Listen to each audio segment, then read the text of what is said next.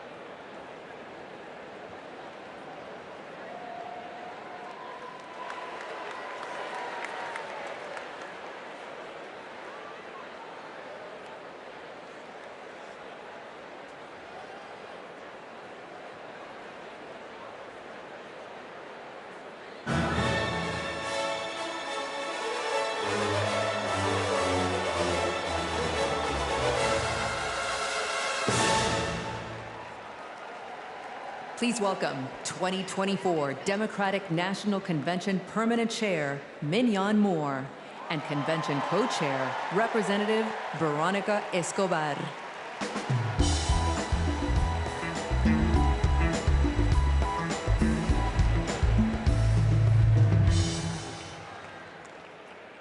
Hello, fellow Democrats. For the final season of the convention, I am more than pleased to pass the gavel to co-chair Representative Veronica Escobar.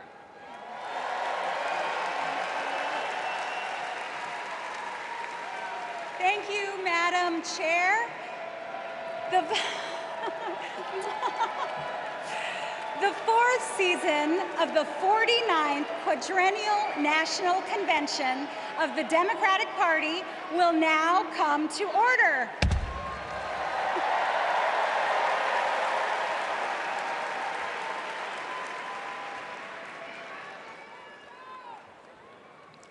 Please stand if you are able for this evening's invocation, offered by American Federation of Government Employees National President, Dr. Everett Kelly, and Imam Muhammad Abdul Alim.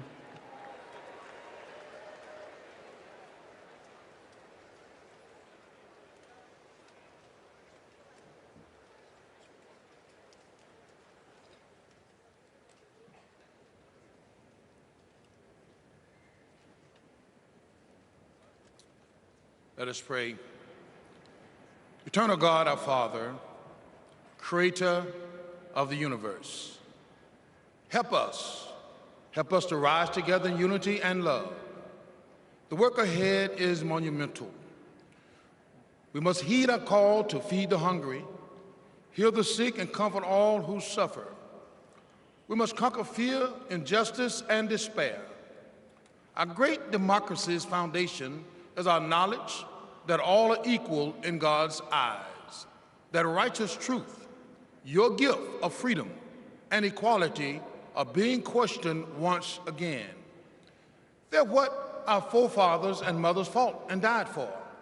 They died on battlefields, in factories, on farms and picket lines. They died in chains. They died for a better world. Beloved Creator, all this tonight, our democracy is now on the line. In the months that remain, guide Vice President Harris and Governor Walz with your wisdom and your thoughts. Eternal One, hear our prayer. Set our hearts afire that we may never weary in doing with your will in the pursuit of justice. In your Son's name, amen.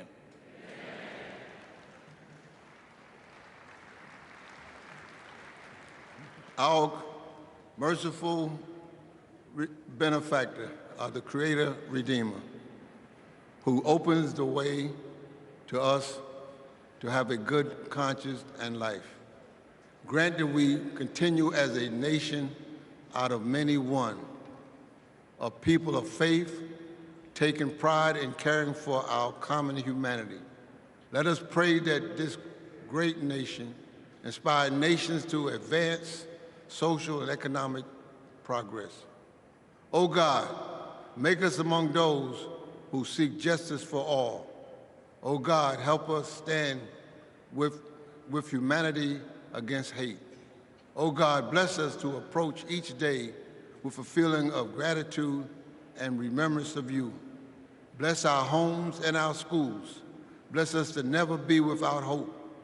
Bless us in every decision, endeavor, and undertaking. Bless the efforts of the presidency to secure more opportunities for all in our great society. And finally, bless Americans to cherish our freedom and noble essence. Amen.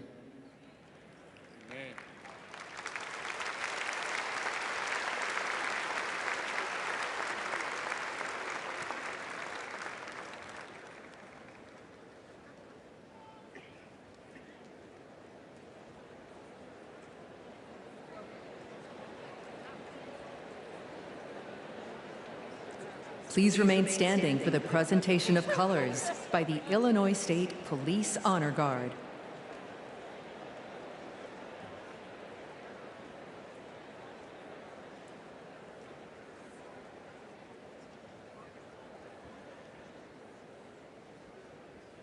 Detail, attention. Carry, colors.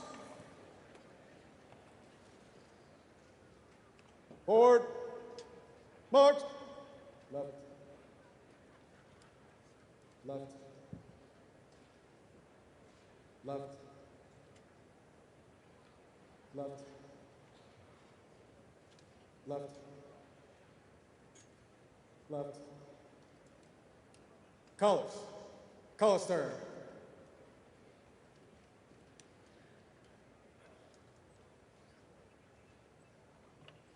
Please remain standing for the Pledge of Allegiance, led by Luna Mehring, sixth grader from Oakland, California.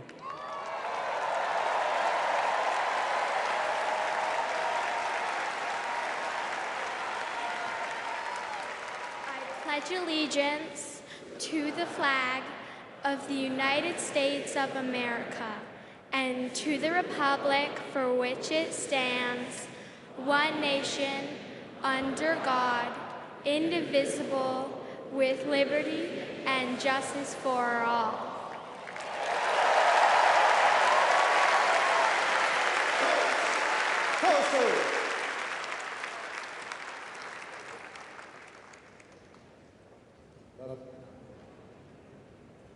Left, left, left, left, left.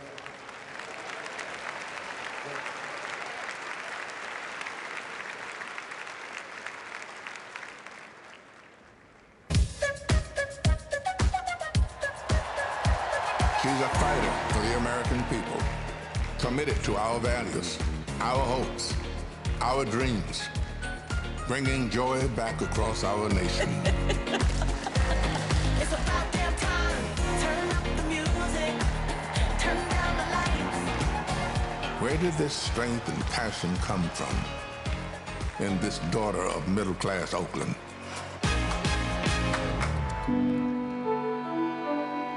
Well, it started with her parents, her mother, a South Asian scientist, and her father, a black economist. They took her to civil rights marches and inspired her to pursue her dreams. After her parents divorced, she and her sister were raised by her mother with the help of friends and neighbors, attending Sunday school at the 23rd Avenue Church. We grew up in this wonderful, loving, supportive environment. My mother was very well aware that she was raising two black girls to be two black women. Her mother saved up for 10 years to buy their first home and shared with Kamala the words and wisdom that remain her North Star to this day. Be a fighter for things that matter, and don't be limited by what has always been.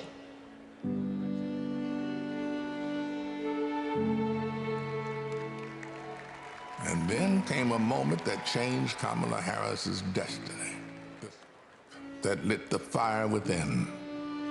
When I was in high school, I had a best friend who I learned was being molested by her father. This particular day, she was like, hey, you really, really are not yourself. There's something going on. I said to her as soon as she told me, well, you have to come stay with us. As you get older, you really, really reflect on how pivotal that intervention was at that crucial point in my life. A big part of the reason I wanted to be a prosecutor was to protect people like her. And on her first day in court, she rose from her chair at the prosecutor's desk and said, Kamala Harris for the people. As a prosecutor, she put violent criminals and sexual predators in prison, leading to the highest conviction rate for serious and violent crime in 15 years, and created Back on Track, a program for first-time low-level drug offenders that became a national model. for that. Yeah, you did commit a crime. Accept it, own up to it, and then let's talk about what we can do to change the circumstances going forward. Lowering recidivism rates for nonviolent offenders from 54% to 10%, giving people the training they needed to find a job after their sentence. I remember being so struck by having a district attorney who cared both about justice, about safety and accountability, but figuring out how to stop that crime from happening again. As California's Attorney General, she targeted transnational gangs and drug cartels, seized 10,000 kilos of cocaine and 12,000 pounds of methamphetamine, went after drug traffickers, and took 12,000 illegal guns off the streets. The new foreclosure crisis threatens to freeze up. She took on the nation's 5 largest mortgage banks that were stealing from homeowners. Prosecutors claim they've duped desperate homeowners into paying thousands of dollars to get them out of foreclosure. She played hardball and delivered a landmark $20 billion settlement. This represents one of the largest dollar amounts to come to California.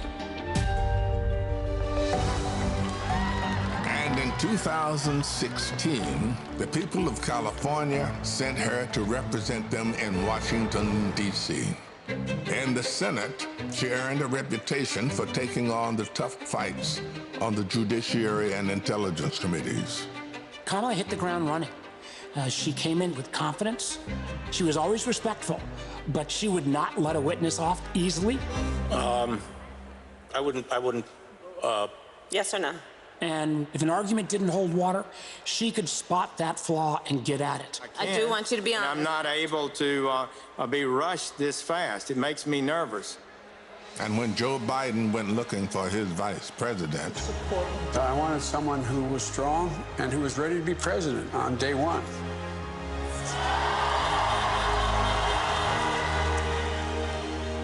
as vice president, she worked to cap insulin costs for seniors at $35, to replace lead pipes and provide clean water for communities, and she helped create 16 million jobs. The Biden-Harris bipartisan infrastructure bill has already created thousands of jobs for our members. That is what the future looks like under a president, Kamala Harris. She fought to reduce the trauma of gun violence that has devastated our nation. How many of you guys, as college students, had to have a drill during high school or middle school or elementary school where you learned about how you need to hide in a closet or crouch in a corner in the event that there is a mass shooter roaming the hallways of your school? Look at that. Look at that. And she did more than talk the talk. She walked the walk, helping pass the first bipartisan legislation in 30 years to curb gun violence. So one thing I learned about working with Vice President Harris is she always stand on business.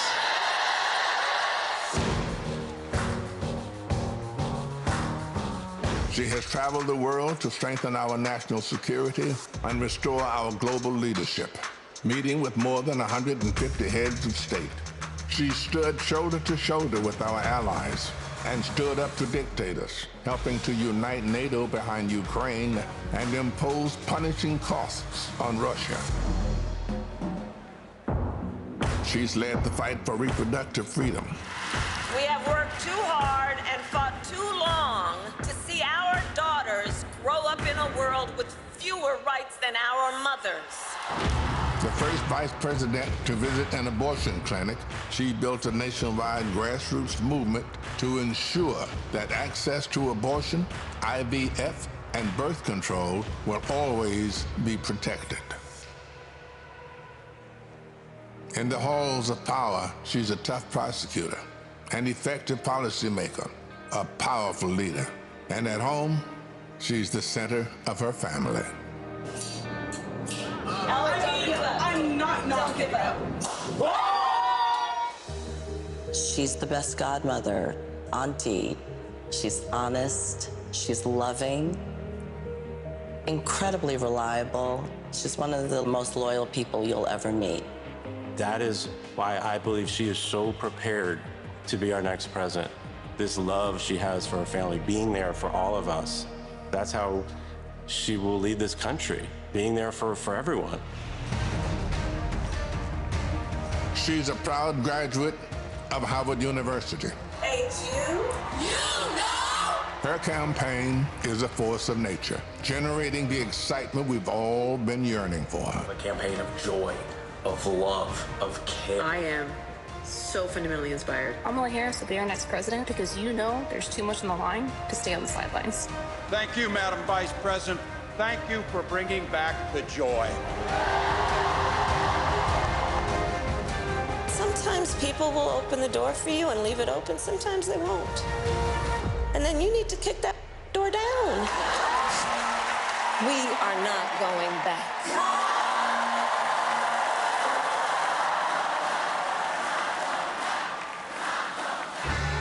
She's a protector, a strong voice for common sense, a leader for tomorrow, committed to healing our country, dedicated to doing the hard work to make us stronger.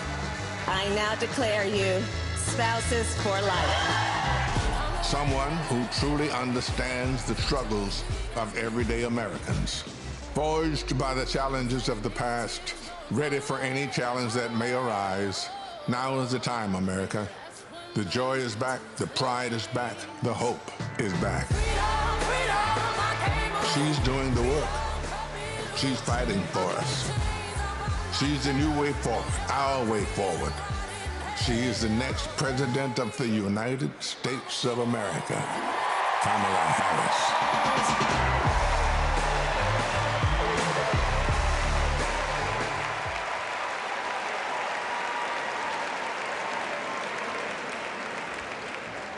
Wow. Bienvenidos todos to the final night of the Democratic National Convention. We have so much in store for all of you tonight, including a special rendition of our national anthem by our favorite country music rabble-rousers, the Chicks. And I just want to say, this week, our energy, hope, and joy have inspired the nation.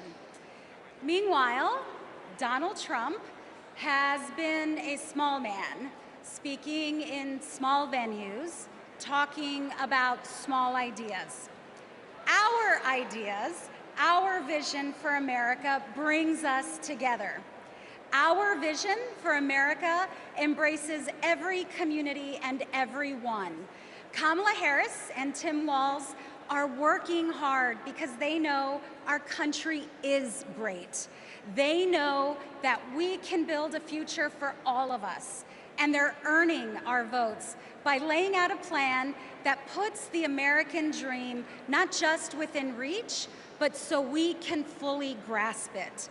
By making sure going to the grocery store doesn't break the bank, that we have control over our bodies, that our kids like my own kids, Christian and Eloisa, have opportunities to lead healthy and happy lives. We'll get to know Kamala a little more, and I promise you, you will not only be more inspired, but also ready to fight for a new way forward. And to keep us pumped for this journey, Chicago's very own DJ Metro. Over to you. Chicago, how's everybody feeling out there today? Welcome to night 4 of the Democratic National Convention. I know you all are having so much fun out there, is that correct? Well, there's only one thing left to do, and that's to make sure that the fun continues right here, right now, the only way that I know how. The Chicago way, baby. Y'all ready? Let's go. Thank you. You my little boo thing, so I'll give a hoot what you do. Say, girl, I know you're a little too tame. I'll be shooting that shot like too girl. No, tell 'em I'm next. Tell 'em you find a little something fresh. No, tell 'em I'm next. Tell 'em you find a little something fresh. I know, put a little gold in the teeth and the fit good, so I took the doors off the deep. Okay, I see a brother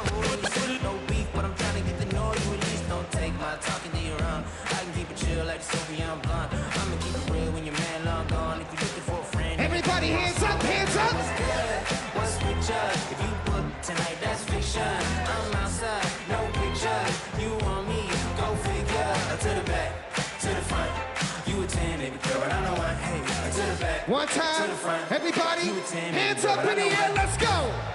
You my little boo thing, so I'll give a hoot what you do. Say, girl, I know you a little too tame. I'll be shooting that shot like 2K, girl, I know. Tell 'em I'm next. Tell 'em you find a little something too fresh, I know. Tell 'em I'm next. Tell 'em you find a little. Thank you very much, ladies and gentlemen.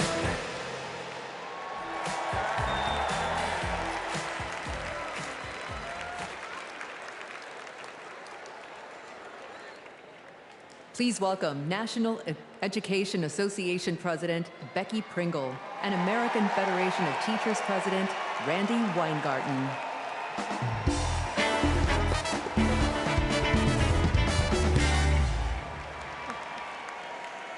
I am Becky Pringle,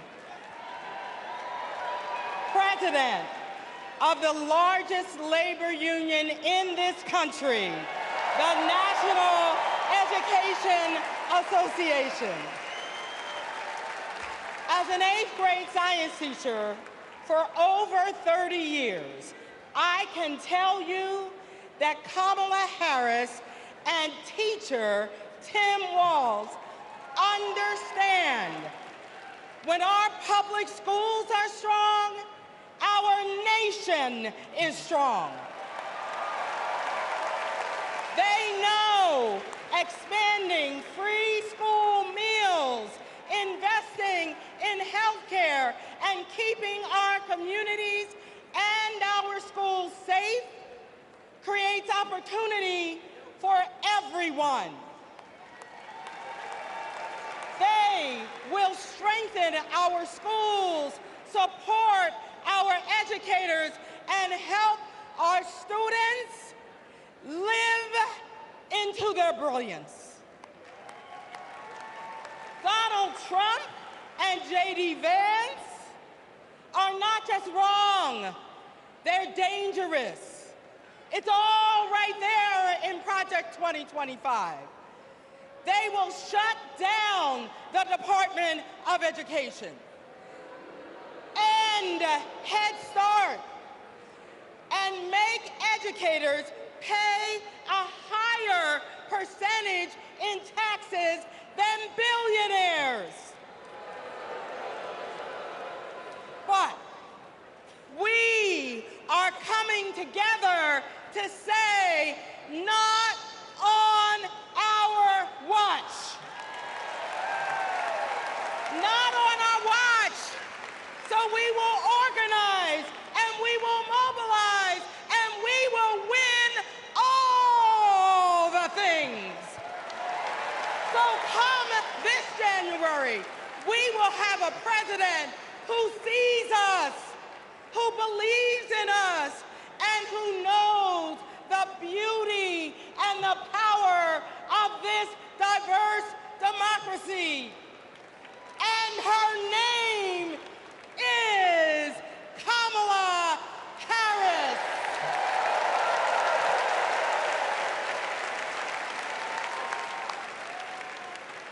I'm Randy Weingarten, the president of the AFT and a public school teacher.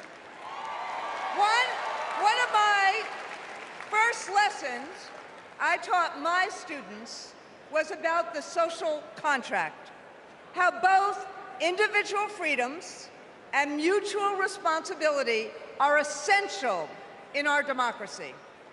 This covenant underlies our commitment to public schools, where educators prepare students to spark innovations, steward the environment, create our arts, and shape our democracy. Now, one of the first lessons my students taught me was, you gotta walk the walk.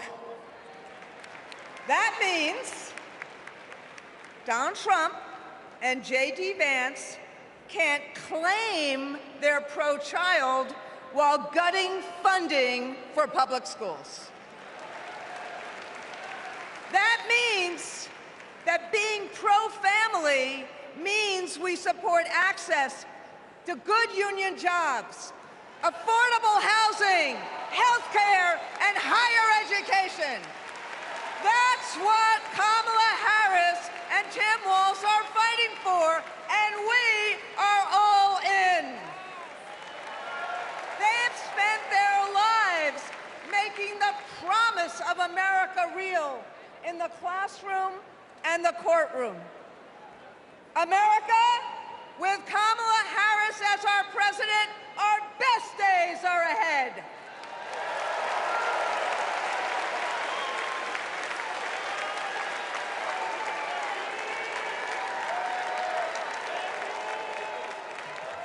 Please welcome California Senator Alex Padilla.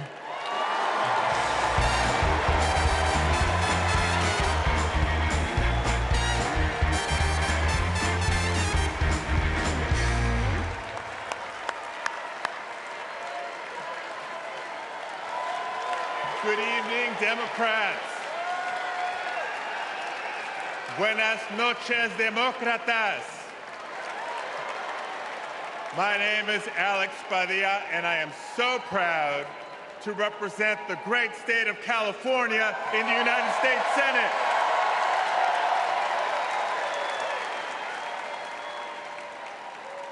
But the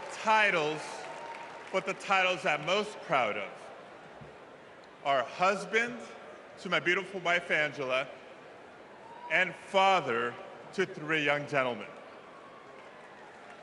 You know, as a father, when we talk about the future of our country, it's not just hypothetical. For me, it is very real. Every day I go to work in Washington, I think about my kids and the future we're building for their generation. And to show you how Kamala Harris will treat America's kids as president, I'll tell you how she treats mine. Because whenever she sees Roman, Alejandro, and Diego, she greets them with kindness and respect, literally meeting them on their level, to speak to them and to listen. And every fight that Kamala and I have taken on together has been about making life better for this generation and the next. As a state senator, I stood with then Attorney General Harris as she took on the big banks to keep kids and their families in their homes. As California's Secretary of State, I knew her as a fearless United States Senator and my partner in defending our sacred right to vote. That's right. And when Kamala became vice president, I was honored to fill her seat. But I knew that I had some big Chuck Taylors to fill. But I was proud to carry on legislation that she championed to protect workers, to safeguard public lands, to provide kids with more access to quality education. You see, Kamala and I believe that all of our kids deserve a shot at the American dream. It's the American dream, after all, that brought my parents to the United States decades ago. Es cierto. Mis padres, Santos y Guadalupe Padilla, vinieron a los Estados Unidos en busca del sueño americano. But today, we know that the dream is out of reach for far too many families. So my question for all of you tonight is this. This November, who's ready to defend the dream? ¿Quién está listo a defender el sueño americano? Tim Walz is ready to defend the dream. Kamala Harris will defend the dream. And between now and Election Day, each of us must defend the dream too by working to elect them as Vice President and President of the United States of America.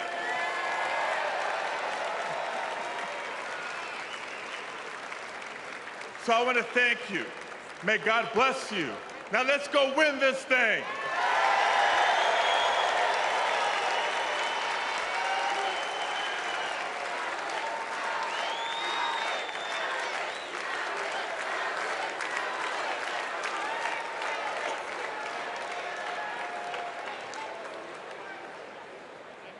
For families across our nation, the American dream starts at the same place, the place we call home.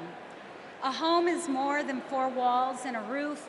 It's the foundation of everything we hope for, the bedrock from which we build our own American dreams and write our own American stories. To share Kamala's vision to give more Americans a place to call home, please welcome former Secretary of Housing and Urban Development, Marcia Fudge.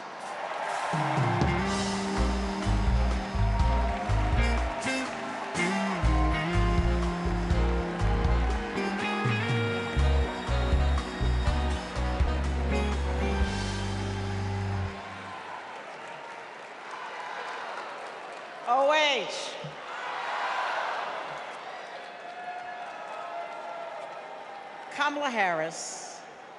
Kamala Harris has fought to protect homeowners and renters her entire career.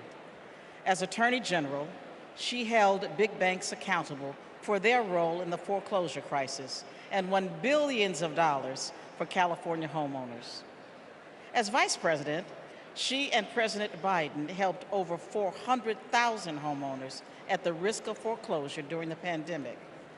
And as President, she will build 3 million new homes and rentals, limit unfair rent increases, and offer down payment support for first-time home buyers. It's personal. Kamala remembers her mother's pride at buying their first home after saving for 10 years. She knows housing is a human right and a pathway to the middle class. Where you live determines what schools your children go to, what health care you receive, and whether you can get a good job without spending hours commuting. Where you live, too often, determines how you live. Donald Trump has no idea how housing works for everyday Americans. He doesn't care. He started his career being sued for denying housing to Black families. As president, he sat by while the cost of housing skyrocketed. Now, we can hand the keys to our housing policy back to a negligent landlord, or we can elect a president who believes in safe, affordable housing for all.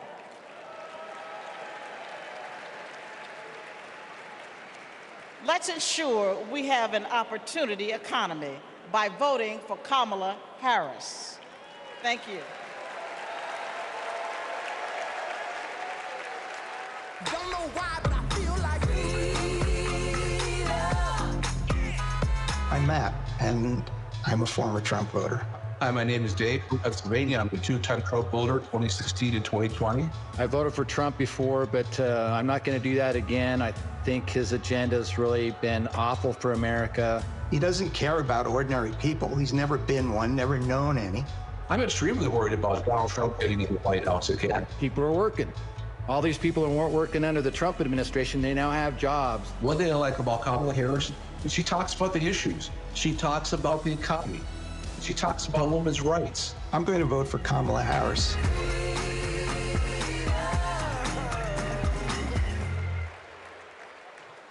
Please welcome California Representative Ted Lieu.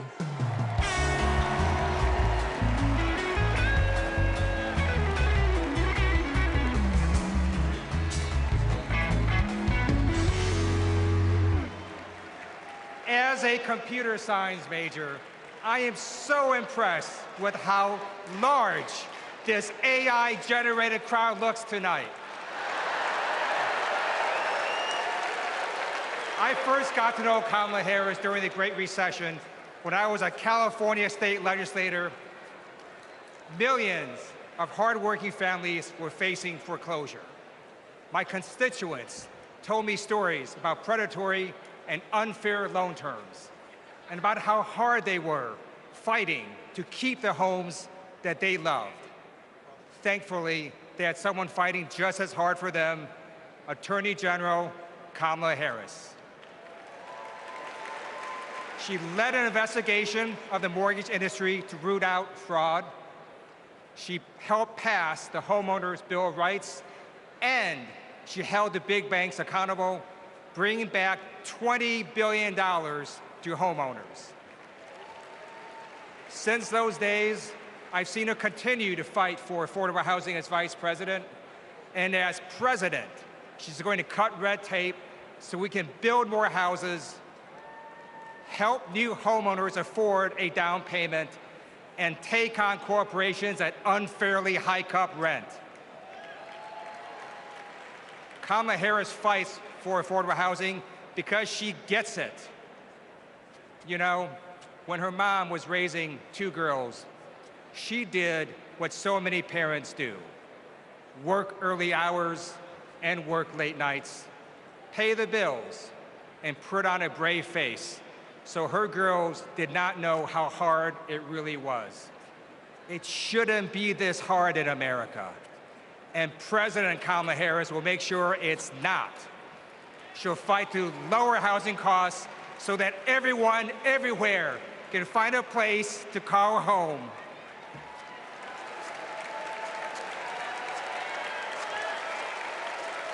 Don't know why, but I feel like I depend on Medicare and Social Security for survival. I'm a recipient of Social Security benefits. I worry about Social Security and Medicare. If we don't protect it through Kamala Harris, that Trump is going to take that money. Project 2025 is going to be disastrous for many of us. What are we supposed to do? Who's going to take care of us? Where are we going to live? I don't know, but I know I'm voting Democrat. I'm supporting Vice President Harris because she will protect my Social Security and that of all others.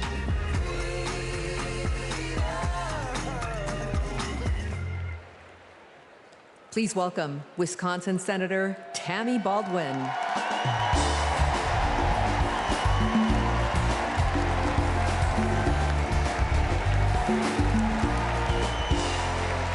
Hello, Democrats.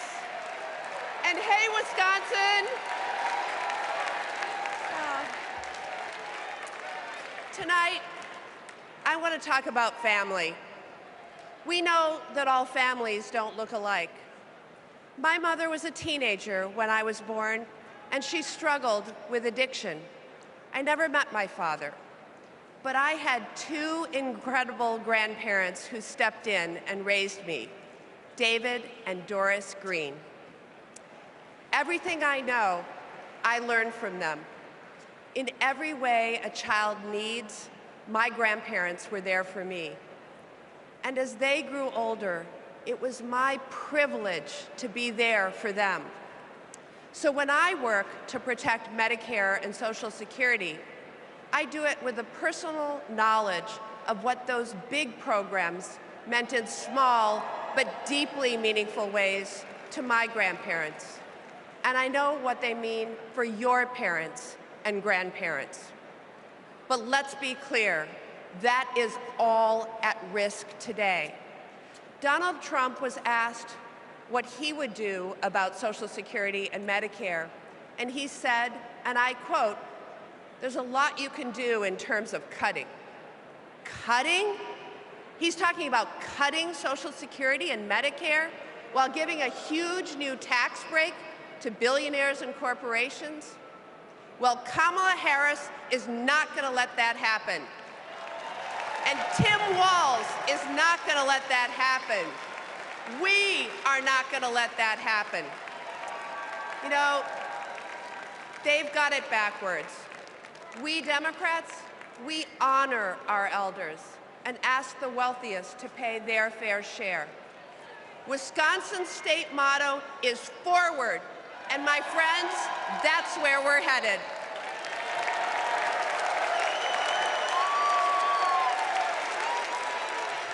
Please welcome Massachusetts Representative Catherine Clark.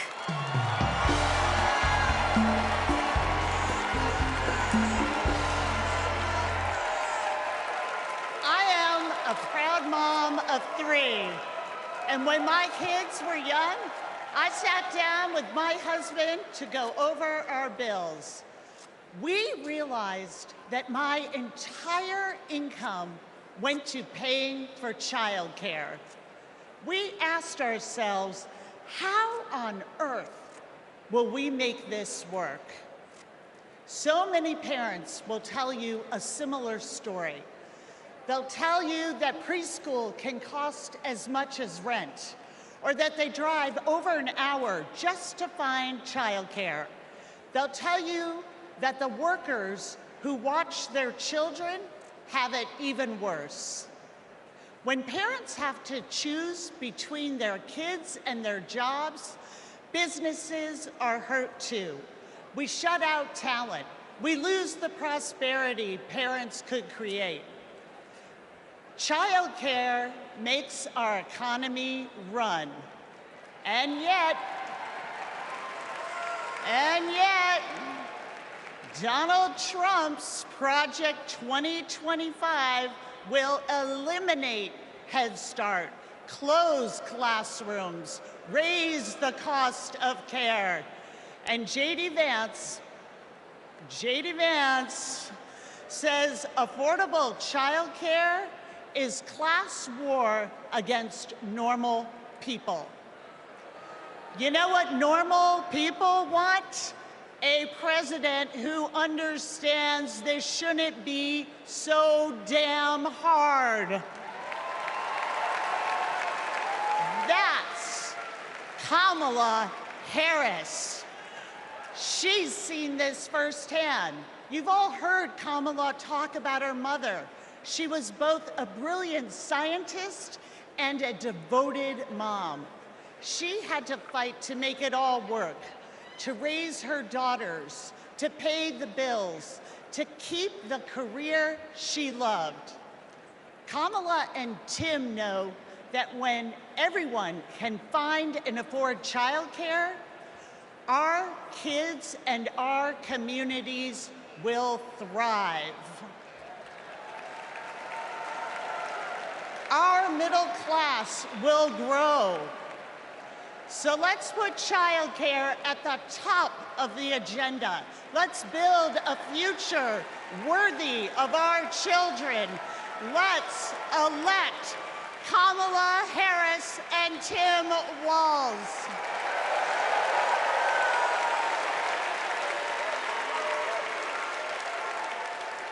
Please welcome Colorado Representative Joe Neguse.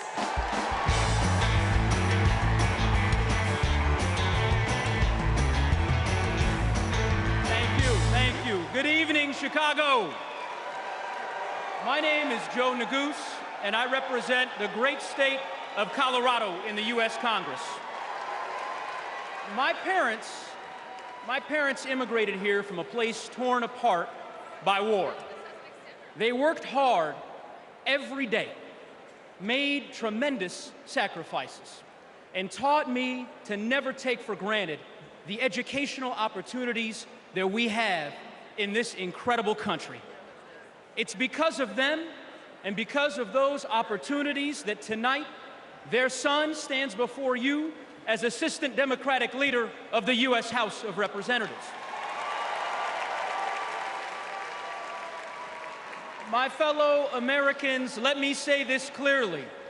Don't let anyone tell you that the American dream is dead. It is alive and well, and it will grow even stronger with Kamala Harris as the next President of the United States. How do we know that? How do I know that? Well, it's because Kamala Harris believes that college can be a ticket to the middle class, and she has fought to make it more affordable her entire career. As California Attorney General, she took down one of the biggest for-profit colleges, securing $1 billion, $1 billion for students who were defrauded. Alongside President Biden, she expanded Pell Grants and secured record funding for HBCUs. And Kamala Harris made public service loan relief a reality for teachers and first responders and firefighters and nurses and countless others across our land. Vice President Harris delivered before, and she will do it again. As president, she will build a brighter future, a more affordable future, a future where going to college doesn't break the bank, a future where my 5-year-old daughter, Natalie, who's watching us back home in Colorado right now, a future where she can live her dreams. So those are the stakes. Let's make it happen, America. Let's make history, America. Let's elect Kamala Harris, the 47th President of the United States. Thanks so much. God bless. Thank you.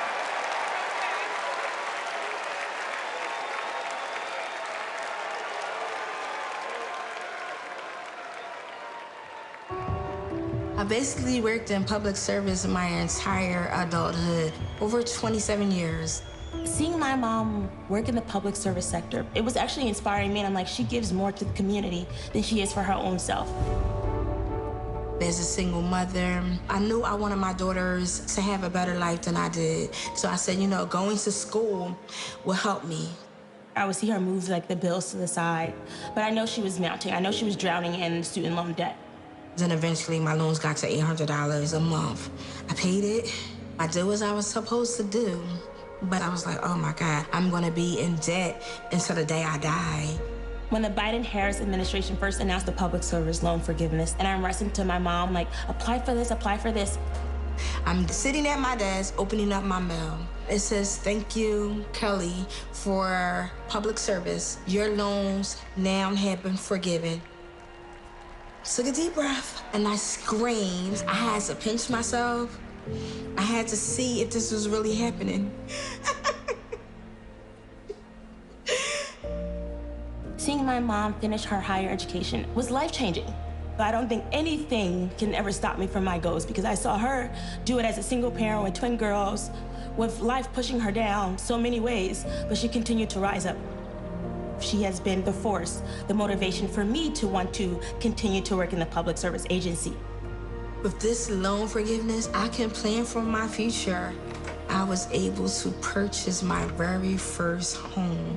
It creates great opportunity for my daughters. It creates stability. Thank you, Vice President Harris and the entire administration. I just want to thank you again and again and again. Thank you so much.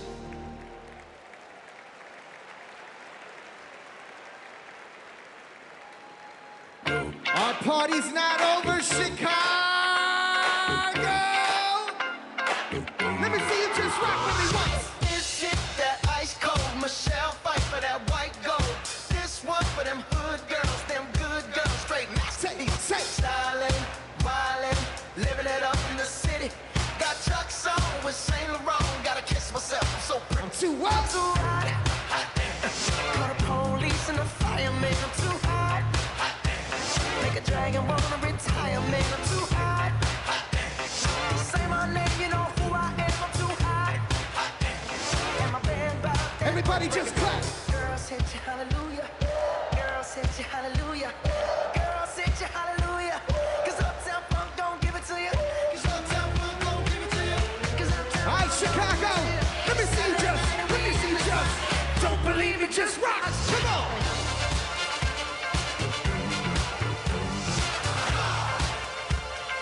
Don't believe me, just watch. Don't believe me, just watch. Don't believe me, just watch. Don't believe me, just watch. Hey, hey,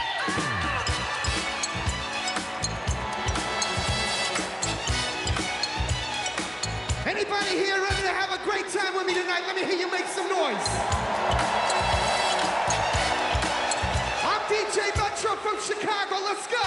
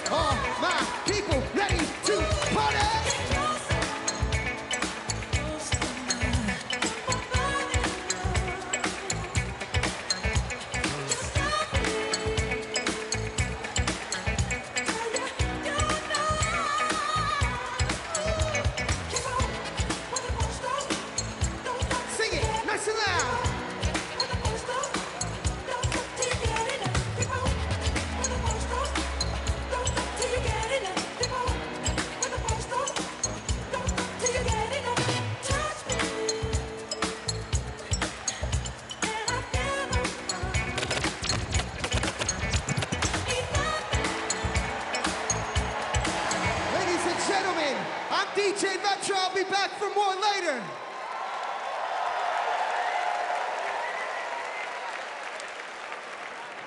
Please welcome Durham, North Carolina Mayor Leonardo Williams.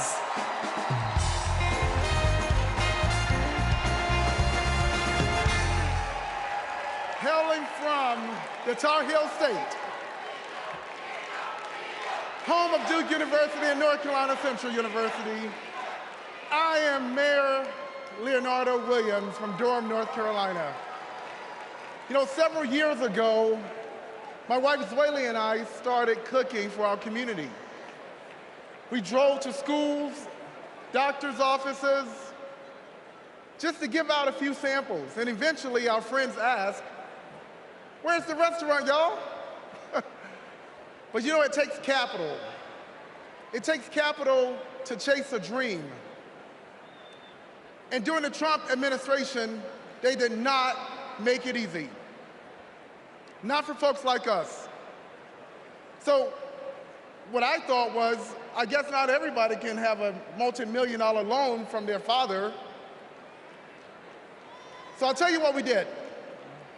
We emptied our savings, and in 2008, we launched Zweli's Kitchen, America's first Zimbabwean restaurant. And the Biden-Harris administration helped make that a reality. They helped make that dream come true for entrepreneurs like us. Now, thanks to small business grants and all of the help that we received from them, we now have 3 locations, and we employ nearly 30 employees with a living wage. But we are not alone. Under Joe Biden and Kamala Harris, more than 500,000 business applications have been filed in North Carolina. Kamala Harris is fighting to create an opportunity economy that can break down barriers for entrepreneurs like us. And as president, she will support risk takers and problem solvers who want to just do their part and claim their piece of the American dream. And also, I want to thank Maya from Nevada, who has served her famous dumplings for the past 3 years and opened new locations thanks to the historic support for small businesses. And Robert, I want to thank you from Minnesota. Robert owns a solar business, heated up once by Joe Biden and Kamala Harris. They passed the Inflation Reduction Act. And Paul from Arizona. Paul, who's a commercial cleaning company, landed huge contracts thanks to the Biden-Harris manufacturing boom. So Kamala Harris knows. She knows entrepreneurs like these. She knows that we are the backbone of our community. And when they succeed, we all succeed. Let's win this. Thank you.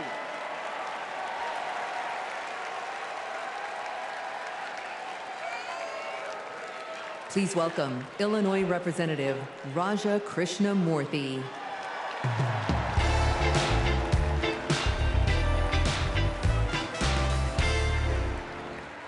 America Against America.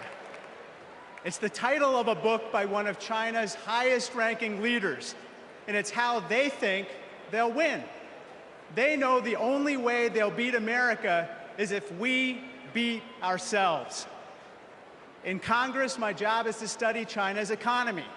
And mark my words, they want to see Donald Trump across the bargaining table, because he'll start endless trade wars that raise prices for Americans, because he'll cut programs that train workers in America. But most of all, Trump will pit American against American. And that's what China wants, for us to fight amongst ourselves, because that's how we lose. But we're not going back. What does Kamala Harris tell us? When we fight, we win. Because Kamala Harris knows we fight best, not American against American. She knows that when we fight as one country, we win. When we fight as one team, we win. Which is why when Kamala Harris wins in November, we win. Thank you so much.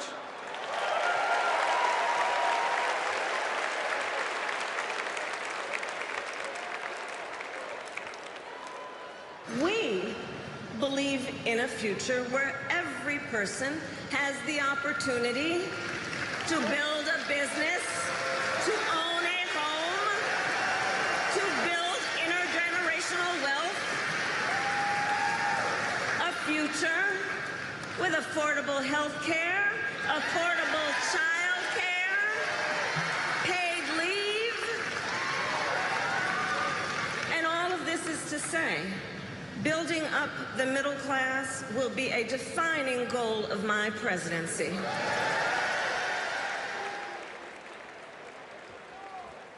Please welcome Pennsylvania Senator Bob Casey.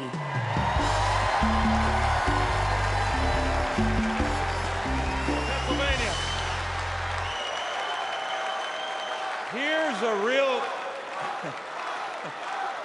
Here's a real question. Moms asked me in Pennsylvania, what am I supposed to do if I can't afford diapers? In just 6 months, a box of diapers went up $15. The corporations say your prices are up only because their costs are up. They're selling you a lie. It's in the bag with the diapers. Prices are up because these corporations are scheming to drive them up. Most companies are good companies. It's the food conglomerates that sit behind the supermarkets, the faceless wholesalers. They're the ones who are extorting families at the checkout counter. This is greedflation. I've been fighting it a long time. So has Kamala Harris. And finally, we're starting to win. When Big Pharma jacked up the cost of insulin, we passed a bill to stop them. Now, for millions of Americans, it's capped at $35 a month. So that's one. I've been fighting to ban price gouging on food. And next year, when she's president,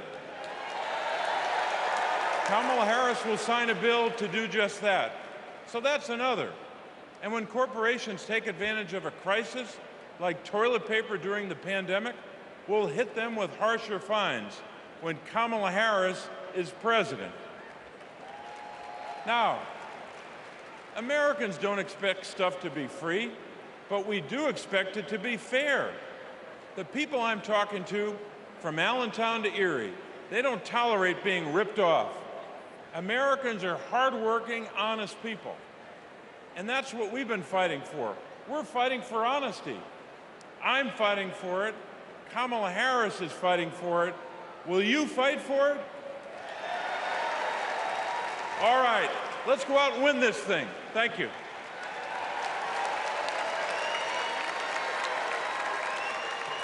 Please welcome Massachusetts Senator Elizabeth Warren.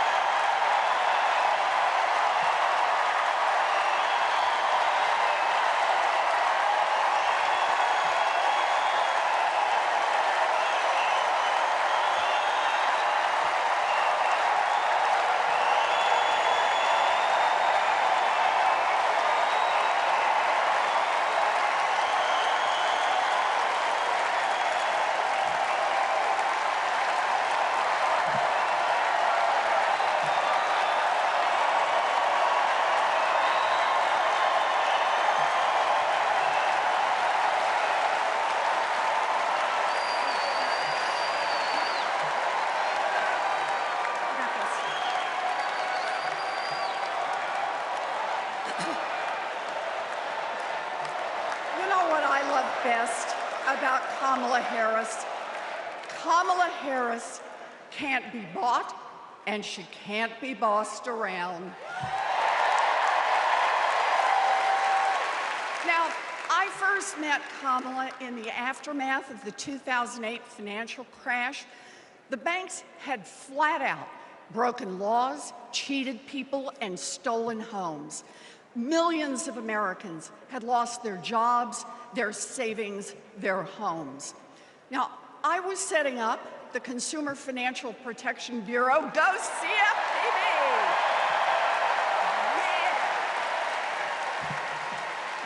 Kamala was protecting families as California's Attorney General. You bet. And Donald was scamming students at Trump University and trying to make money off people losing their homes. Kamala Harris stepped up. She enforced the law, she fought the giant banks, and she delivered billions of dollars of help for families.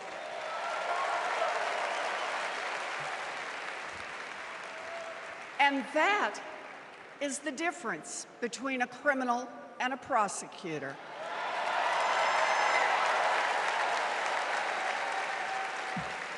You know what else I love about Kamala? She gets it. We need to make life more affordable for working people. Yeah. Donald Trump, the felon, has no plans to lower costs for families. He doesn't know how, and basically, he doesn't really care. When did he ever fill up a gas tank or worry about a grocery bill? The only bills he worries about are from his criminal defense lawyers.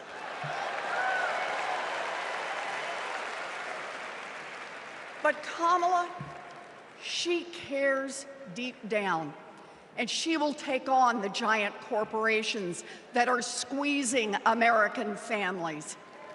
In fact, it's something she's done before. During the California wildfires, she went after the price gougers. During the pandemic, we worked together in the Senate to stop price gouging.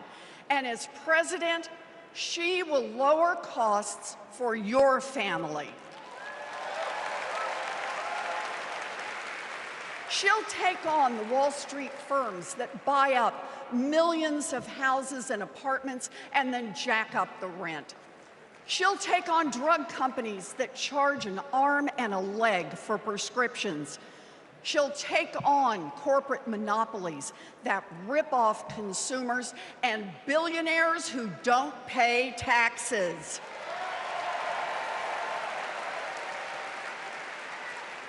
And she'll take on right-wing extremists who think they should decide who has access to abortion or IVF. Kamala will protect abortion rights nationwide. Yeah. And there it is. Groceries, gas, housing, healthcare, taxes, abortion. Trust Donald Trump and J.D. Vance to look out for your family? Shoot, I wouldn't let those guys, I wouldn't trust them to move my couch.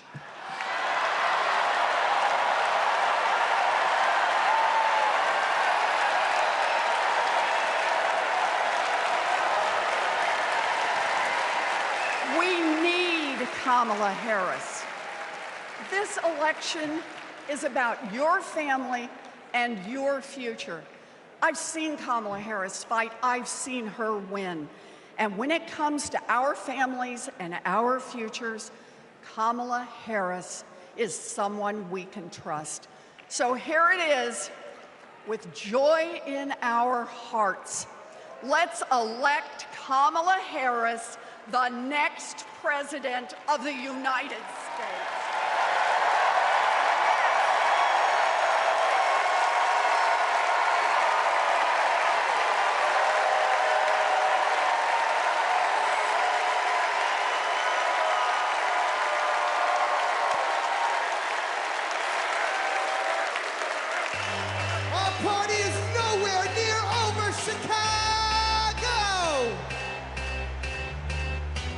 do this real big because we got a good feeling about this presidency. Now let me see your hands up one time. I got a feeling that tonight's gonna be a good night. That tonight's gonna be a good night. That tonight's gonna be a good, good night. I feel it. That tonight's gonna be a good night. That tonight's gonna be I want to see everybody losing their minds. That tonight's 1, 2, now everybody push. Tonight's the night. Let's live it up. I got my money. Let's spin it up. Go out and smash it. Like, oh my God. Jump out that sofa. Let's kick it up. I know that we'll have a ball if we get down and go out and just lose it all. I feel stressed out, I wanna let it go. Let's go way out, spaced out, and losing our control. Fill up my cup. Now go talk. Look at her dancing. Just take it up, up, up, up, up, up, up, up. Let me hear you shut down. Come on. Because in this nation, we're all one big family. Let me see.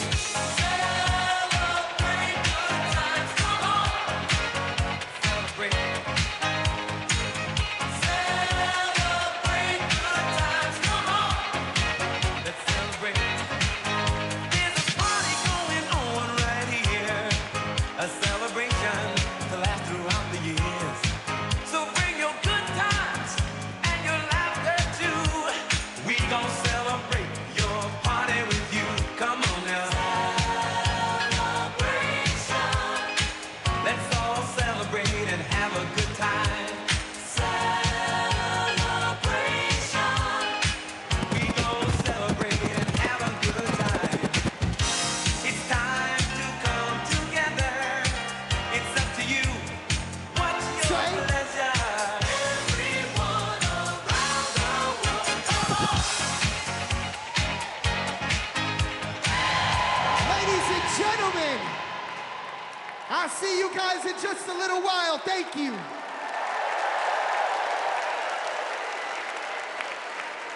Woo! We've got ourselves a party in here, Chicago.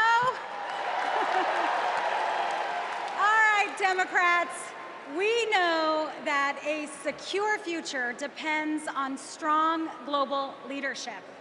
As Vice President, Kamala Harris has been tested on the world stage. She's faced down threats, stood shoulder to shoulder with our allies, and engaged in the serious work of safeguarding America's security.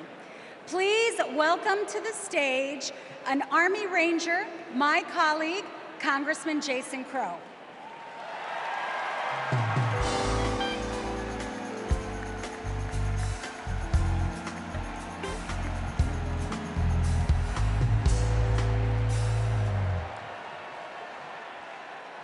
Before serving in Congress, I was a paratrooper and an Army Ranger. Over 100 combat missions in Iraq and Afghanistan taught me what really makes America strong and secure. You see, it's not tough talk, it's not chest thumping, because in war, talk is cheap. And trust me, I know a couch commando when I see one.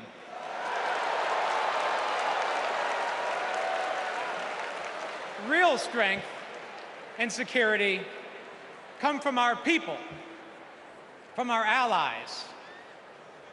Donald Trump's Project 2025 would abandon our troops, abandon our veterans, our allies, and our principles. In Chapter 4, Trump plans to do Putin's bidding by abandoning Ukraine and walking away from our NATO allies. In Chapters 2 and 3, he plans to fire our national security and military professionals and then replace them with MAGA loyalists. But I refuse to let Trump's golf buddies decide when and how our friends are sent to war. When we join the military, we raise our right hand and we take the oath. We know that it comes with sacrifice, but we also know that it comes with a promise that America will have our back. Trump will break that promise. In fact, in Chapter 20 of Project 2025, he plans to slash veterans' benefits and then privatize VA healthcare. As a paratrooper, we learned that the leader of the unit jumps first, and then the others follow.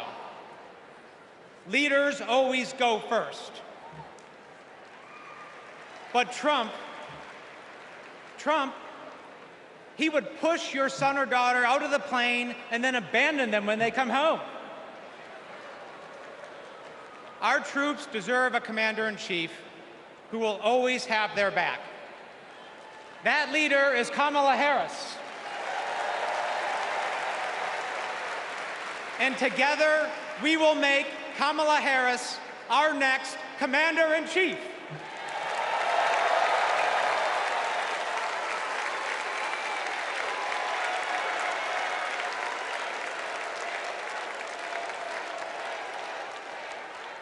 President Joe Biden and I, along with our entire country, are grateful, deeply grateful to each and every one of you for your service and for your excellence. The United States military, without any question, is the strongest and best fighting force the world has ever seen. And that is because of you, each one of you. Please welcome Michigan Representative Alyssa Slotkin.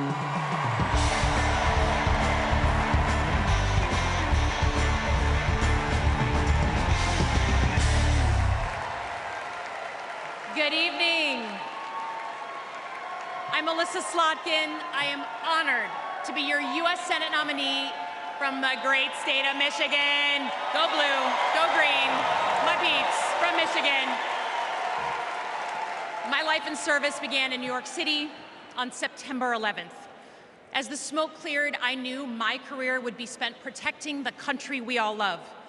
I was recruited by the CIA and served 3 tours in Iraq alongside our military. And I worked at the White House under presidents of both parties and as an acting Assistant Secretary of Defense under President Obama. I want to talk tonight about national security because the choice in November is stark. America retreating from the world or leading the world. Trump wants to take us backwards. He admires dictators a lot. He treats our friends as adversaries and our adversaries as friends. But our vision is based on our values, the values that took us to the shores of Normandy and helped us win the Cold War. We believe America should inspire and lead at home and abroad. We recognize that it's not just about having a strong military, but about tackling global challenges like AI and climate change together. And guess what? That takes friends. You gotta have friends to do that. Vice President Harris understands our strength abroad is inextricably linked to our strength here at home. Our schools, a strong middle class, and the health of our democracy. So, for everyone here and everyone watching, I want you to proudly claim your patriotism. You are here because you love your country. Do not give an inch to pretenders who wrap themselves in the flag, but spit in the face of freedoms it represents.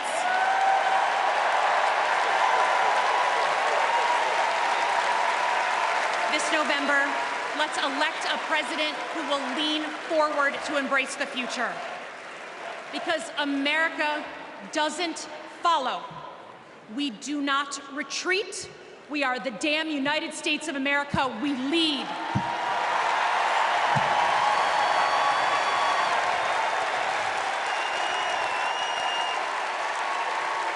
Please welcome New York Representative Pat Ryan.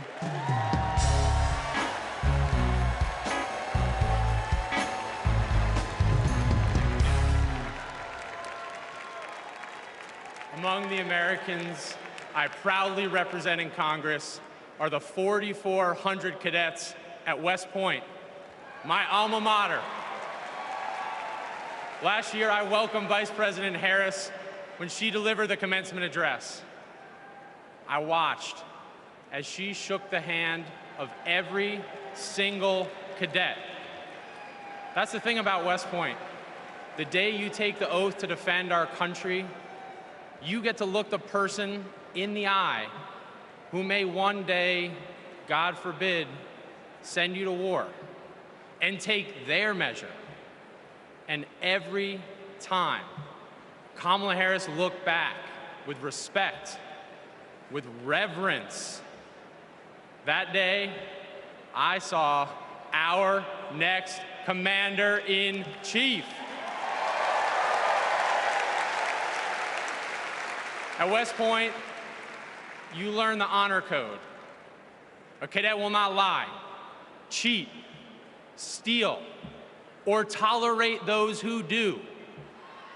Well, there's a candidate who has violated every word in that code. A serial liar, cheater, thief, who looked soldiers in the eye, then turned around and called fallen heroes suckers and losers, who insulted Medal of Honor recipients just last week. I tell you what I think of Donald Trump. They told me I can't say that word on TV. I'm going to use an Army term, FUBAR. If you don't know FUBAR, Google it. These last few weeks have felt like a new day in America, when we are waking up, rising up as patriots to demand our next president be someone who not only treats our veterans with respect, but everyone with respect, with dignity, with decency, with the truth.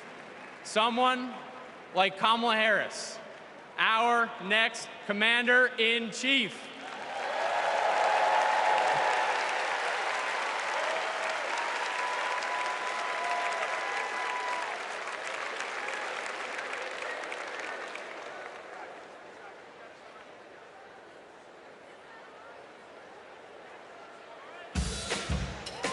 We are not done. I'm trying to tell you guys that I want to see you up off your seats, dancing and moving around. Get excited with me and say, I say I'm too late. Got nothing in my brain. That's what people say. That's what people say. I go on too many dates, but I can't make them stay. At least that's what people say. That's what people say. But I keep cruising. Can't stop, won't stop moving. It's like I got this music in my mind saying it's gonna be alright. 'Cause the players gonna play. And the haters gonna hate. Baby, I'm just gonna shake. Shake it off, shake it off. Breakers gonna break. And the fakers gonna fake. Baby, I'm just gonna shake. Shake it off, shake it off. Hold on. Come and move that in my direction. Thankful for that. Representando para mi latino aquí conmigo esta noche. Oh, you are my sunrise on the darkest day. Got me feeling some kind of way. Make me wanna savor every moment slowly, slowly. Despacito, quiero respirar tu cuello despacito. Deja que te diga cosas al oído, para que te acuerdes si no estás conmigo. Despacito, quiero desnudarte a besos despacito. Firma las paredes de tu laberinto y hacer de tu cuerpo todo un manuscrito. Quiero ver bailar tu pelo, quiero ser tu ritmo. Que le enseñes a mi boca tus lugares favoritos. Ladies and gentlemen, one more time, I'm DJ Metro and I'll be back.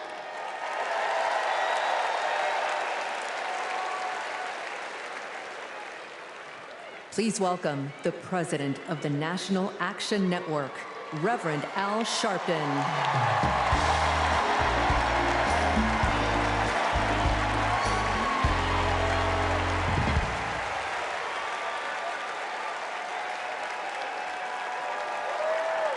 Thank you. Thank you. Thank you. Good evening. I stand before you as the president of National Action Network. We do not endorse candidates, but we report where candidates stand on criminal justice, economic empowerment, health equity, and other issues. On one side of this race is Donald Trump, a fellow New Yorker I've known for 40 years. Only once in that time, did he take a position on racial issues. He spent a small fortune on full-page ads calling for the execution of 5 innocent young teenagers. Well, I'm gonna bring them out in a minute, and you'll hear from them tonight. Because they were not executed, they're here to continue to fight.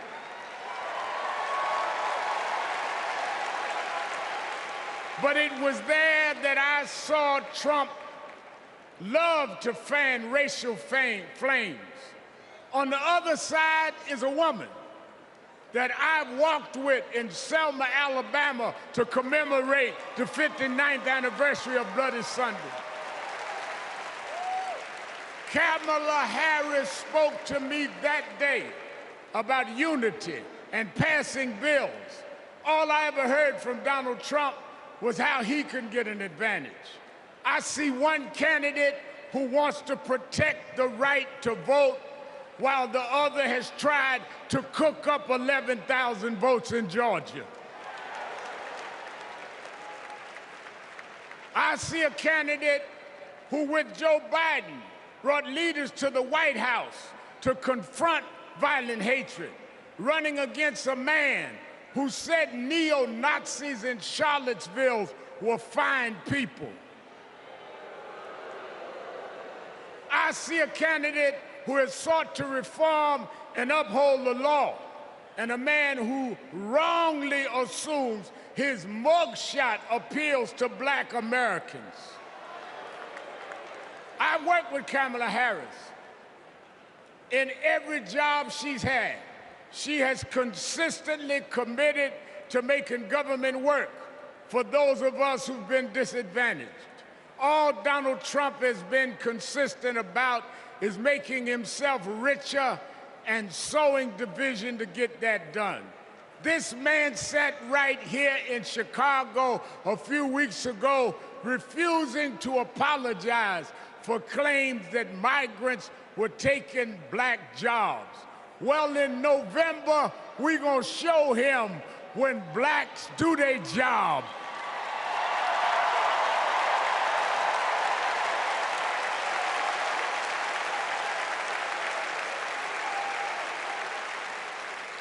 And we are going to join with whites and browns and Asians, and we're going to do a job on those that have done a job on us.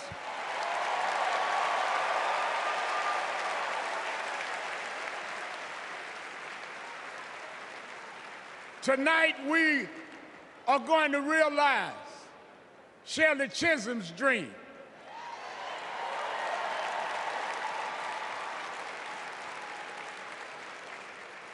52 years ago, I was one of the youth directors in her campaign for president. And 52 years after she was told to sit down, I know she's watching us tonight as a black woman stands up to accept the nomination for President of the United States.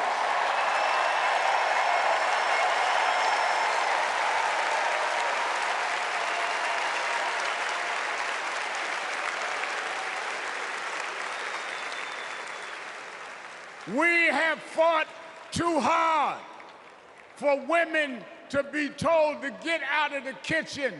We are now on our way to the Oval Office. We won't go back.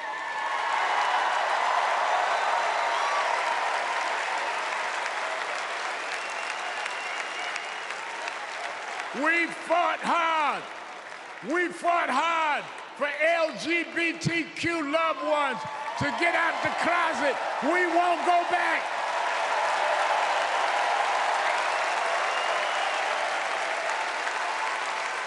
We fought hard for the right to choose, the right to education.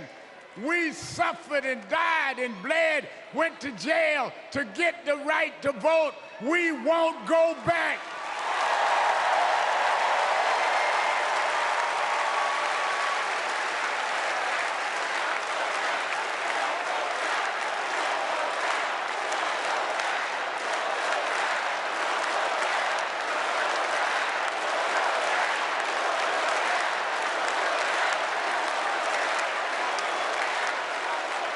So we must be committed, no matter how the Supreme Court tries to roll back on civil rights, no matter what the amount of money they have.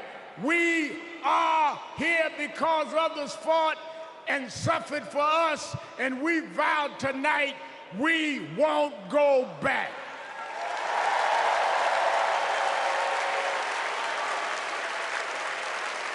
This November, we will go forward to fulfill the promise of a just and fair nation. And let me say, as we transition, I'm a preacher. And in Psalms it says, weeping may endure for a night, but joy comes in the morning. We've endured January 6th. We've endured conspiracy theories. We've endured lies and areas of darkness, but if we stay together, black, white, Latina, Asian, Indian American, if we stay together, joy, joy, joy, joy coming in the morning.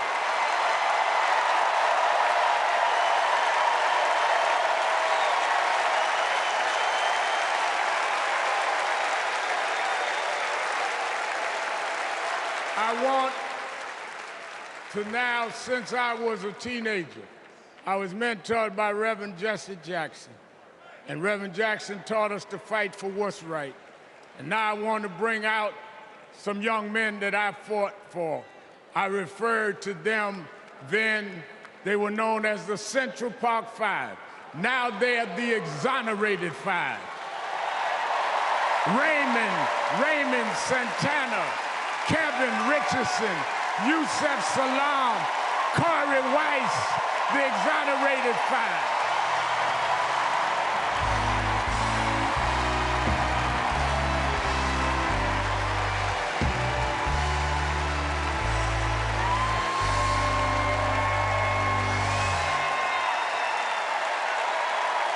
We won't go back.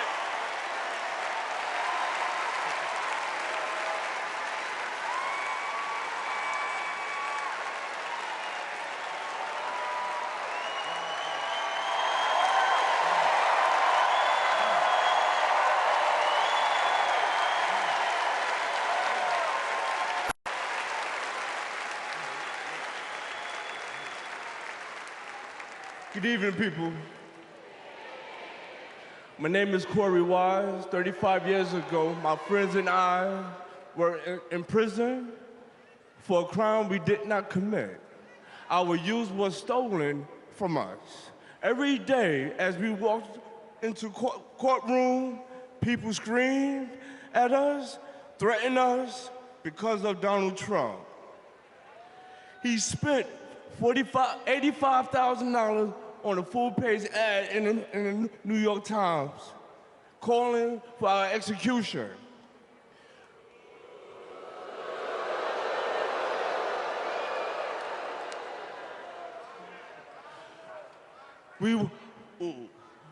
We were innocent kids, but we served a total of 41 years in prison. Reverend Al Sharpton stood with us. Now, I'm proud to stand with him today.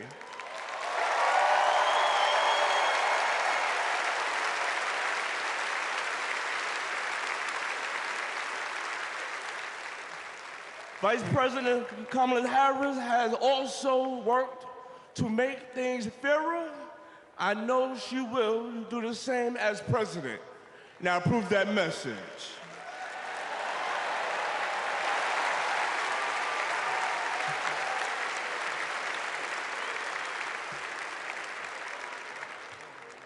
I love these guys. These are my brothers. These are my brothers. Yes, indeed. America. I am Yusef Salaam.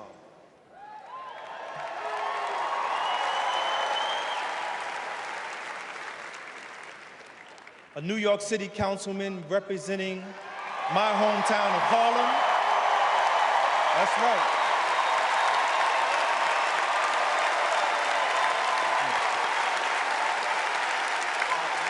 Man. Representing my hometown of Harlem, USA.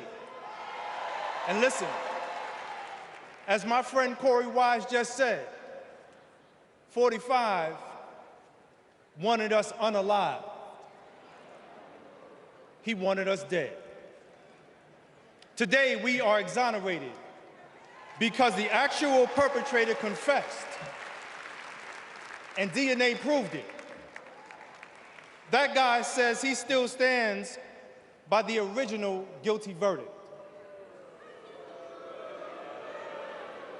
He dismisses the scientific evidence rather than admit he was wrong. He has never changed, and he never will.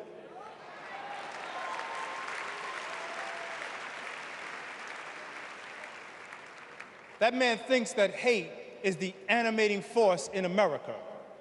It is not. We have the constitutional right to vote. In fact, it is a human right. So let us use it. I want you to walk with us. I want you to march with us. I want you to vote with us.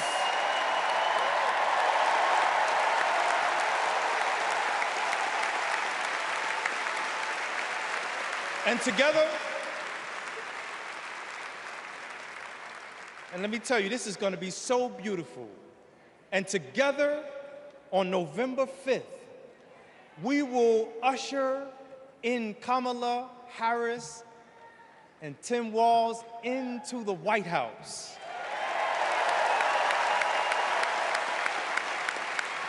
So I want to do this.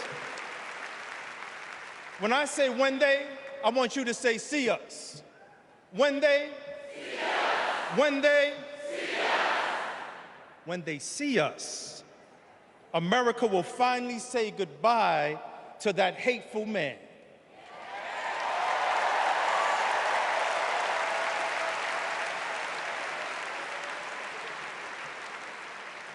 We will say what I have said after 7 long years of wrongful incarceration. Free at last. Free at last. Free at last. Thank God Almighty, we are free at last. God bless you, and God bless the United States of America.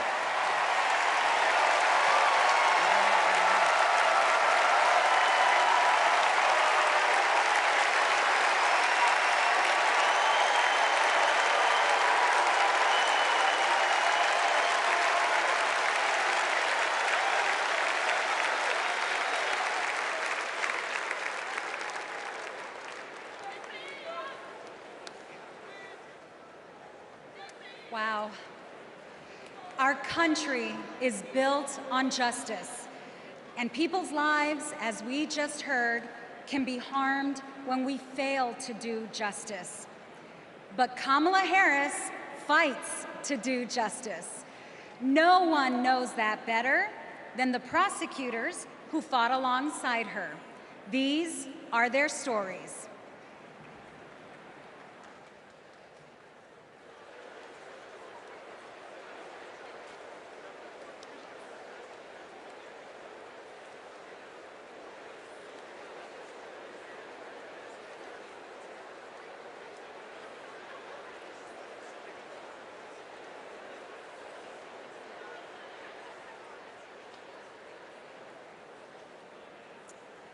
I'm Amy Resner. I was a colleague in the courtroom when my friend Kamala tried one of her first cases and made the prosecutor's promise for the people. For Kamala, practicing law was always about protecting the vulnerable and giving the victims a voice. Women who were sexually assaulted, children who were mistreated and sexually abused. She helped them navigate their nightmares and demand justice for their injuries. And she did it all with grit and grace, intelligence and heart. She was a remarkable prosecutor, and she will be a remarkable president.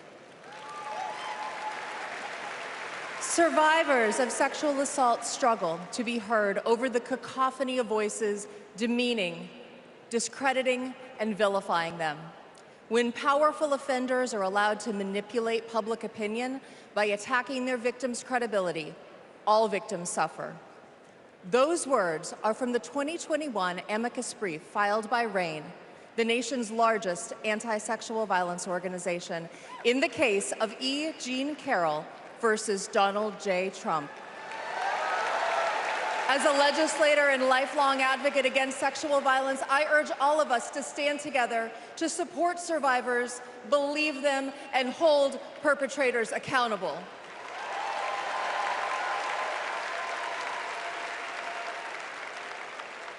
I'm Lisa Madigan, former Attorney General of Illinois.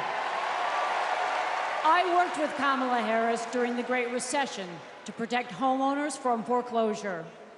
As Attorney General of California, Kamala met thousands of people on the verge of losing their homes and their faith in the American dream. She demanded big banks provide mortgage relief to allow families to stay in their homes. She stood her ground, and together, we prevailed.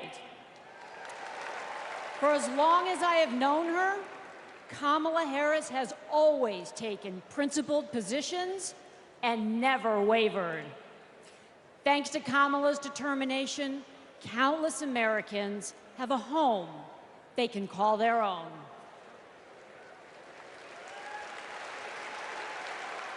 And I'm Mark Morial, civil rights leader and former mayor of New Orleans.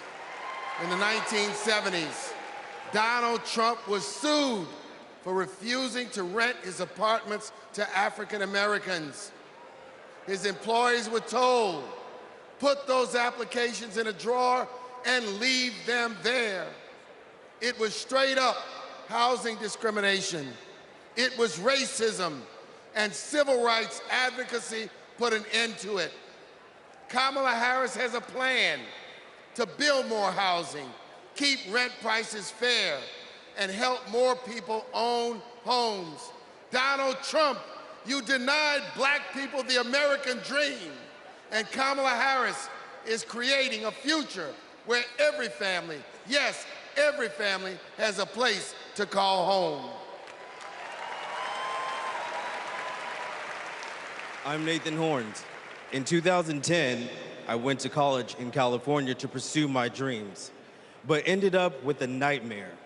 Corinthian Colleges was a predatory for-profit chain.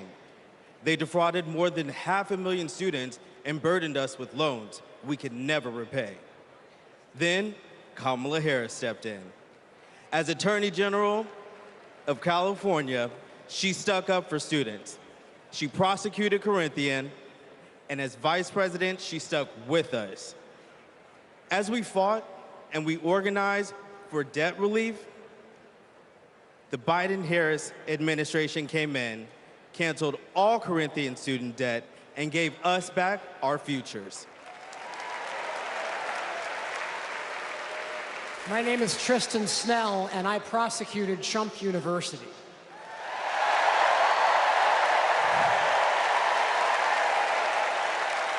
I interviewed over 100 victims of Trump's fraud, a retired police sergeant, an Iraq veteran with PTSD, a mother caring for her son with special needs. They trusted Trump. They believed that he would teach them his secrets and make their American dreams come true. But all they got was credit card debt and a fake diploma. Some lost their life savings, some lost their homes. Donald Trump ripped off his biggest fans and made $5 million in profit. Kamala Harris fought scammers like him, and as president, she will continue to fight for you, for us, for the people.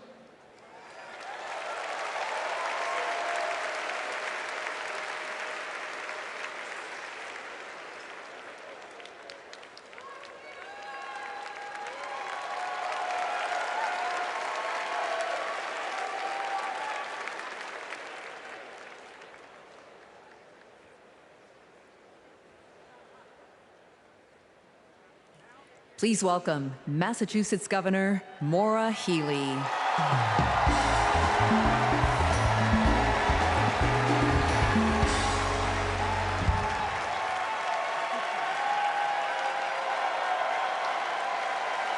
For the people. Those three words define the role of a prosecutor.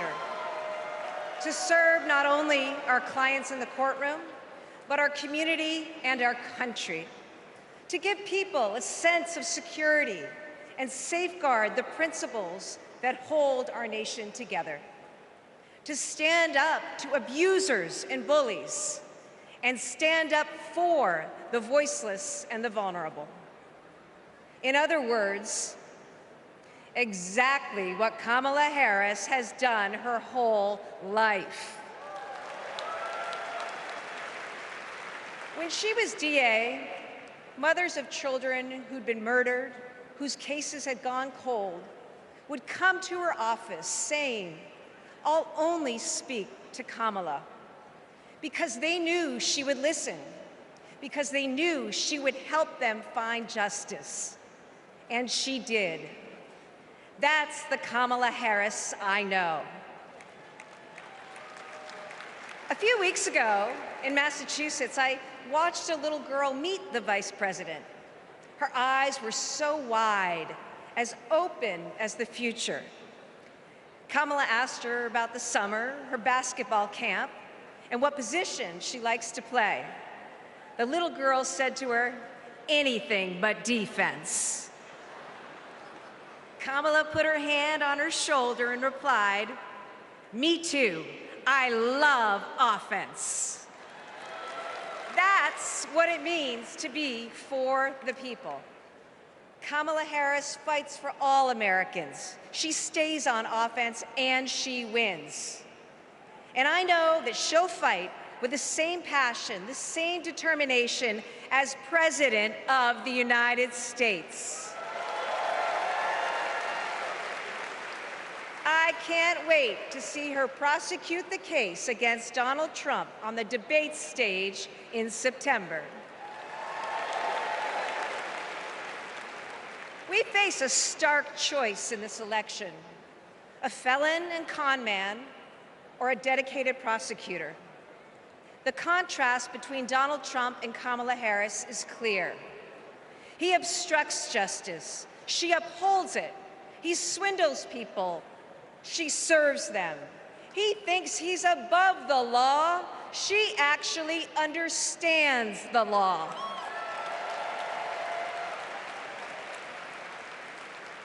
That's what this election comes down to. One candidate who's out for himself, or Kamala Harris for the people. It's a battle for the future of our nation. And tonight, we will prove beyond a reasonable doubt that Kamala Harris should be, she must be, the next President of the United States. Thank you.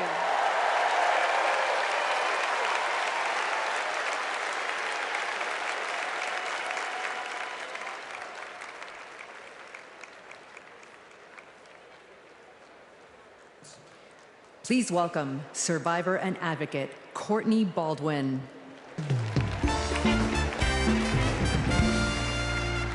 Good evening, Chicago. I'm Courtney Baldwin. In 2013, I was sold for sex in cities across California by a trafficker who controlled every aspect of my life. During those dark moments, I held on to hope that one day I'd be seen as more than a victim, that I could pursue my dreams, and that my trafficker would be held justice. I didn't know it yet, but waiting for me on the other side were people who were fighting for survivors. One of them was Kamala Harris. As California's Attorney General, she fought Backpage.com, the website that let me and thousands of others be bought and sold. She filed criminal charges against its owner that shut down the website for good. No one has ever done that. Vice President Harris is fearless, compassionate, and she still gives me hope. She's protected people like me her whole life, and I know she'll fight for us all as president. Thank you.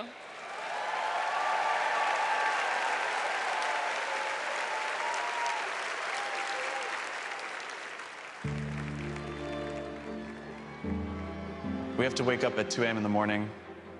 It's the only way to beat the Phoenix heat. It's just like opening an oven. I work on the light rail. It's a good way to tackle the climate crisis, but the clock is ticking. Climate change is one of the greatest con jobs ever. All of this with the global warming and a lot of it's a hoax. It's a hoax. Hurricane Beryl is the earliest Category 5 on record.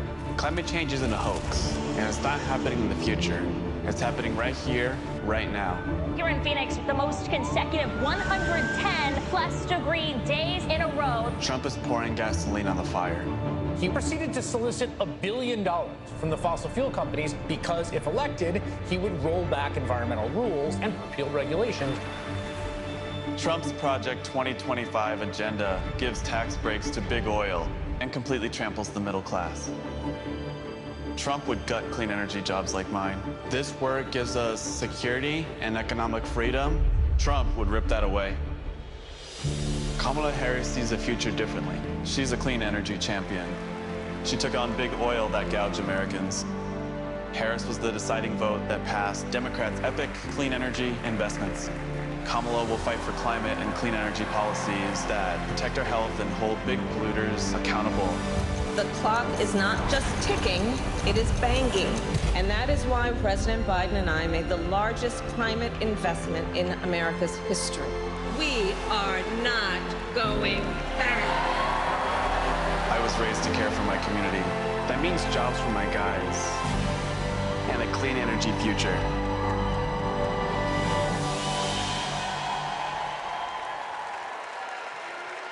Please welcome former New Mexico Representative Deb Haaland.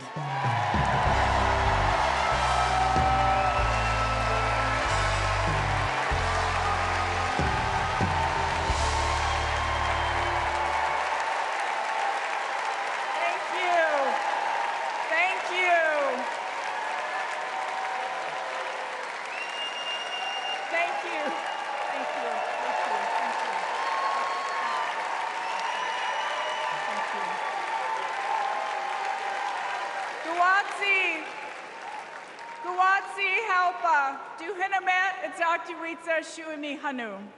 In my Karis language, greetings, friends and family. My name is Kresh Turquoise, and I'm from the Turquoise clan. 35 generations ago, my ancestors built lives in the high desert of New Mexico. I am on this stage tonight because of them. While fishing with my dad and running through the desert with my cousins, I learned that we have a responsibility to take care of our planet. Donald Trump never learned that lesson. He called the climate crisis a hoax. He made it easier for big companies to poison our air and water. An American president must lead the world in tackling climate change. We need a president who understands that assignment. That's Kamala Harris.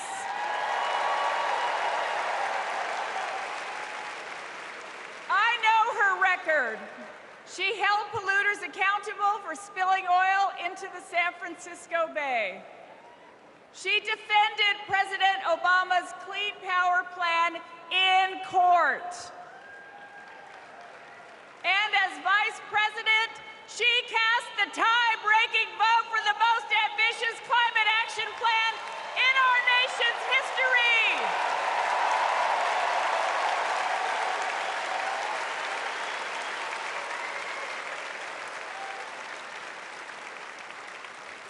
Kamala Harris and Tim Walz will fight for a future where we all have clean air, clean water, and healthy communities.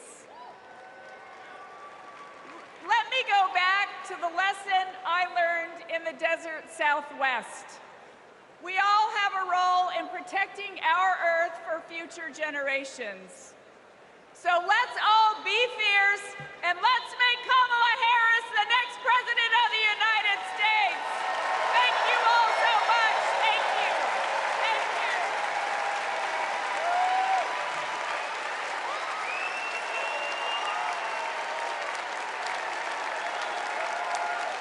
you. It's an election year, and both parties are battling to prove that they stand with workers. But sometimes, workers don't get the invite. Do you know where the auto workers are? I haven't seen anybody from the UAW. Nobody from the UAW?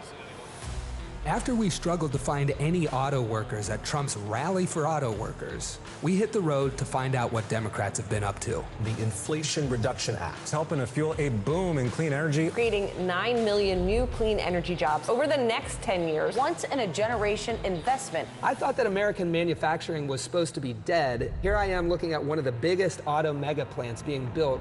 We talked to workers in rural Tennessee who joined a union for the first time to build one of the largest battery plants in the country. We have 20-year-old people thinking about their future. We never did that. I got things now that I never thought I could have. Generational wealth, I'm working on that. Medical, dental, vision, pension, something to fall back on when it's all over with. We went to Vegas, where union workers are building America's first high-speed rail.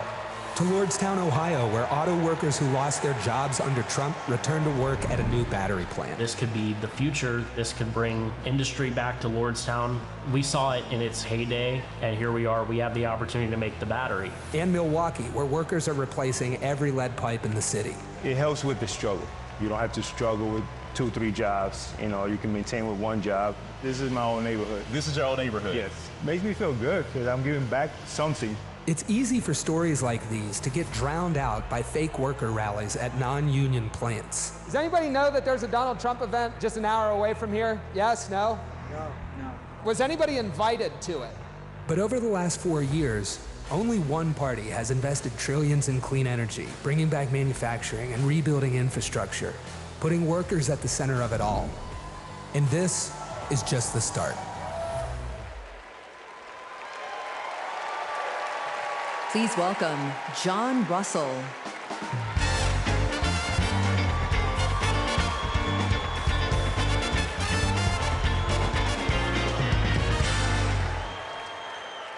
Hello, America. Thank you to the workers that make this convention happen. Let's never forget how essential all of our labor is. I come from Appalachia.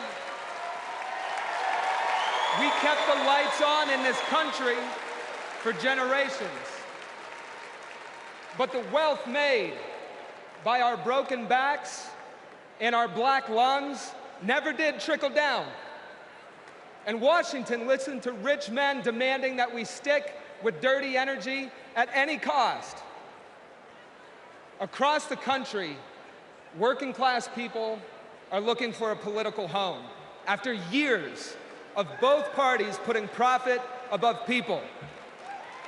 Now, Trump, a billionaire, says that he'll take on the elites, but then he promises handouts to big oil, and he punches down at anyone with the guts to be different.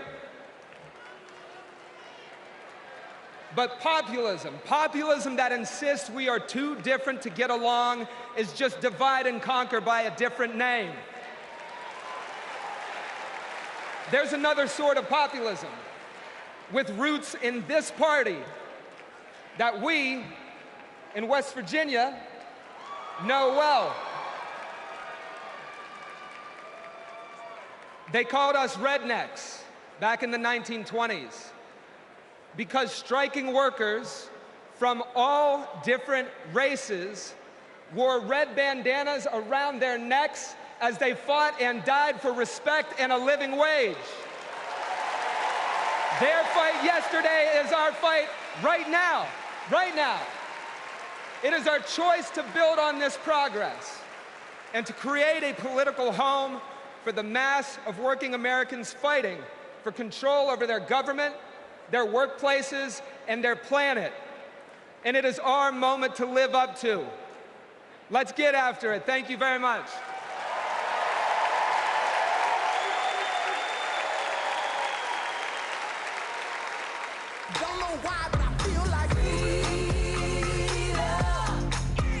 When our team of students passed one of the first climate justice policies in our nation, Vice President Kamala Harris showed up. She came to highlight our initiative because she believes in us. Last year, my dad retired after spending more than 30 years working at one of our country's most polluting power plants. Donald Trump doesn't care about people like my dad. I know Vice President Harris will put working families ahead of big oil billionaires. Kamala Harris approaches climate policy through the eyes of future generations, like mine. As new voters and as new leaders, I'm excited to join Harris in the fight for our future.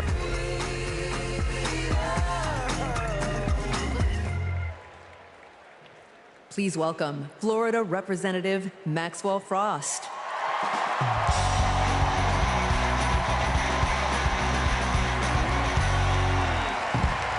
I'm Maxwell Alejandro Frost, and I'm proud to be the first member of my generation in Congress. I'm also proud to represent Central Florida. You might expect me to talk about how climate change will impact our future. But as a Floridian, as a Florida man, I'm here to tell you that the climate crisis isn't some far-off threat. It is here. Donald Trump and J.D. Vance think they can divide us by saying this crisis is some type of hoax. But I've walked the streets of communities that have been forced to rebuild after hurricane flooding destroyed their homes. I've heard the stories of immigrant farm workers made to work in horrid conditions exacerbated by this crisis. And I felt the scorching record heat and know that climate change can sometimes feel like an unstoppable force. But with our movement and with organizing and an administration that cares, we are making progress. Kamala Harris and Joe Biden have proven that tackling this crisis creates jobs, that investing in clean energy protects our health, and that investing in mass public transit builds strong communities. And we must always remember that peace is essential to our climate and war destroys our environment. This election is about every drop of water that we consume and every breath we breathe. Fighting the climate crisis is patriotic. And unlike Donald Trump, our patriotism is more than some damn slogan on a hat. It's about actually giving a damn about the people who live in this country. Because when you love somebody, you want them to have clean air. When you love somebody, you want them to have safe drinking water. And when you love somebody, you want them to have a dignified job. And so, America, it's simple. Let's get to work and elect Kamala Harris and Tim Walz for our planet, for our future, for our present, and for our people. God bless.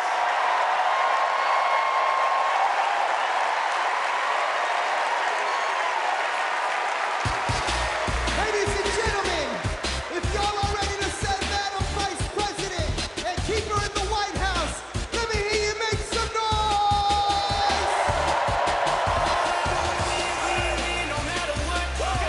Say, and every time I hit the, everybody's hands go. Let me see. And they stay there, and they stay there, and they stay there, and they stay there, and they stay there, and they stay there, and they stay there, and they. I want to hear you nice and loud, Chicago. Are there any union workers here today? Make some noise. Are there any teachers in this building? Make some noise. Now everybody hands up, up.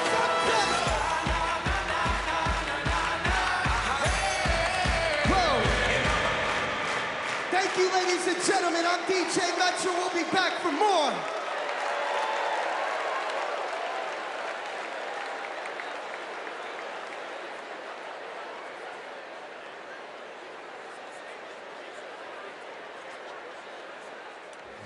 What's up, everybody? Stephen Curry here. I know you all know I play for the Golden State Warriors, but man, what a great honor it was to represent Team USA and go out there and win that gold medal at the Olympics this summer. And that unity on and off the court reminded us all that together we can do all things and continue to inspire the world. That's why I believe that Kamala, as president, could bring that unity back and continue to move our country forward. This is about preserving hope and belief in our country, making sure families can be taken care of during their most precious times. I got to visit Kamala with my team in the White House last year, and I can tell you one thing I knew then, and I definitely know now. The Oval Office suits her well. So in the words of Michelle Obama, do something. Go vote, be active. Let's show out in November like never before. It's been an honor for me to represent our country. It's an honor to support Kamala. So let's all do our part. God bless. Please welcome Democratic nominee for U.S. Congress in Alabama, Shamari Figures.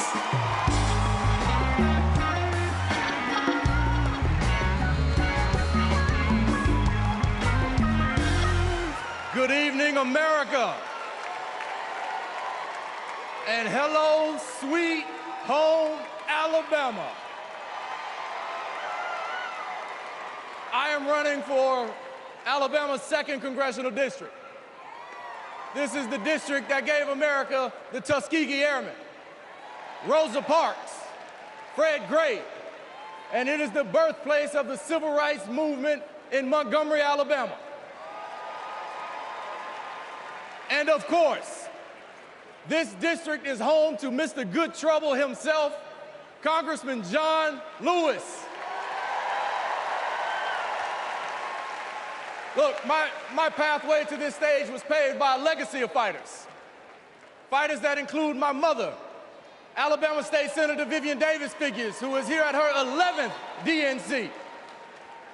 And it also includes my father, my late father, Michael Figures, who was also a state senator and civil rights lawyer who sued the Klan into bankruptcy. Listen, all of America, all of us owe a debt to courageous freedom fighters, both known and unknown, a debt that can never be repaid.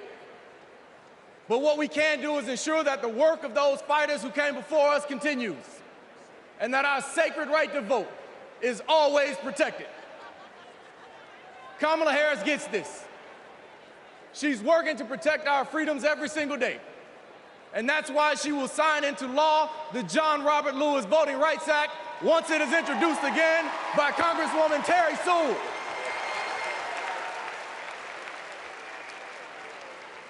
Listen, America, a California poet named Kendrick Lamar recently reminded us that sometimes we gotta pop out and show them. Well, America, it's time we pop out and vote. It's time we pop out from California to Alabama and all across America, and we show them that we are not going back. We are going forward, and we are going forward with Kamala Harris as the next president of the United States of America. Thank you. God bless you. Roll Tide. Let's go win this thing.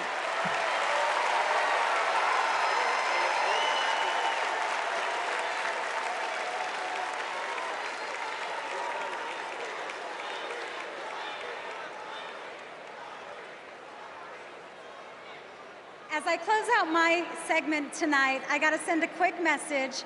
Madrecita querida, I love you. Kamala Harris and Tim Walz understand what everyday Americans are going through because unlike Donald Trump, they actually grew up in families where every dollar mattered, where everything was earned and nothing was handed to them. Our next speaker knows something about that too. Please welcome my dear friend, our fellow Texan, our next senator, Representative Colin Allred.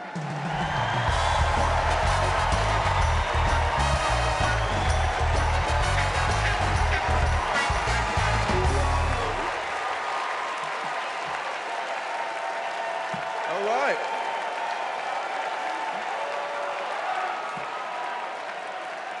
Hey everybody,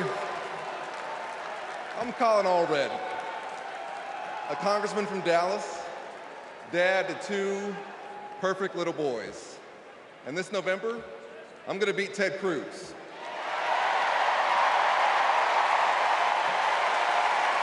And I'm so proud to be here to support our next president, Kamala Harris. You know, like Kamala, I was raised by a single mom. Mom was a public school teacher who often worked two jobs to make ends meet. So when we talk about lowering costs, I think about the times when we went to the grocery store when I was growing up and swiped the debit card and said a little prayer.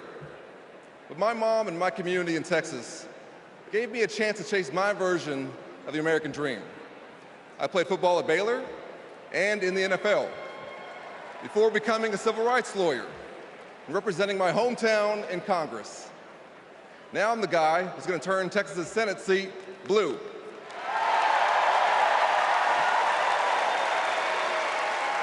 You know, in the NFL, we had a term for guys like Donald Trump and my opponent Ted Cruz. Me guys. You know the type. Talk a big game, only care about themselves, but you don't want to be stuck with them at a barbecue. The truth is, America has never been about me. As President Obama said, the single most powerful word in our democracy is the word we. We the people. We shall overcome. Yes, we can. And we've got a message for the me guys. We is more powerful than me. We will protect and restore reproductive freedom. We will secure the border. We'll protect Medicare and Social Security.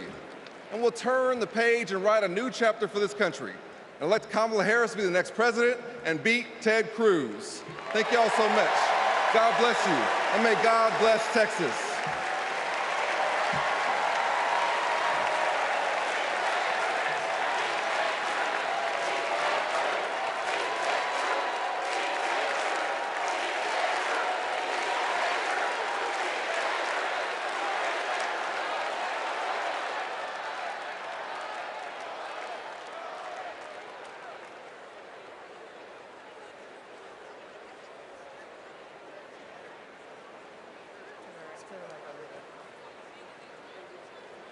I'm Anya Cook. This is my husband, Derek, and our daughter, Anea. 2 years ago, a miscarriage nearly killed me. At 16 weeks, my doctors told me to prepare for a stillbirth. I needed care. But my state's abortion restrictions kept it from me. I miscarried in a bathroom. I'll never forget my husband's face as he tried to stop the bleeding, trying to do what doctors should have been doing. When I reached the hospital, I'd lost nearly half the blood in my body. I can't change the past, but we can, choose a different future.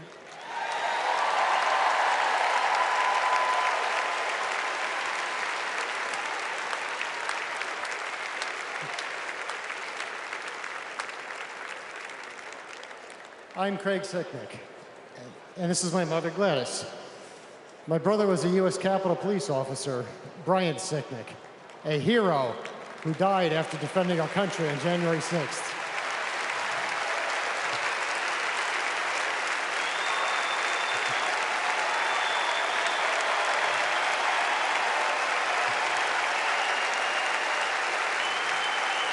My family knows how dangerous Trump is. He incited the crowd while my brother and his fellow officers were putting their lives at risk. We need a real leader, not an autocrat who is stuck in the past. Brian, we miss you every day.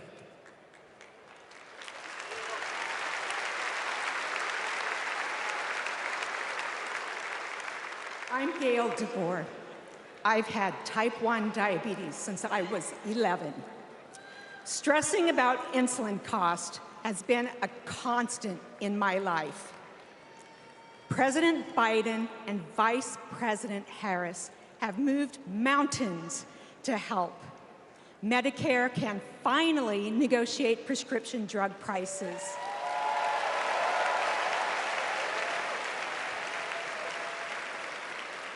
Insulin is capped at $35 for Medicare recipients.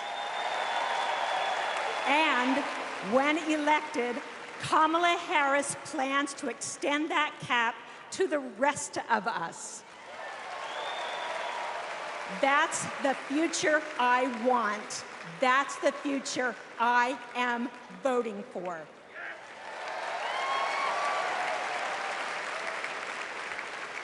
I'm Wani Romero, owner and CEO of Mothership Coffee in Las Vegas. I put in work to build my business. When COVID hit, this administration's support kept us moving. I hired staff and we grew. We've more than doubled in size since the pandemic, and it's just not us. Over the last 4 years, 19 million new business applications have been filed. Like Trump, I grew up in Queens, but unlike him, I built my business with grit. That's my story. That's the American story. Let's turn the page on Trump.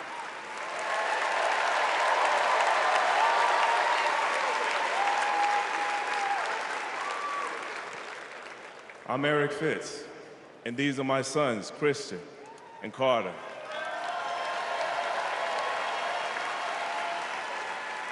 I always try to set an example for my boys, to teach them compassion, accountability, and resilience.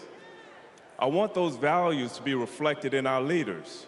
I don't want to have to turn off the TV because our president is lobbing insults or telling lies. I'm tired of all of the hate. It's time to move forward, together, and build a country our kids can be proud of.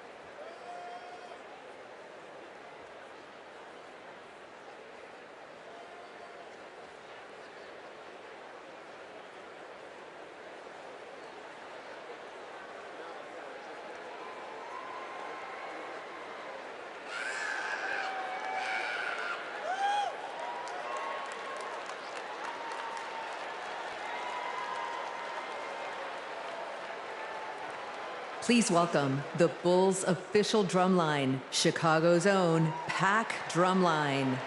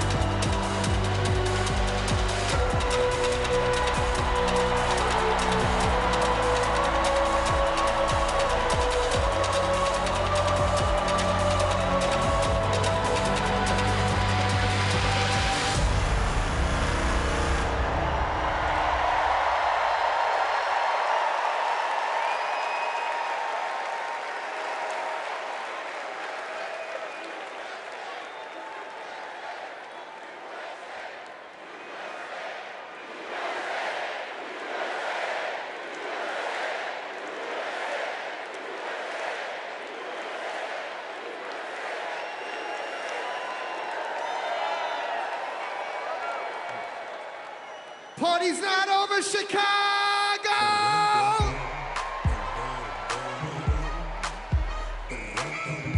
What I want to see is those flags and those hands up in the air. Help me sing it out nice and loud. Y'all ready to get down and party with me one time? DNC say! 369, tell me fine. But you can suck it to me one more time and roll. Get low, get low, get low, get low, get low, get low.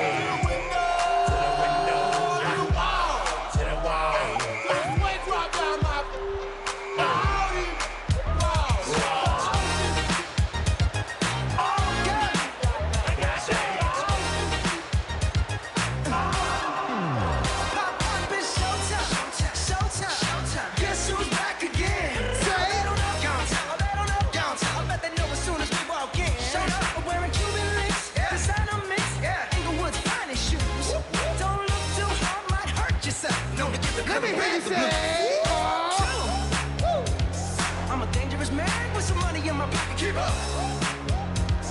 and the pretty girls around me, and they're waking up the rocket. Keep up.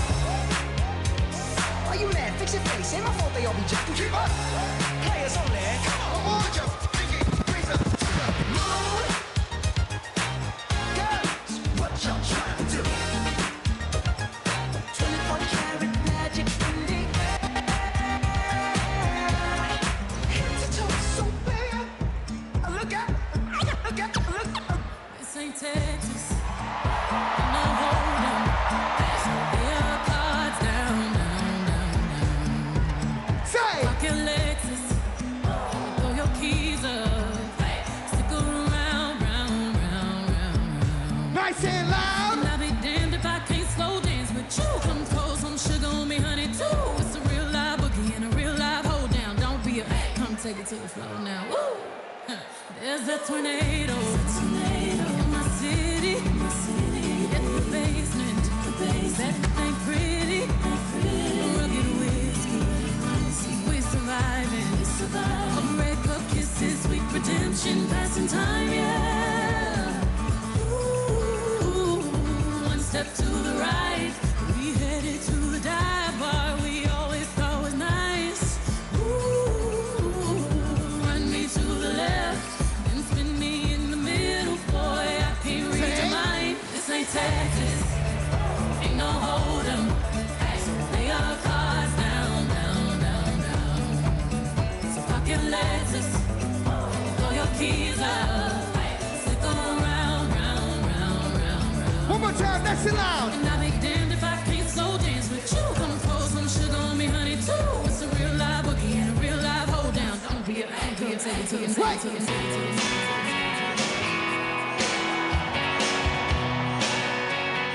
If you've been with me all 4 days, let me see you make some noise right now.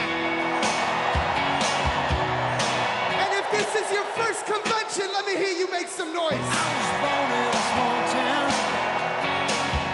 and I live in a small town. I've died in a small town, oh, small communities. All my friends in a small town.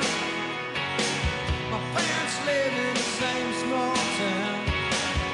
My job is a small town, provides little opportunity.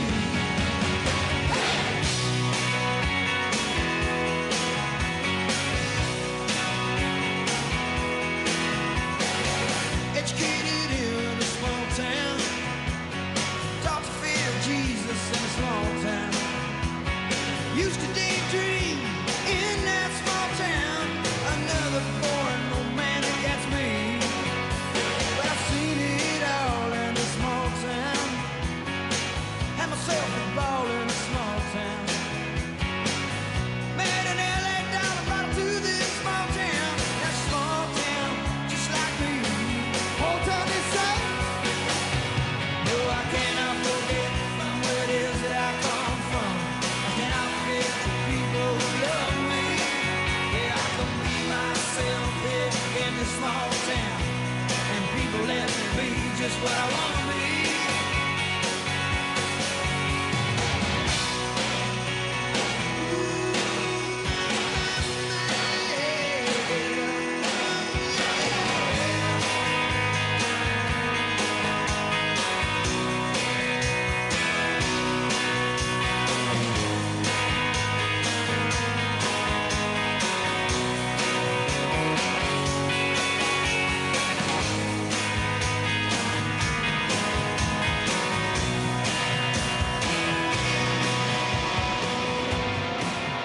One more time, make some noise if you're having a great time with me in Chicago.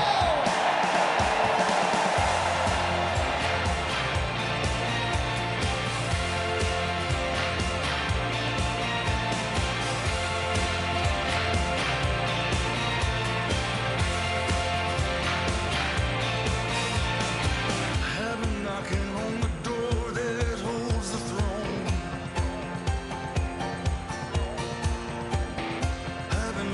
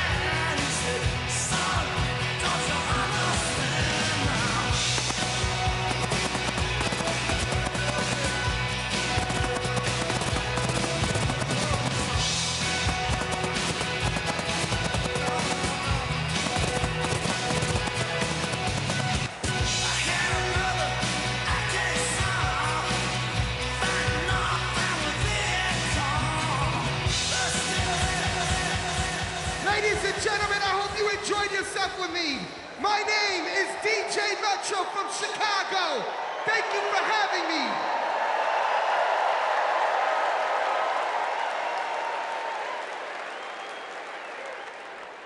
Here we go.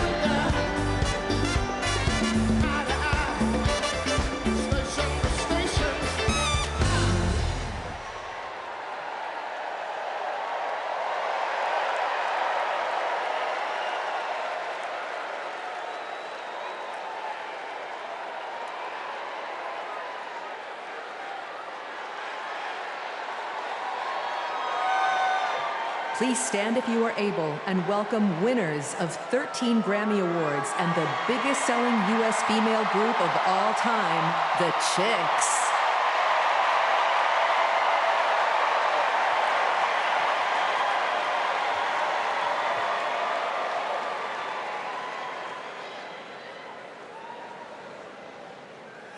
Oh, say, can you see by the dawn's early light what so proudly we hailed at the twilight's last gleaming, whose broad stripes and bright stars through the perilous fight o'er the ramparts we watched were so gallantly streaming, and the rocket's red glare, the bombs bursting in air, gave proof through the night that our flag was still there. Oh, say, does that star-spangled banner yet wave?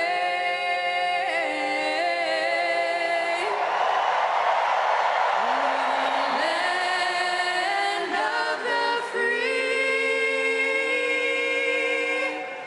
and the home of the brave.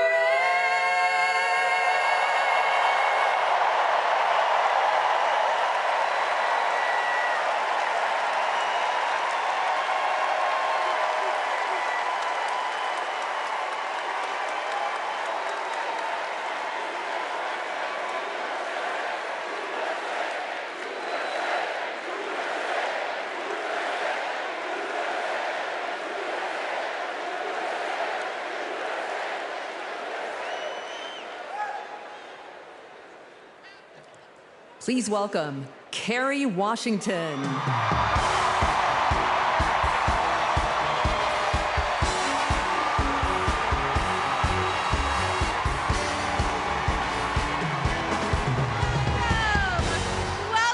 to the final night of the Democratic National Convention. The last 3 nights have been extraordinary, and tonight we hear from our next president, Kamala Harris. Now, as I stand here, I know that there are folks on social media already saying, go back to your TV show, shut up and act. But I am not here tonight as an actor. I am here as a mother, as a daughter, as a proud union member. I am here as the granddaughter of immigrants, as a black woman descended from enslaved people. I am here tonight because I am an American and because I am a voter and because we, the people, are stronger when all our voices are heard. Look, I know that I am the one standing on this stage, but I am not the lead character in this story. You are. All of you. You are the messengers. You are the fixers. Dare I say it, you are the Olivia Popes. You are the superheroes saving this democracy. It is you, not me, who have the greatest power to convince your loved ones to vote. So, just like Michelle Obama told us, let's do something. Let's make a video.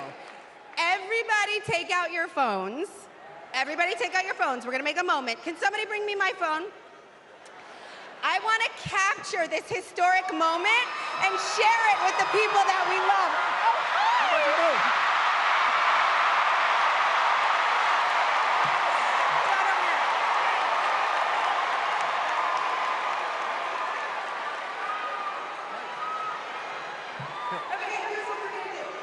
Take this video, guys. We're all gonna take it together. We're gonna post it to social media, text your friends, send this message out into the world. When I say when we fight, you're gonna say? Are you ready? Okay, let's record. We're recording. You ready, Tony? Yep, I'm ready. Okay, ready? When we fight! When we fight! When we fight! Are you ready for Kamala Harris to win? Good, because when Kamala wins, America wins.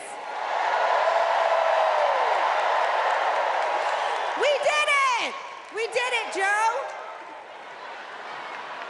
Thank you, Tony. I don't get to stay? No, you gotta go.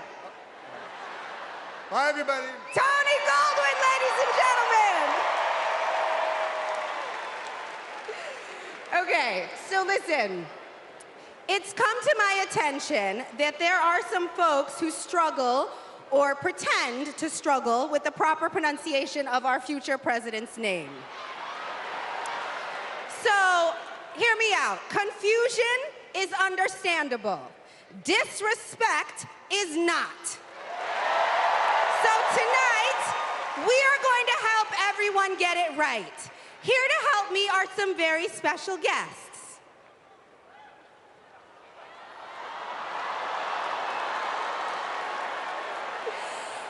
Thank you, ladies. Can you tell us your names? Hello, everybody. My name's Amara. And my name is Leela, her little sister. And what are you here to do? To teach you how to say your auntie's name. Okay. So how do you pronounce it? First you say comma like a comma in a sentence. Then you say la like la la la la la. Put it together and it's 1, 2, 3, Kamala. All right, so let's practice. Everybody over here say comma. Everybody over here say la. Together.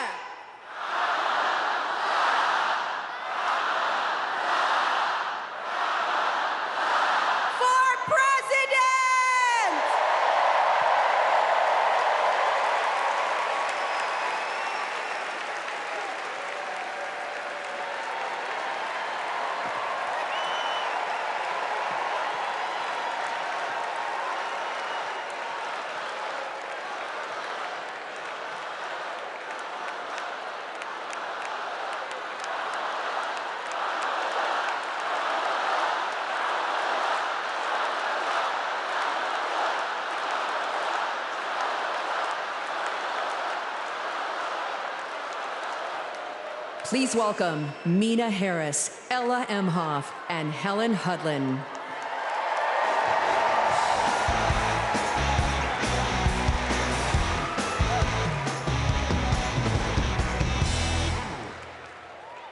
Hi, I'm Mina. I'm Ella. And I'm Helena. I grew up in Oakland, California, in a house full of extraordinary women.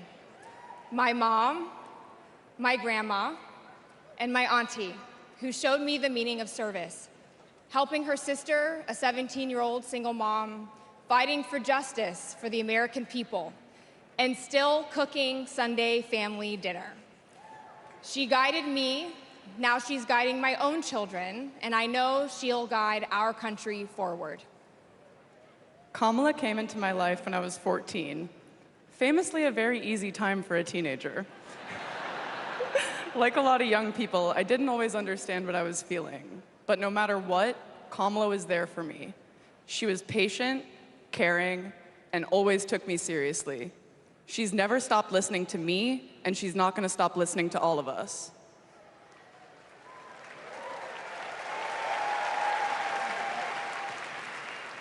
Kamala Harris is my godmother.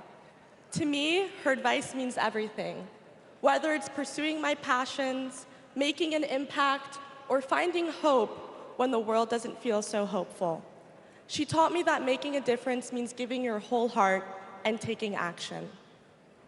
She's fighting for economic opportunity, LGBTQ+ equality, and reproductive freedom, because we are not going back. She's fighting for social justice, health justice, environmental justice, and she isn't alone. We're all in this fight together. So let's keep up the fight, let's keep up the joy. And let's elect this extraordinary woman as our next president.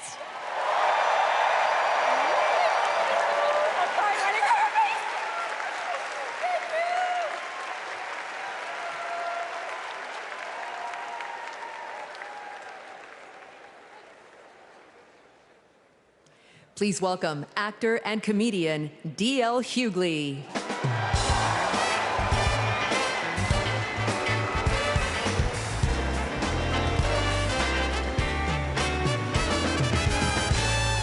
Hey now, hey Chicago, how y'all doing?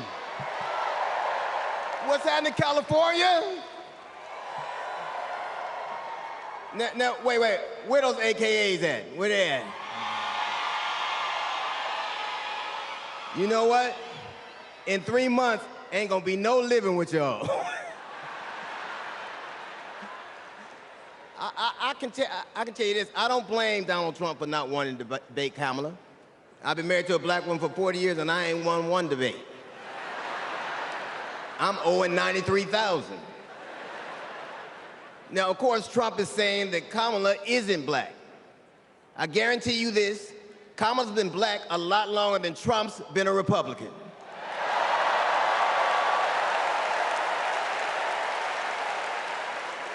And if he keeps sliding in the polls the way he is, the only way he can keep Kamala out of the White House is if he buys it and refuses to rent it to her.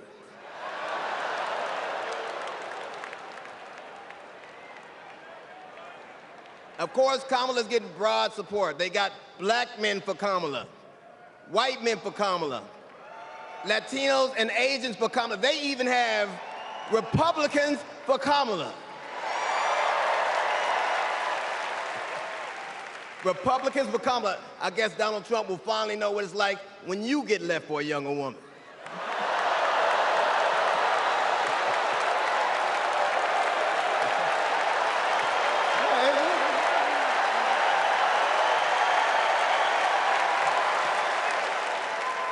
But seriously, Kamala knows the truth about the American dream, that hard work is not alone hard work alone is not enough to succeed, that you need access and information and opportunity. And she knows that some folks are often denied those very things. As president, she will give each and every one of us a fair shot in life. But I have to admit, I didn't always believe that. I mean, if you told me the 15-year-old me would be on stage supporting a prosecutor and a teacher,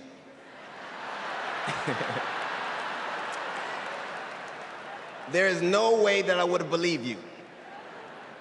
But because of that, I made assumptions about Kamala's record. And I often repeated them to a lot of people. Then one day, Kamala invited me to her house. She put her hand on my shoulder and she asked me to do some research. Something I had never done. Something a lot of people I know had never done before. Imagine attacking someone's character without a single Google search. So I did what I should have done in the first place. I learned that she had done for us exactly what she promised to. I believe that your apology should be as loud as your accusation, and I'm here apologizing in front of the whole damn world.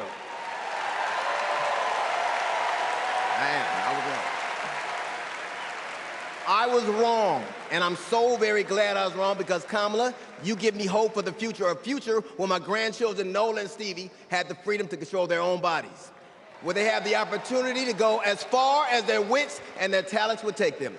That future, ladies and gentlemen, is possible, but only if we elect Kamala Harris as the 47th President of the United States of America.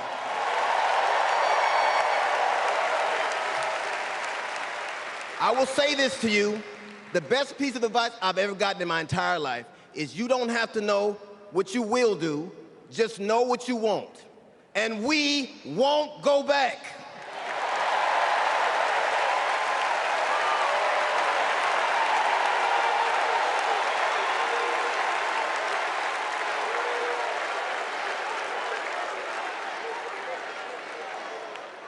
The energy in this room is electric.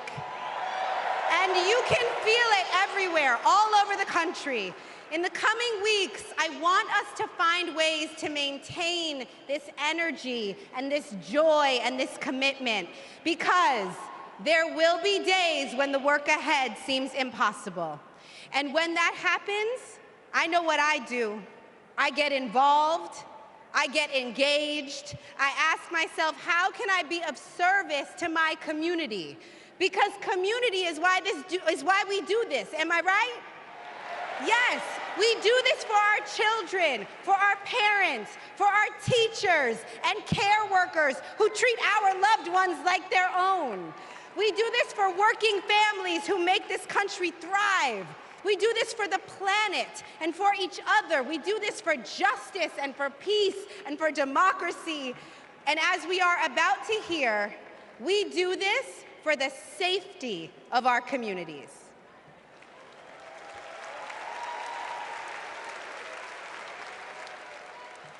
Please welcome Genesee County, Michigan Sheriff Chris Swanson.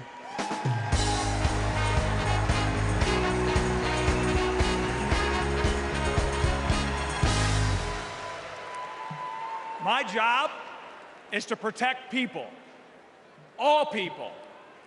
In 2020, righteous anger spilled over into the streets of Flint, Michigan. One bad decision from either side, and there would have been bloodshed. But that didn't happen. We laid down our riot gear, and we embraced the community, and instead of hate, we chose hope.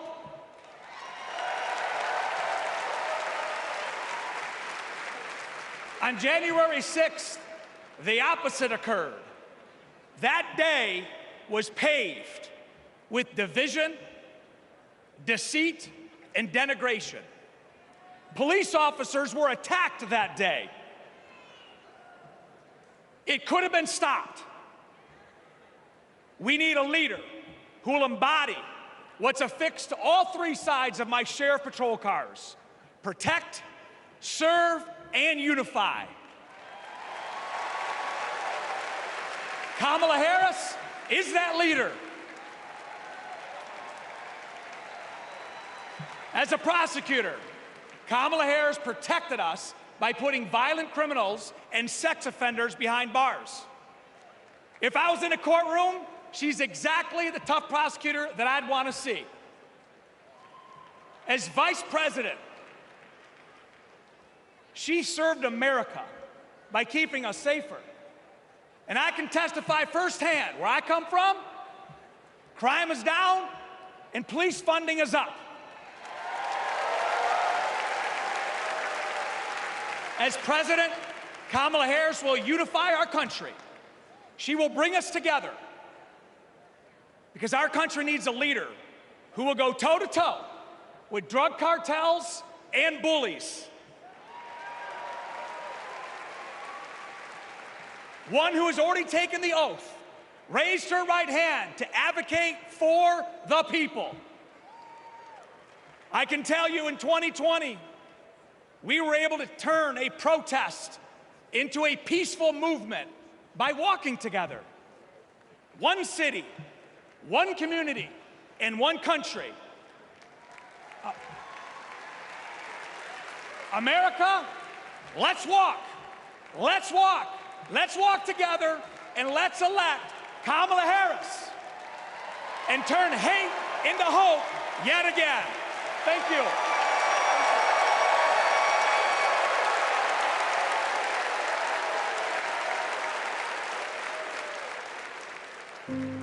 We were contemplating adopting, and then, out of nowhere, I got pregnant. Jordan was so much fun as a child. When all of a sudden... Oh my God, somebody's shooting! 3 of those rounds he aimed at Jordan. Jordan didn't deserve to die that way. Reports of an active shooter at a high school. These students have now lived through so many of these shootings since they were born almost. We were praying and crying. I don't know how we're alive. An active shooter at an elementary school in Uvalde, Texas. Multiple children have been killed. Most of the body's so mutilated that only DNA tests or green Converse could identify them. Trump did nothing on guns and was proud of it. There was great pressure on me. We did nothing. After a mass shooting in Iowa, Trump said, I have to get over it. You never get over it. Kamala Harris and Joe Biden refused to get over it. As district attorney, she got illegal guns off the street. As Attorney General, she took on transnational crime rings and stopped gun trafficking. As Vice President, she helped pass the most sweeping gun violence legislation in 3 decades, keeping guns out of the hands of criminals, expanding background checks, closing loopholes. We'll finally pass red flag laws, universal background checks, and an assault weapons ban. Kamala understands the fight we're in. The power is with the people. And gives people like me, survivors like me, hope.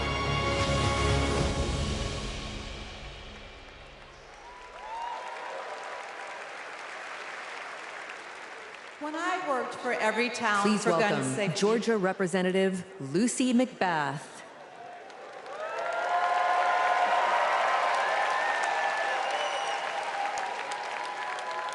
When I worked for Every Town for Gun Safety and Moms Demand Action for Gun Sense in America, I saw firsthand the power of telling our stories. You've just heard mine, but there are many more to tell.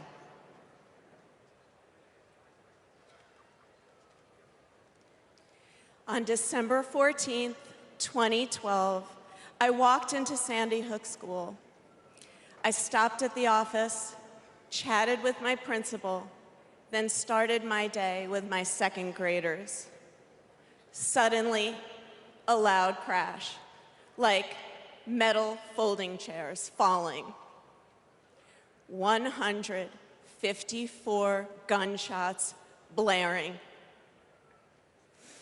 Hiding in the coats, trying to sing with my students, trying to read to them, trying to drown out the sounds. Terror, crying, running. I carry that horrific day with me.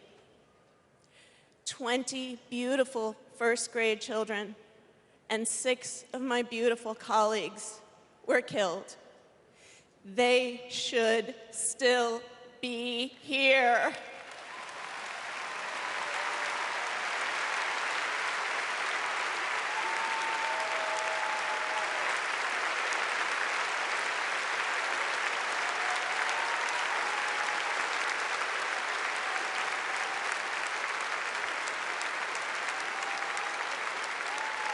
It's 10:30 a.m. at Robb Elementary in Uvalde.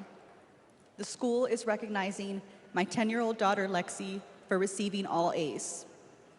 She receives a Good Citizen Award, and we pose for photos. She wears a St. Mary's sweatshirt and a smile that lights up the room. 30 minutes later, a gunman murders her, 18 classmates, and 2 teachers. We are taken to a private room where police tell us she isn't coming home. Uvalde is national news. Parents everywhere reach for their children. I reach out for the daughter I will never hold again.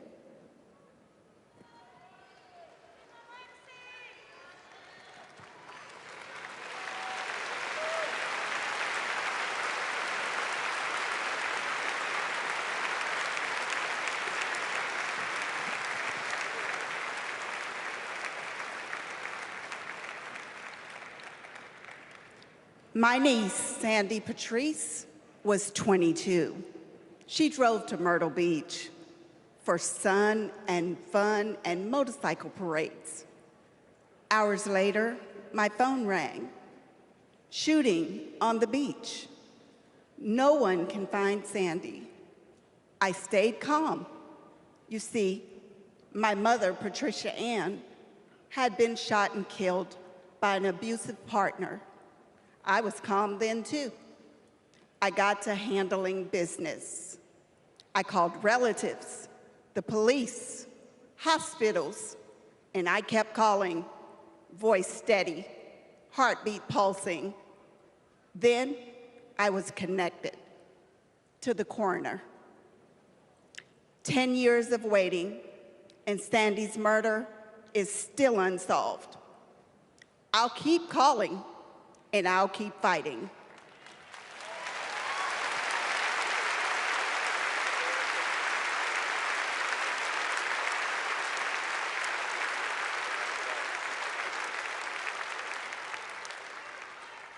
I was in high school when my classmate got shot. It changed my story.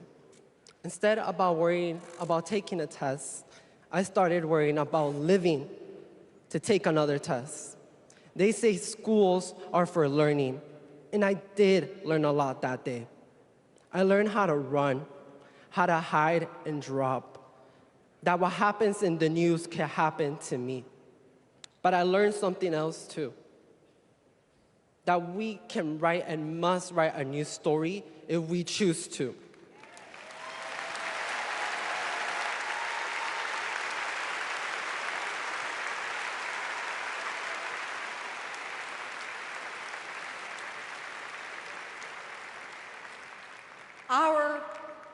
Are stories of loss.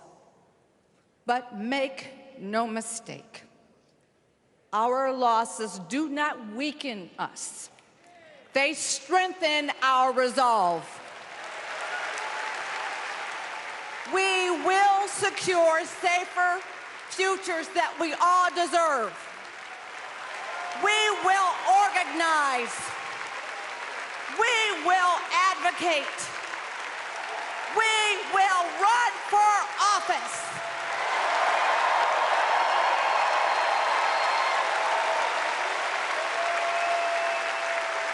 And we will join with Americans from small towns and big cities to keep our communities safe.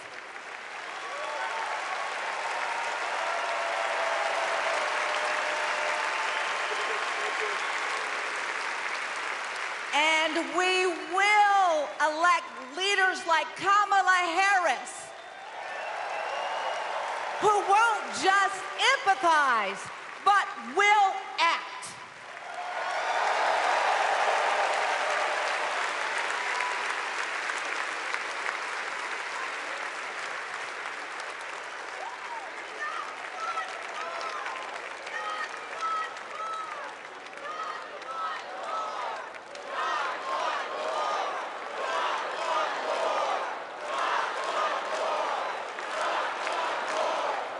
Please welcome former Arizona Representative Gabby Giffords.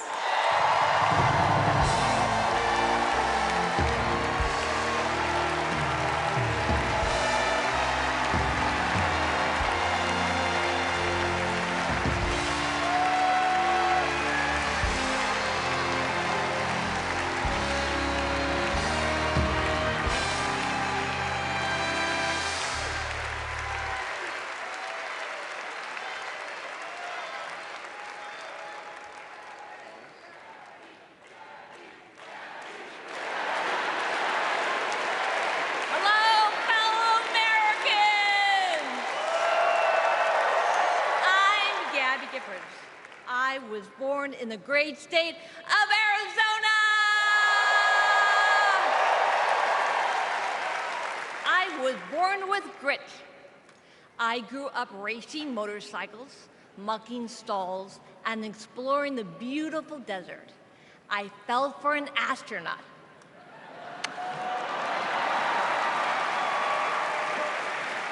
For 5 years, I served in Congress from a swing district. Everybody called me a rising star.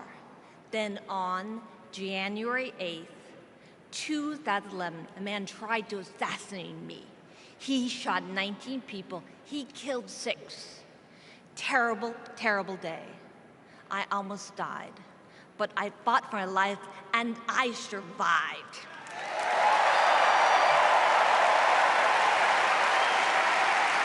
I learned to walk again, one step at a time.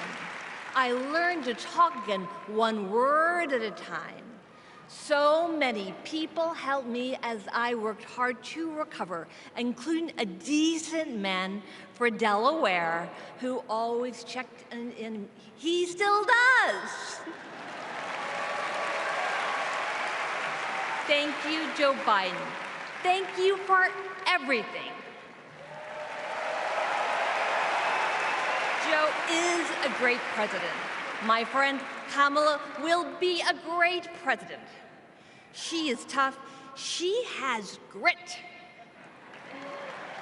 Kamala can beat the gun lobby. She can fight gun trafficking. Kamala stood up to Wall Street and the drug company. She will protect abortion access. She will defend our freedom. She saved lives. Join me in voting for Kamala Harris. Bravo! Thank you.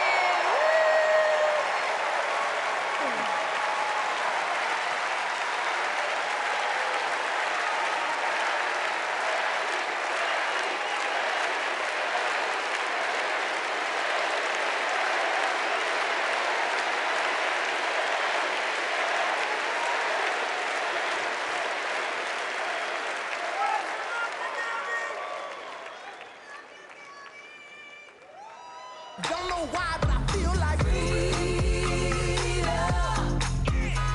I had the honor of meeting Vice President Harris when I got to introduce her when she spoke at my high school about gun violence. Parkland happened, and all I could think about is that I wanted to keep my kids safe. On July 4th, 2022, I was next in line to walk in the Highland Park Independence Day Parade when gunshots erupted. 7 people were shot and killed, and 48 more were injured. Vice President Harris has been a gun sense champion since she was our California AG. We have 2 options in November. We have Kamala Harris, who has already proven her leadership in the Biden-Harris administration. They passed the first ever comprehensive gun reform in 30 years. Meanwhile, Donald Trump has cozied up to the NRA and the gun lobby. I have full confidence in Vice President Harris that she's dedicated to and committed to finding a solution to end gun violence.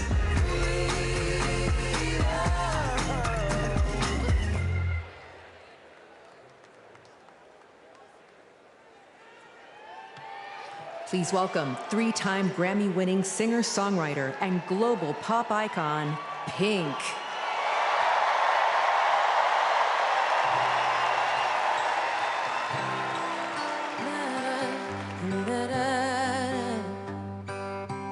We're searchlights we can see in the dark.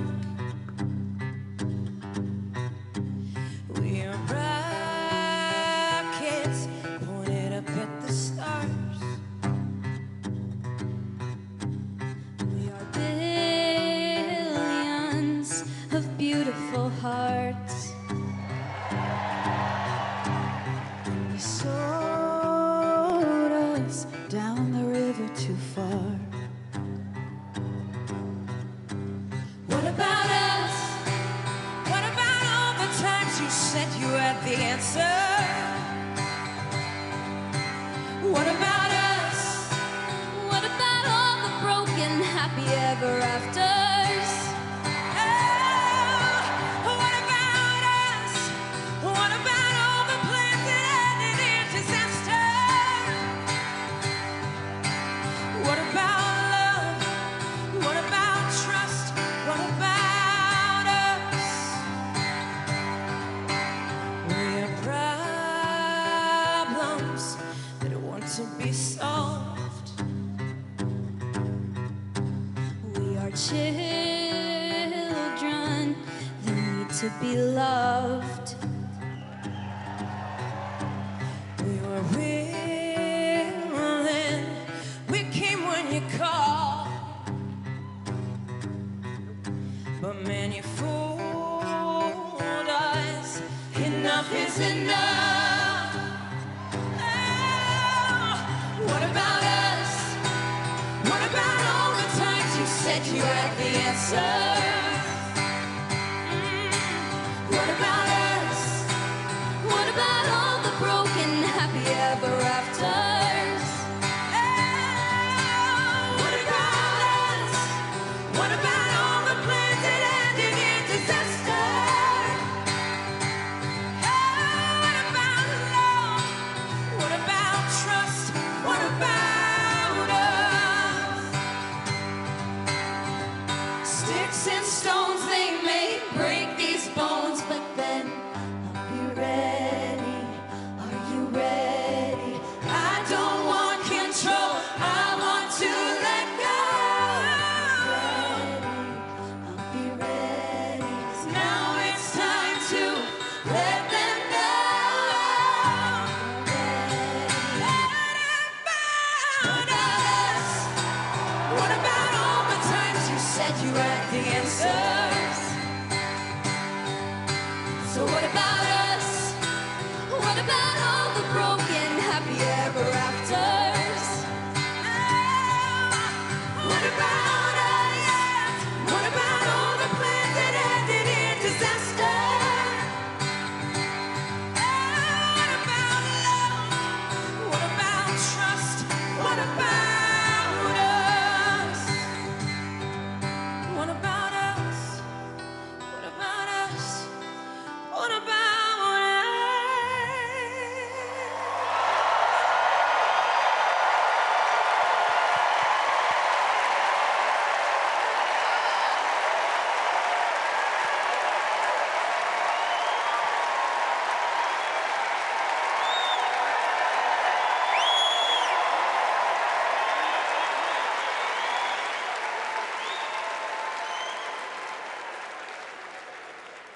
Global security and global prosperity depend on the leadership of the United States of America.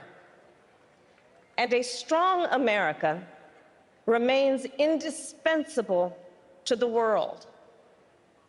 Our democratic ideals of freedom and liberty inspire billions, and our military is the strongest in the world. Our military is a force that underwrites global stability and our national security.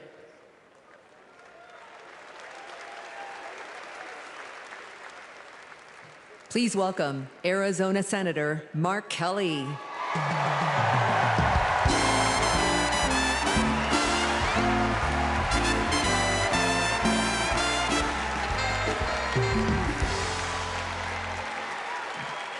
Hello, Chicago. Hello, Democrats.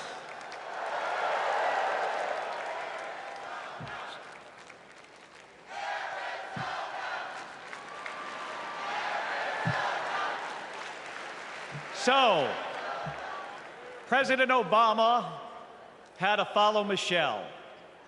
I had to follow Gabby and Pink.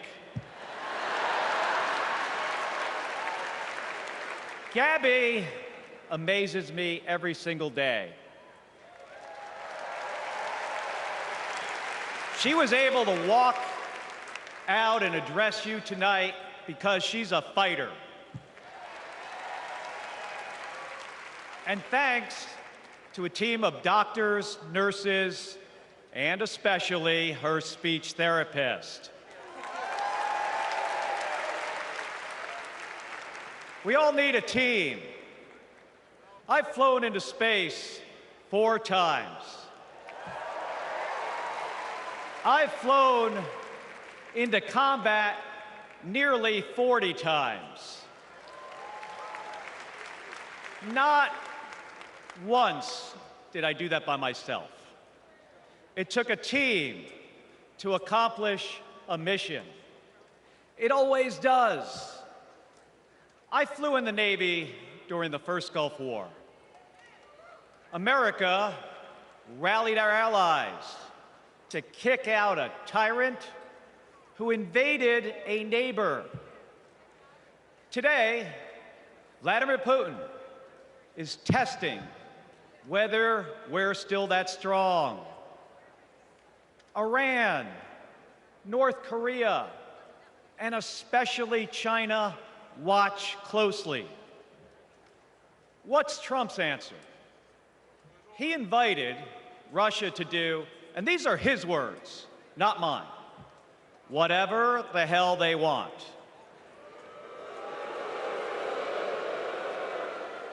Vice President Harris has always championed America's support for NATO, for Ukraine, and for the Ukrainian people. On the Senate Intelligence Committee, she investigated Russian interference in our election. She defends free and fair elections everywhere. You already know how Trump feels about those. Donald Trump skipped his intelligence briefings. He was too busy sucking up to dictators and dreaming of becoming one himself. Trump thinks that Americans who have made the ultimate sacrifice are suckers and losers. If we fall for that again and make him the commander-in-chief, the only suckers would be us. Kamala Harris knows that standing with our allies means standing up for Americans. She'll keep modernizing our military to support our troops and to support our veterans like our next Vice President, Tim Walz.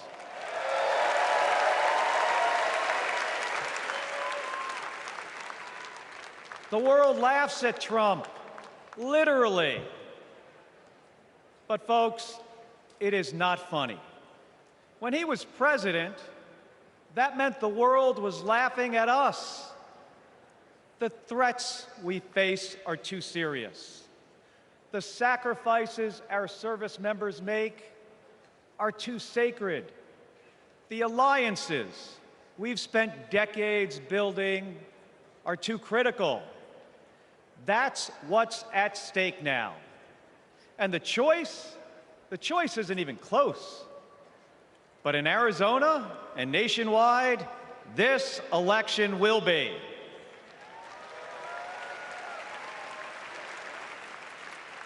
We'll win in the same way we launch rockets into space and land fighter jets on an aircraft carrier as one team on one mission.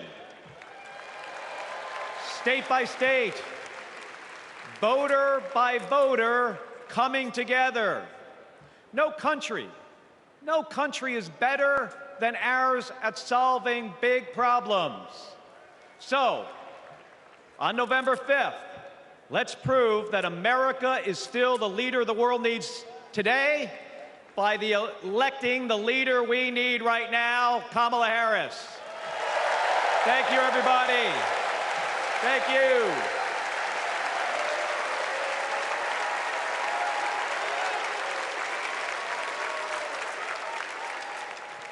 Please welcome former Secretary of Defense Leon Panetta.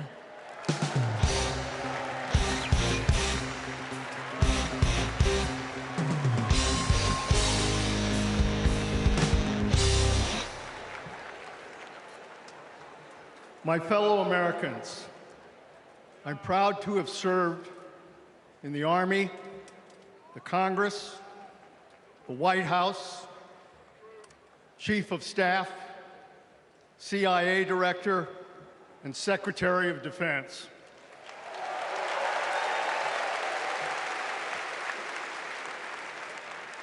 I've looked into the eyes of our warriors and deployed them into battle. I gave the order directing our Special Operations Forces to fly 2 helicopters 150 miles into Abbottabad at night. And by the time the sun rose, Osama bin Laden was dead.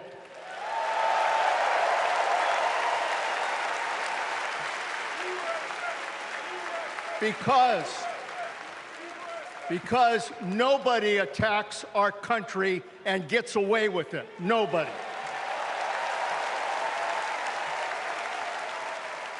That's what our warriors do.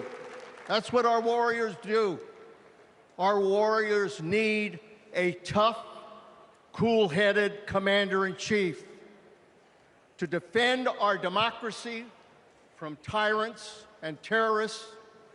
We need Kamala Harris behind the resolute desk. She knows a tyrant when she sees one. And our allies know a leader when they see one. On the Senate Intelligence Committee and as Vice President, she worked with more than 150 world leaders. She's looked our allies in the eye and said, America has your back. Trump would abandon our allies and isolate America. We tried that in the 1930s. It was foolish and dangerous then, and it's foolish and dangerous now.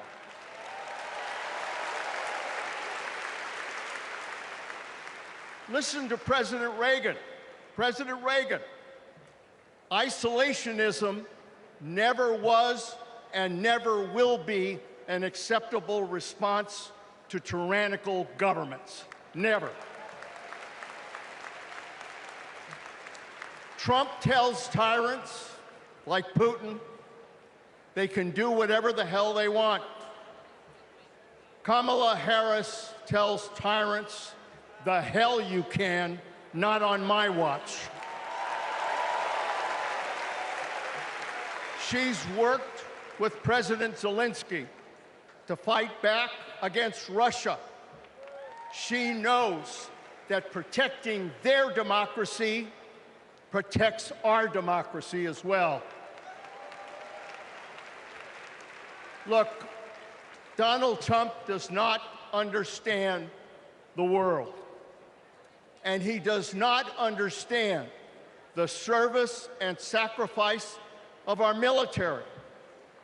Our fallen veterans are not suckers, they are not losers, they are our heroes.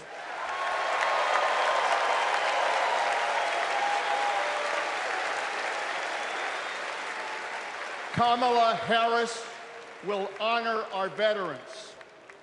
And in Tim Walz, we will have a vice president who has served in uniform honorably for 24 years.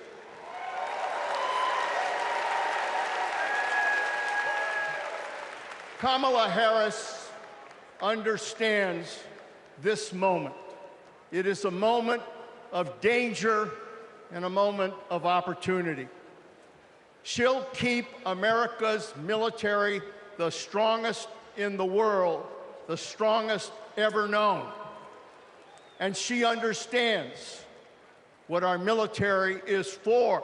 The role of our military is to defend us from foreign enemies. It is not to threaten Americans, and it sure as hell isn't to put immigrants in camps.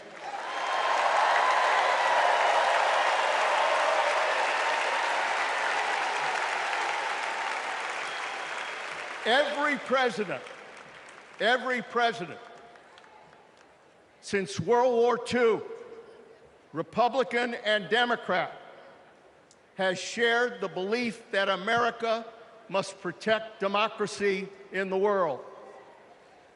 Every president has honored our veterans and their sacrifices. Every president, but one. So we face a critical choice: to vote for someone who stands with our military and stands up for democracy, or someone who will disrespect our heroes and undermine our democracy. My fellow Americans, there is only one choice. One choice. And let me tell you something. When she takes her oath of office, as she will this January,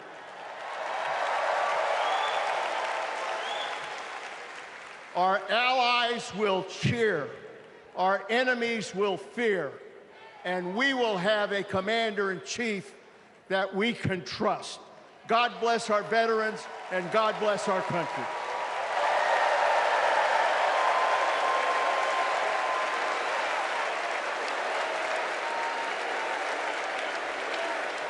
Please welcome Arizona Representative Ruben Gallego.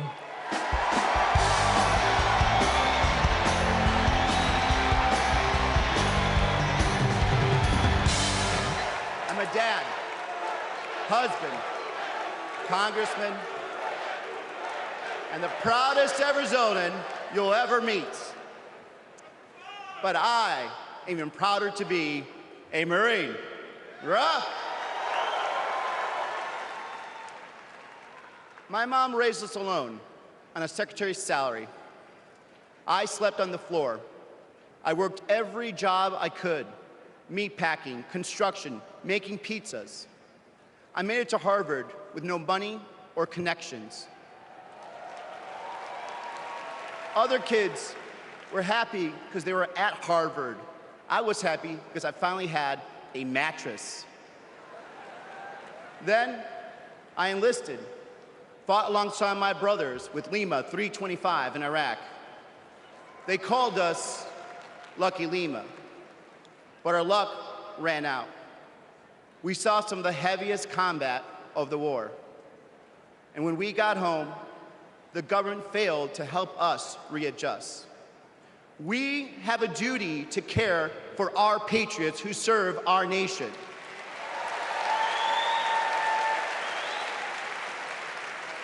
For the Vietnam veteran in Buckeye who relies on the VA for his medication.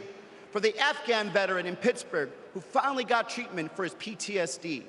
For the Marine in Milwaukee who relies on the benefits she earned.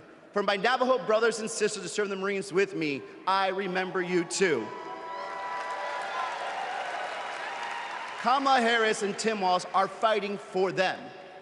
Kamala Harris has delivered more benefits to more veterans than ever before, and has achieved the lowest veterans unemployment rate in history.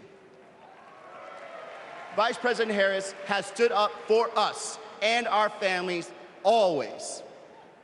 Tim Walz served for 24 years. His passion for veterans earned him respect on both sides of the aisle, and he stands with us too. In fact, let me introduce you to some of the many Democrats who understand what service means, because we put country over politics. We were proud to wear the uniform. And we're proud serving our countries in city halls, state capitals, the U.S. House, and the Senate. These veterans represent the best of our country. We stand united as veterans, Democrats, and patriots to fight for everyone who serves.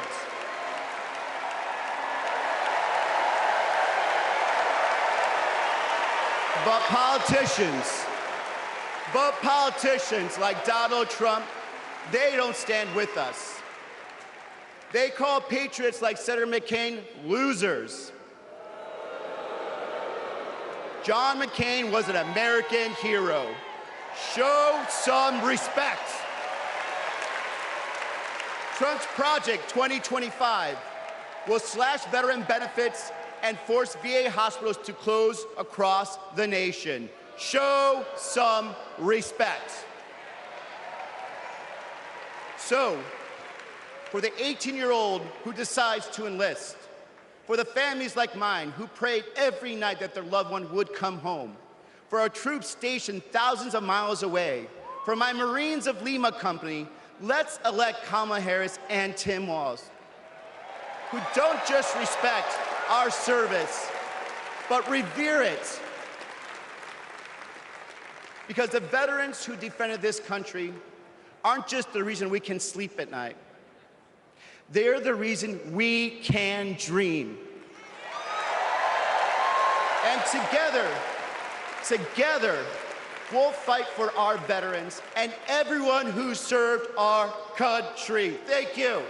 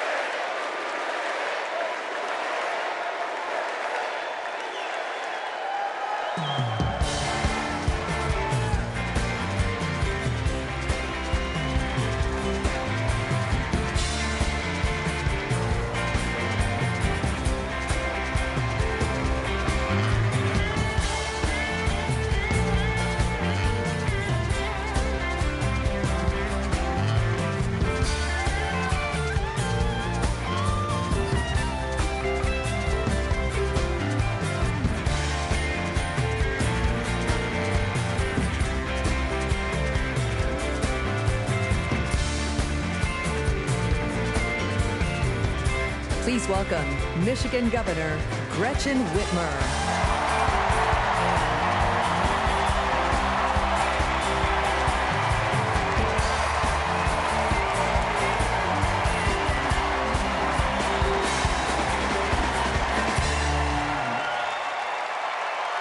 I'm Governor Gretchen Whitmer. In Lansing, they call me governor. But in Detroit, they call me Big Gretch.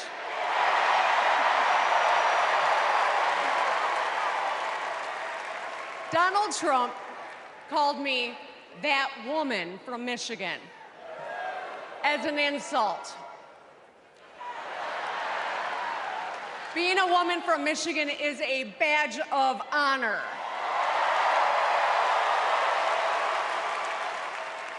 Like women across America, we just GSD. Get stuff done. At 29, I joined the sandwich generation. Sandwiched between working and raising my newborn and caring for my mom, who was dying from brain cancer. It was hard, but not extraordinary. It's life. Those nights reminded me who I was fighting for. People just trying to make it. Kamala Harris knows who she's fighting for, too. She took care of her mom, who also battled cancer. As president, She'll fight to lower the cost of health care and elder care for every family. She's lived a life like ours. She knows us. Donald Trump doesn't know you at all. You think he understands that when your car breaks down, you can't get to work? No. His first word was probably chauffeur. You think he's ever had to take items out of the cart before checking out? Hell, you think he's ever been to a grocery store? That's what the chauffeur is for. But Kamala Harris, she gets us. She sees us. She is us.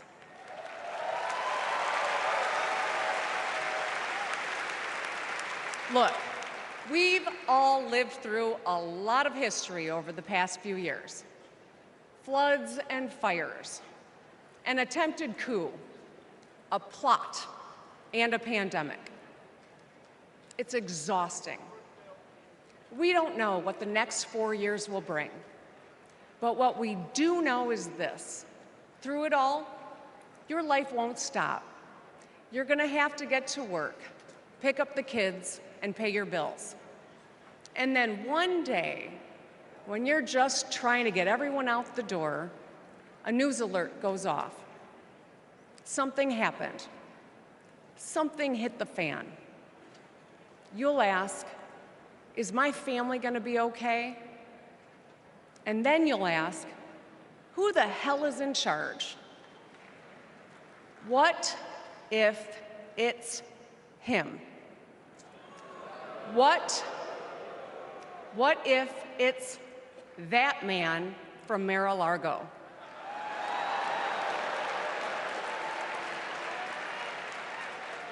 I know, in a crisis, we need someone strong enough to come up with a plan, to tell the truth, and to bring people together. Right now, before the crisis, is when we get to choose. Why wouldn't we choose the leader who's tough, tested, and a total badass?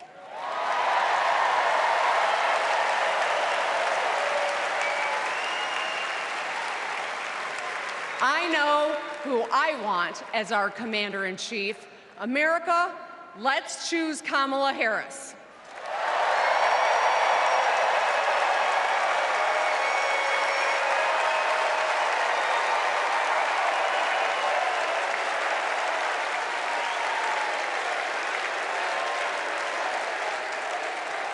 Please welcome actress, director, and philanthropist, Eva Longoria.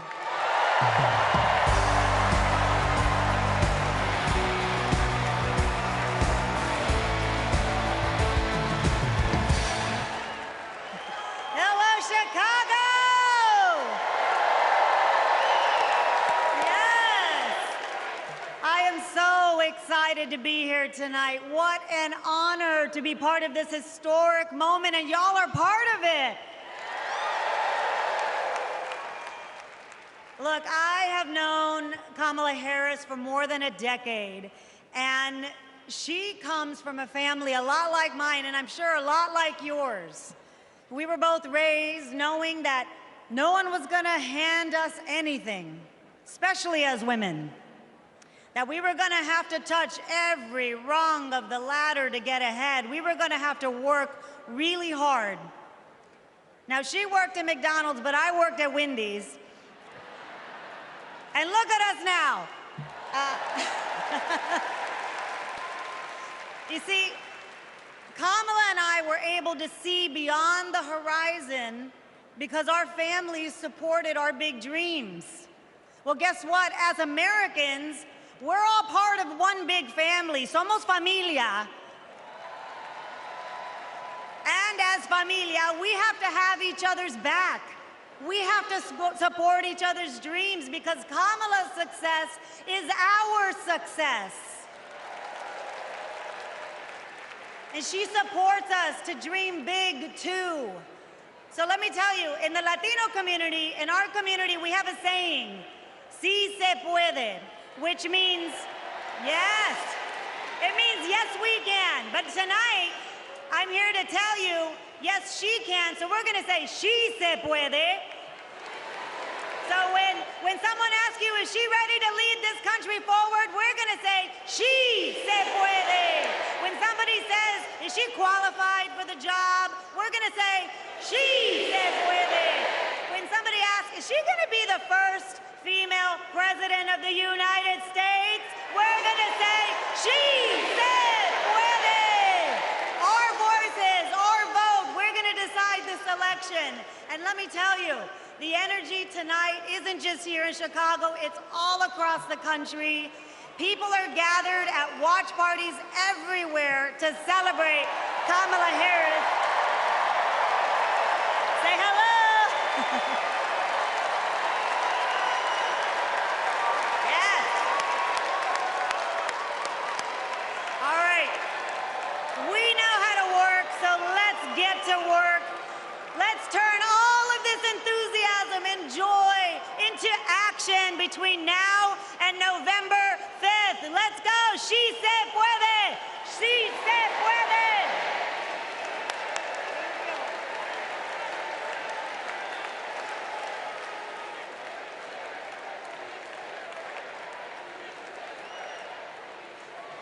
Please welcome former Illinois Republican Representative Adam Kinzinger.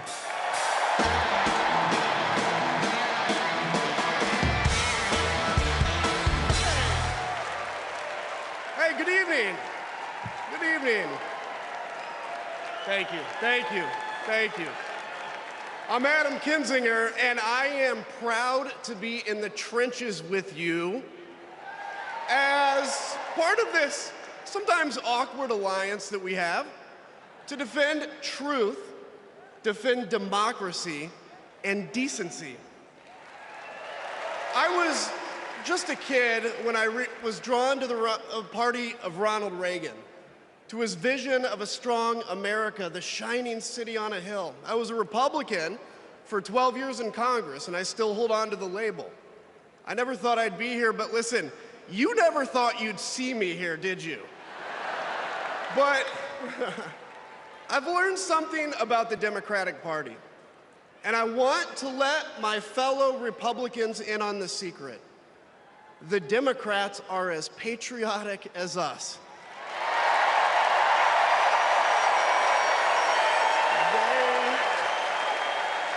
They love this country just as much as we do.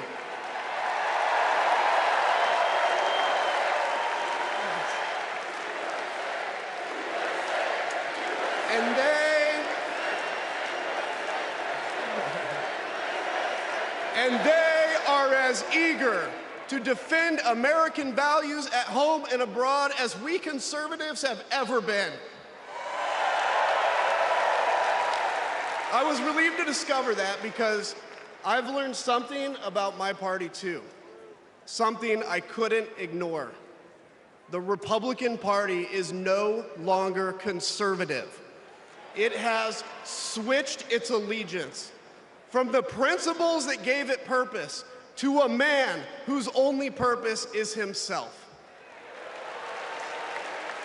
Donald Trump is a weak man pretending to be strong. He is a small man pretending to be big. He's a faithless man pretending to be righteous. He's a perpetrator who can't stop playing the victim. He puts on, listen, he puts on quite a show, but there is no real strength there. As a conservative and a veteran, I believe true strength lies in defending the vulnerable.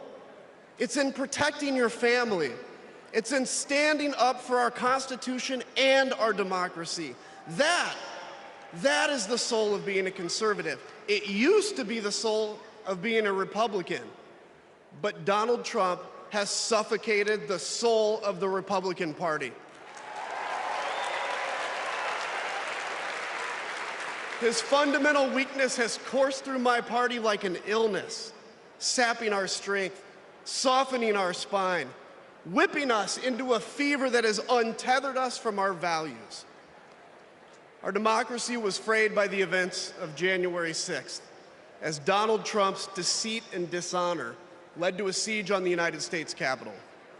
That day, I stood witness to a profound sorrow, the desecration of our sacred tradition of peaceful transition of power, tarnished by a man too fragile, too vain, and too weak to accept defeat.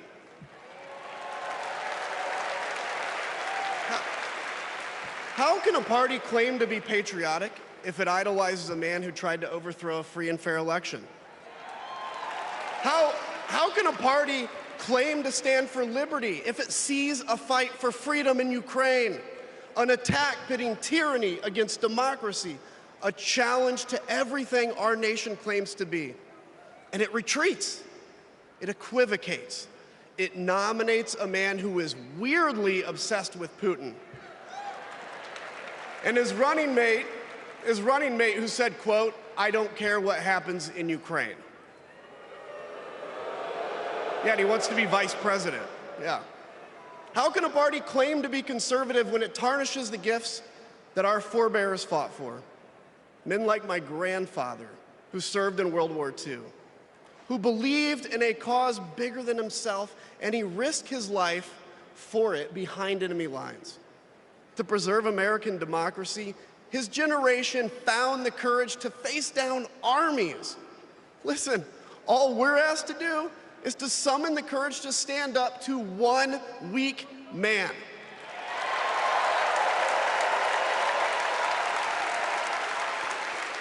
Some have questioned why I've taken the stand I have. The answer is really simple, ladies and gentlemen. We must put country first. And tonight, as a Republican speaking before you, I'm putting our country first.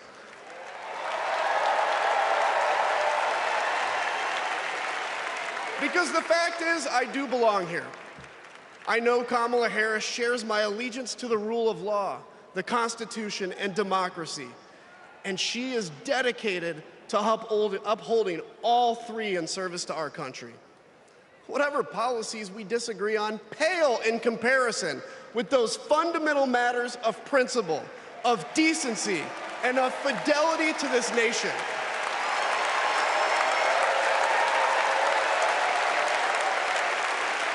Listen, to my fellow Republicans, if you still pledge allegiance to those principles, I suspect you belong here too. Because democracy knows no party. It's a living, breathing ideal that defines us as a nation. It's the bedrock that separates us from tyranny, and when that foundation is fractured, we must all stand together, united, to strengthen it.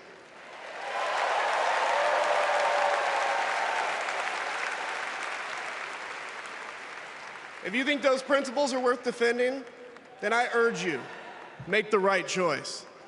Vote for our bedrock values, and vote for Kamala Harris. God bless you.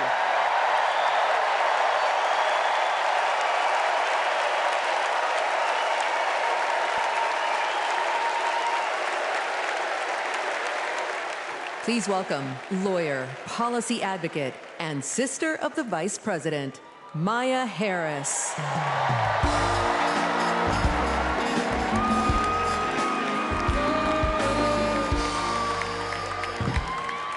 Hello, Chicago. In 1958, a 19-year-old from India left the only country she'd ever known to chart her own path in America. She came here to pursue an education, but she stayed here to build a life. Her name was Dr. Kamala Gopalan Harris.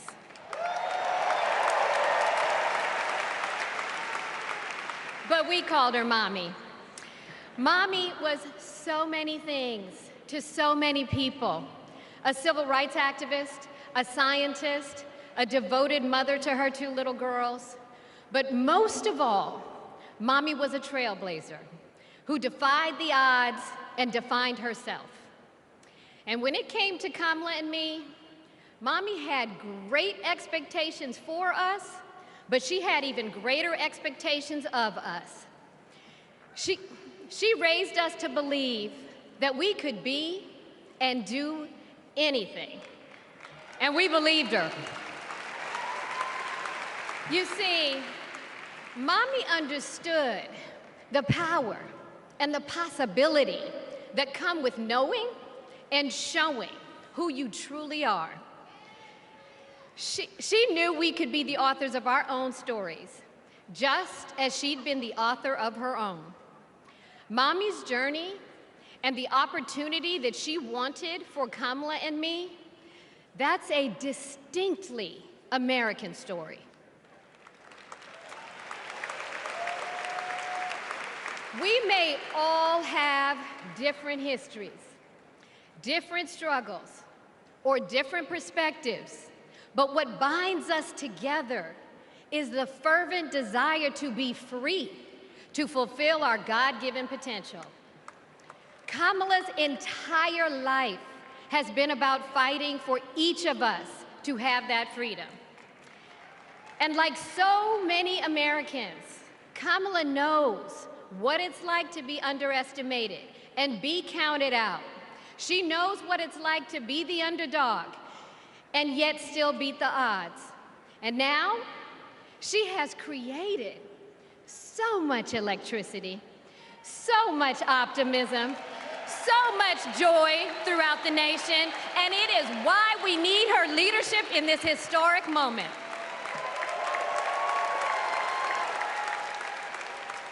We are living in a time when some are trying to divide us, to separate us in ways that make it difficult for us to come together. Well, look, my sister rejects that view. Where others push darkness, Kamala sees promise. Where others feel detachment, Kamala fosters connection. Where others want to drag us back to the past, my sister says, hold up now, we are not going back.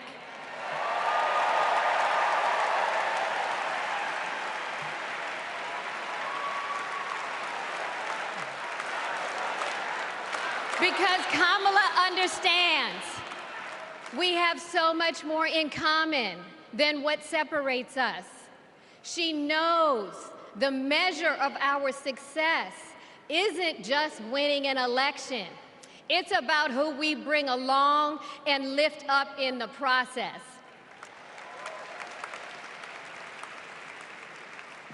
And so as I look out at all of you today and take in this incredible moment, I so wish that Mommy could be here tonight. I can just see her smiling, saying how proud she is of Kamala. And then, without missing a beat, she'd say, that's enough, you got work to do. She would tell all of us to roll up our sleeves and get to work, to elect a leader who sees the potential in each of us, a leader who cares for all of us, a leader who fights for every one of us. Our Democratic nominee, my big sister, the next President of the United States, Kamala Harris.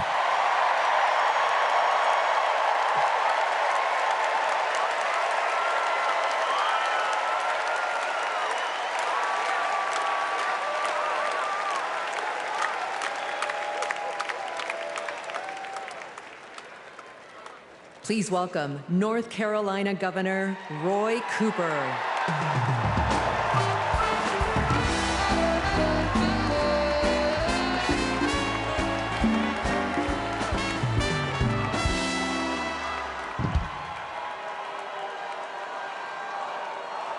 Hello, America.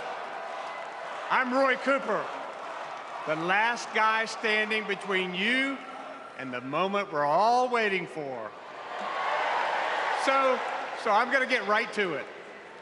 All week, you've heard stories about my friend Kamala. I want to take you behind the scenes of one of them. 2011 was a rough time for American homeowners. Hundreds of thousands were losing their homes to illegal foreclosure. I was Attorney General in North Carolina, while Kamala had just become California's. All the AGs were close to a settlement with the big banks, and it was a pretty good deal. Would have meant $4 billion for California families who'd been ripped off. I know that sounds like a lot, but Kamala said, hang on a minute. I've met these families. I know what they've been through, and they deserve more. She went toe-to-toe with some of the world's most powerful executives, and she refused to give in. Let me tell you, this was a huge risk, but she knew it was a risk worth taking. That's Kamala. And we all know what happened. The banks caved. That $4 billion for California families became $20 billion.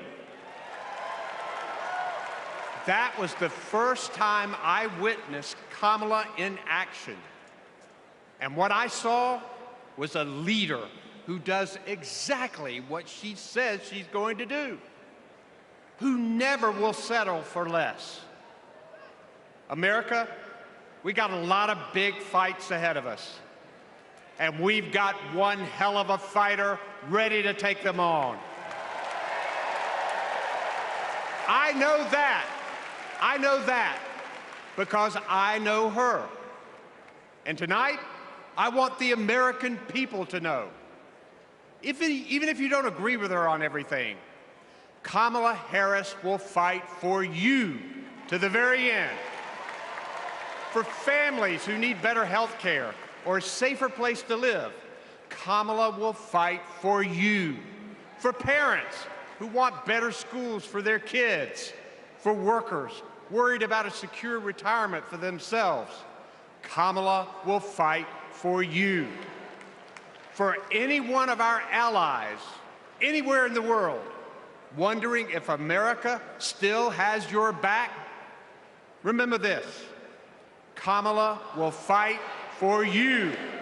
And when she fights, we win. Kamala's ready. Kamala's ready.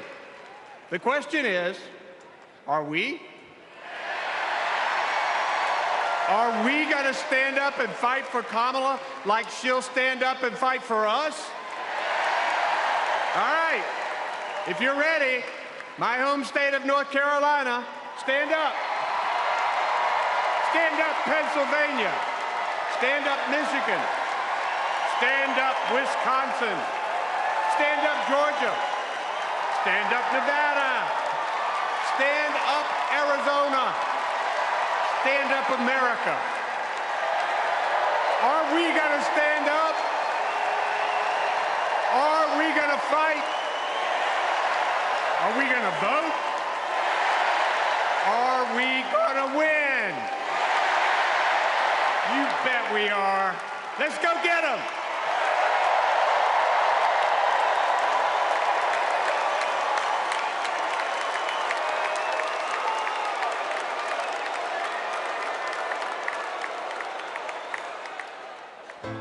She grew up in a tight-knit neighborhood.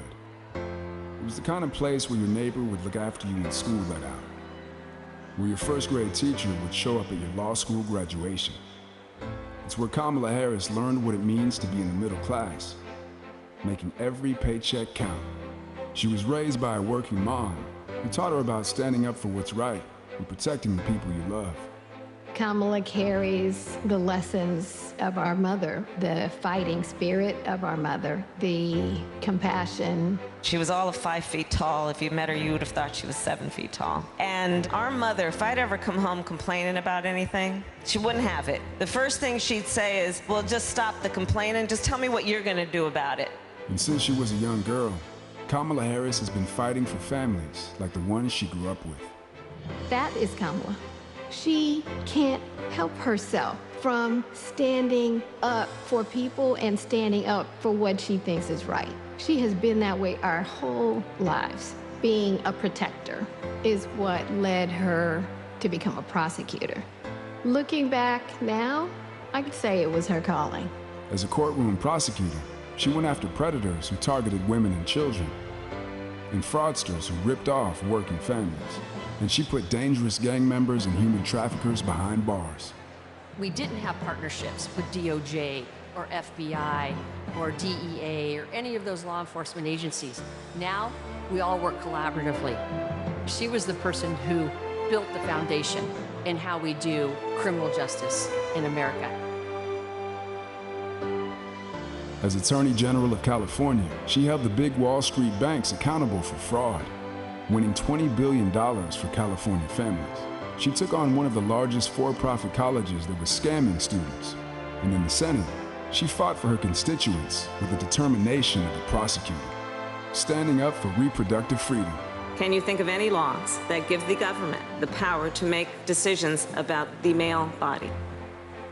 I'm not thinking of any right now, Senator. She fought to keep our children safe from the terror of gun violence.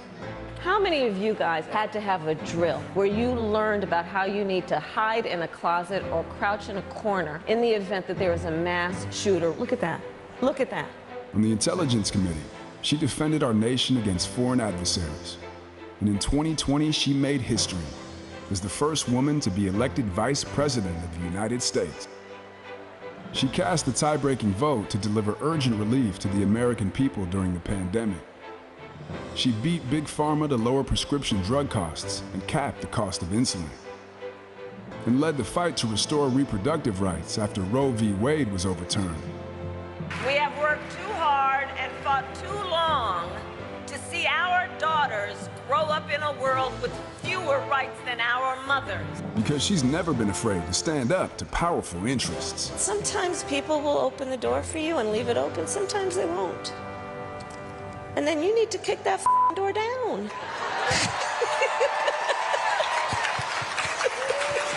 Excuse my language. Now, she's running for president, still fighting for families like the one she grew up with. Our campaign is about saying we trust the people. We're saying we just want fairness. We want dignity for all people. And we are a work in progress. We haven't yet quite reached all of those ideals, but we will die trying because we love our country. We believe in our country. We're not falling for these folks who are trying to divide us, trying to pull us apart. We know what we stand for, and we stand for the people. And we stand for the dignity of work. And we stand for freedom. We stand for justice. We stand for equality. And so we will fight for all of it. That's who Kamala Harris is. That's what she believes. And that's what she'll fight for every day.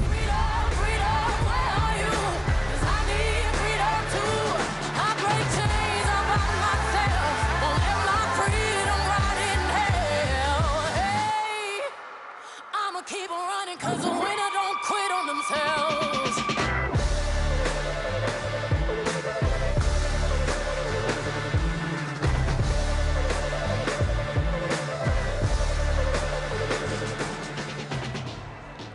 Please welcome the Democratic nominee for president, Vice President of the United States of America, Kamala Harris.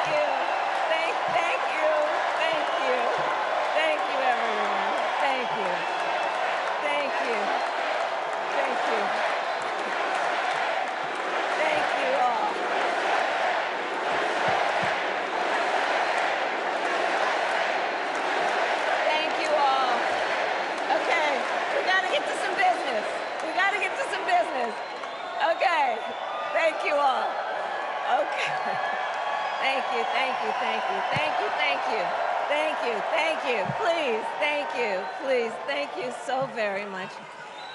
Thank you, everyone. Thank you, everyone. Thank you. Okay, let's get to business. Let's get to business. All right. So let me start by thanking my most incredible husband, Doug,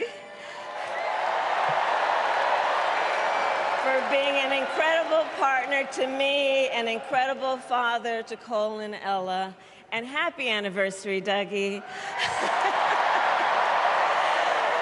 I love you so very much. To our President, Joe Biden. When I think about the path that we have traveled together, Joe, I am filled with gratitude. Your record is extraordinary, as history will show, and your character is inspiring. And Doug and I love you and Jill and are forever thankful to you both.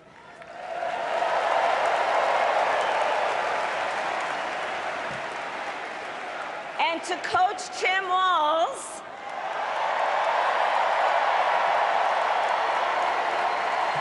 you are going to be an incredible vice president.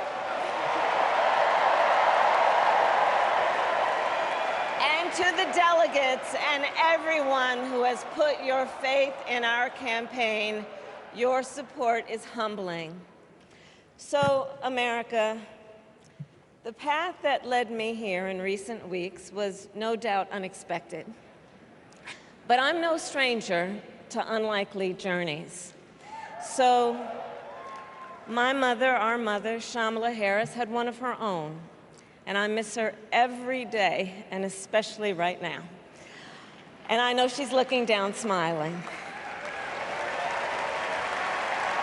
I know that. So my mother was 19 when she crossed the world alone, traveling from India to California with an unshakable dream to be the scientist who would cure breast cancer.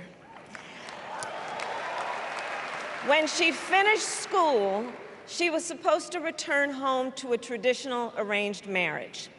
But as fate would have it, she met my father, Donald Harris, a student from Jamaica. They fell in love and got married, and that act of self-determination made my sister Maya and me. Growing up, we moved a lot. I will always remember that big Mayflower truck packed with all our belongings, ready to go to Illinois, to Wisconsin, and wherever our parents' jobs took us. My early memories of our parents together are very joyful ones. A home filled with laughter and music, Aretha, Coltrane, and Miles. At the park, my mother would say, "Stay close." But my father would say, as he smiled, "Run, Kamala, run. Don't be afraid. Don't let anything stop you."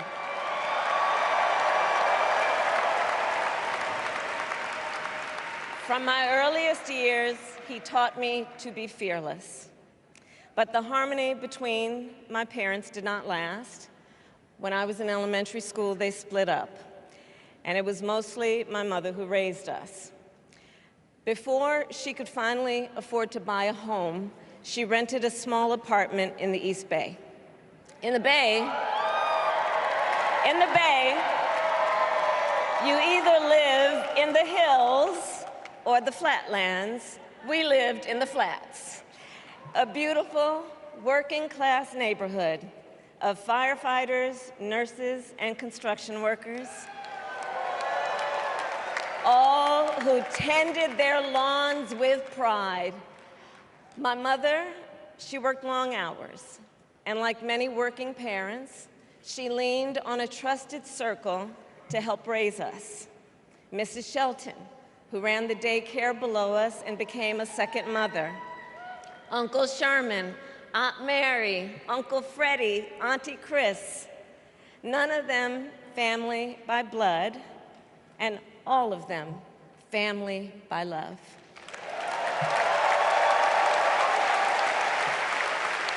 Family who taught us how to make gumbo, how to play chess, and sometimes even let us win. Family who loved us, believed in us, and told us we could be anything and do anything. They instilled in us the values they personified: community, faith, and the importance of treating others as you would want to be treated, with kindness, respect, and compassion. My mother was a brilliant, 5-foot-tall, brown woman with an accent. And as the eldest child, I saw how the world would sometimes treat her. But my mother never lost her cool.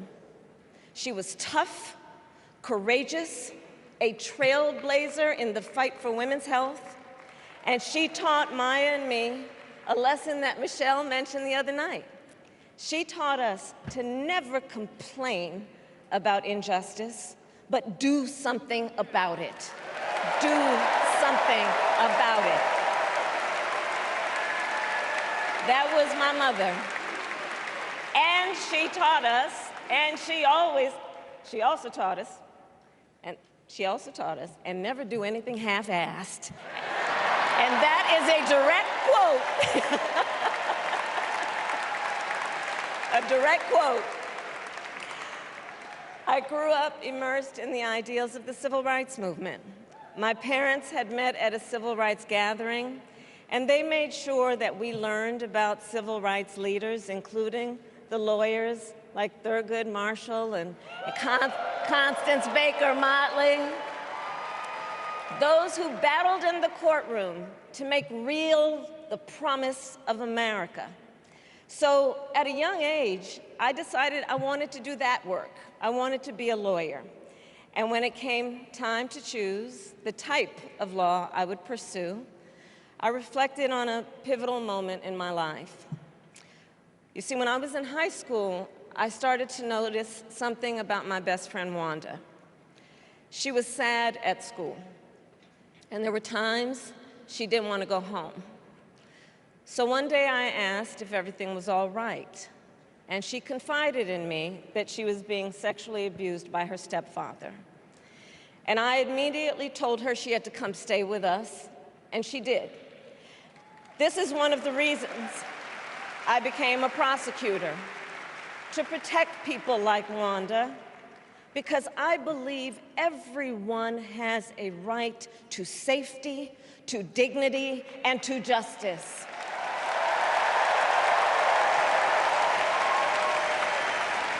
As a prosecutor, when I had a case, I charged it not in the name of the victim, but in the name of the people.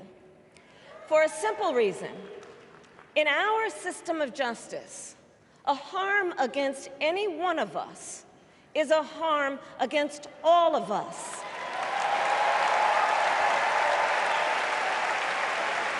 And I would often explain this to console survivors of crime, to remind them no one should be made to fight alone.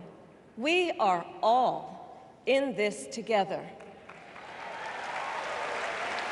And every day, in the courtroom, I stood proudly before a judge, and I said 5 words: Kamala Harris for the people.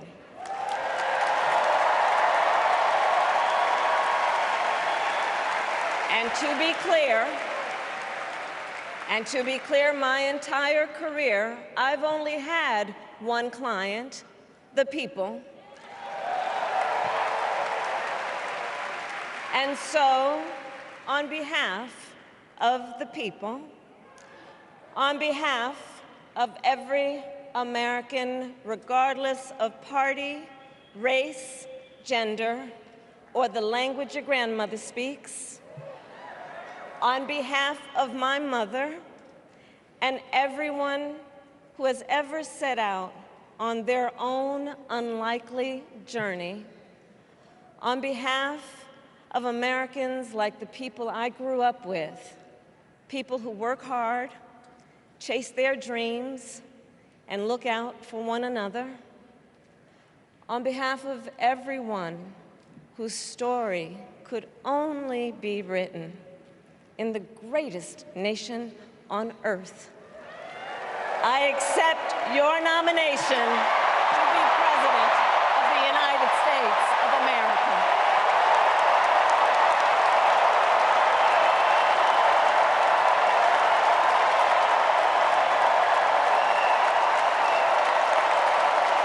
And with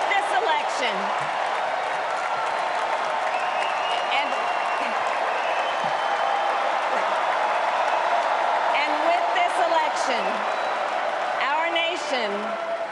our nation with this election has a precious, fleeting opportunity to move past the bitterness, cynicism, and divisive battles of the past, a chance to chart a new way forward. Not as members of any one party or faction, but as Americans. And let me say, I know there are people of various political views watching tonight, and I want you to know, I promise to be a president for all Americans. You can always trust me to put country above party and self, to hold sacred America's fundamental principles, from the rule of law to free and fair elections to the peaceful transfer of power.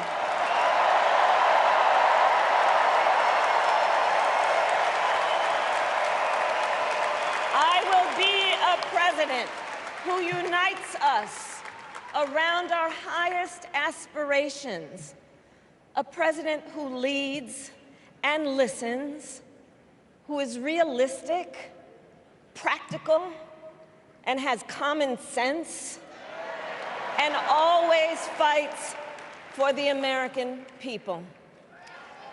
From the courthouse to the White House, that has been my life's work.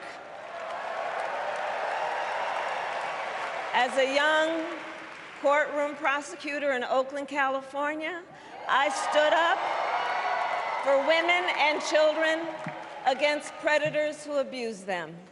As Attorney General of California, I took on the big banks, delivered $20 billion for middle-class families who faced foreclosure, and helped pass a homeowner Bill of Rights, one of the first of its kind in the nation. I stood up for veterans and students being scammed by big for-profit colleges, for workers who are being cheated out of their wages, the wages they were due, for seniors facing elder abuse. I fought against the cartels who traffic in guns and drugs and human beings, who threaten the security of our border and the safety of our communities.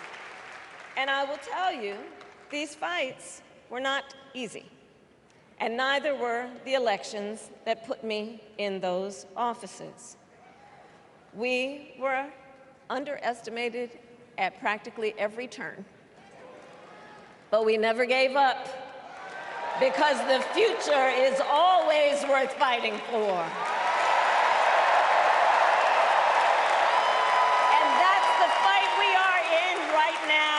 A fight for America's future.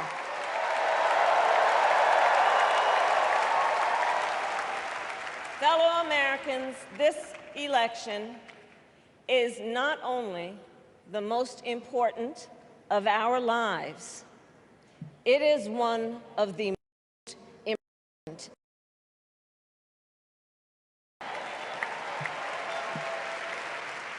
many ways, Donald Trump is an unserious man.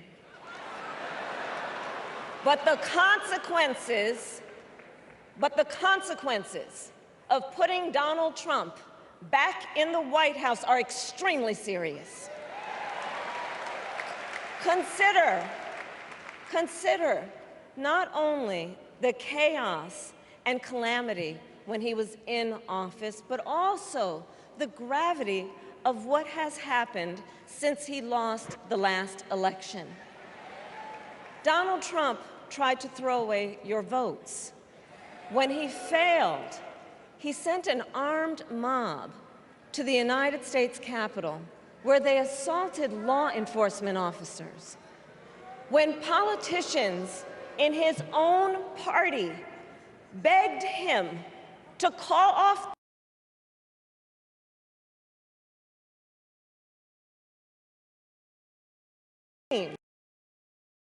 now, for an entirely different set of crimes, he was found guilty of fraud by a jury of everyday Americans and separately found liable for committing sexual abuse. And consider what he intends to do if we give him power again. Consider his explicit intent to set free violent extremists who assaulted those law enforcement officers at the Capitol. His explicit intent to jail journalists, political opponents, and anyone he sees as the enemy. His explicit intent to deploy our active duty military against our own citizens. Consider the power he will have, especially after the United States Supreme Court just ruled that he would be immune from criminal prosecution. Just imagine Donald Trump with no guardrails, and how he would use the immense powers of the presidency of the United States, not to improve your life, not to strengthen our national security, but to serve the only client he has ever had, himself.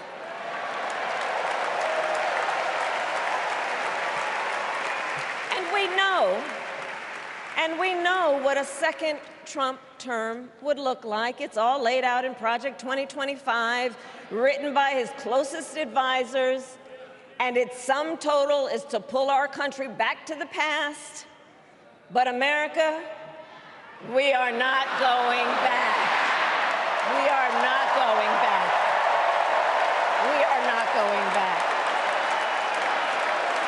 We are not going back to when Donald Trump tried to cut Social Security and Medicare. We are not going back to when he tried to get rid of the Affordable Care Act, when insurance companies could deny people with pre-existing conditions. We are not going to let him eliminate the Department of Education that funds our public schools. We are not going to let him end programs like Head Start that provide preschool and childcare for our children. America, we are not going back.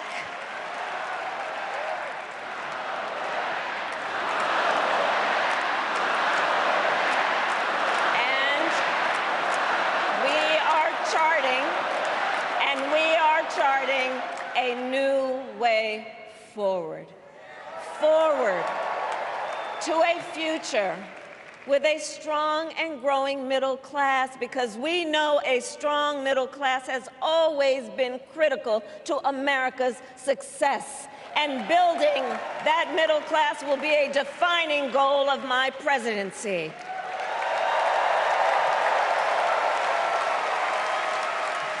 And I'll tell you, this is personal for me.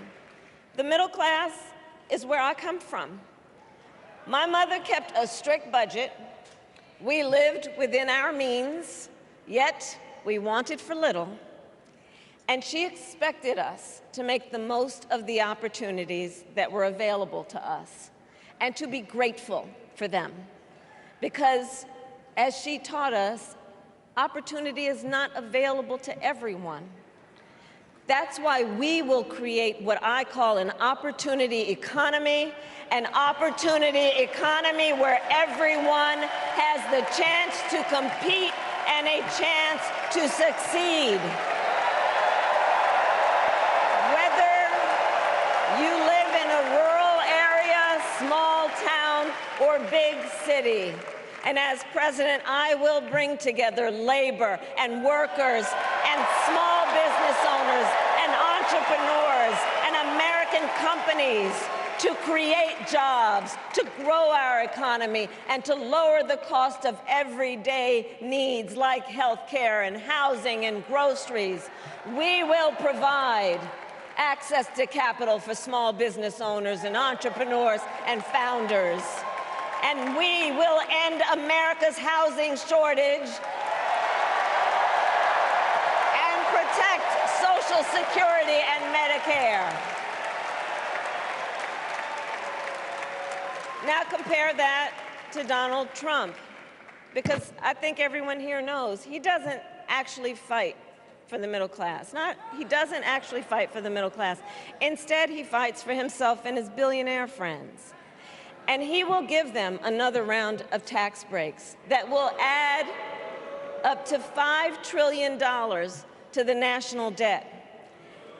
And all the while, he intends to enact what in effect is a national sales tax, call it a Trump tax, that would raise prices on middle-class families by almost $4,000 a year.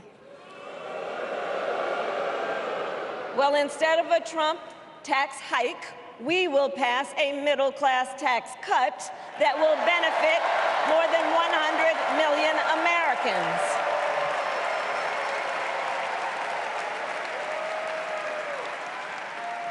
Friends, I believe America cannot truly be prosperous unless Americans are fully able to make their own decisions about their own lives, especially on matters of heart and home.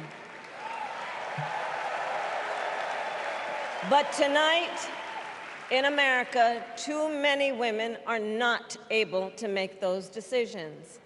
And let's be clear about how we got here. Donald Trump handpicked members of the United States Supreme Court to take away reproductive freedom. And now he brags about it. In his words, quote, "I did it and I'm proud to have done it," end quote. Well, I'll tell you, over the past 2 years, I've traveled across our country, and women have told me their stories. Husbands and fathers have shared theirs. Stories of women miscarrying in a parking lot, developing sepsis, losing the ability to ever again have children, all because doctors are afraid they may go to jail for caring for their patients. Couples just trying to grow their family, cut off in the middle of IVF treatments. Children who have survived sexual assault, potentially being forced to carry a pregnancy to term. This is what's happening in our country because of Donald Trump. And understand, he is not done. As a part of his agenda, he and his allies would limit access to birth control, ban medication abortion, and enact a nationwide abortion ban with or without Congress. And get this, he plans to create a national anti-abortion coordinator and force states to report on women's miscarriages and abortions. Simply put, they are out of their minds.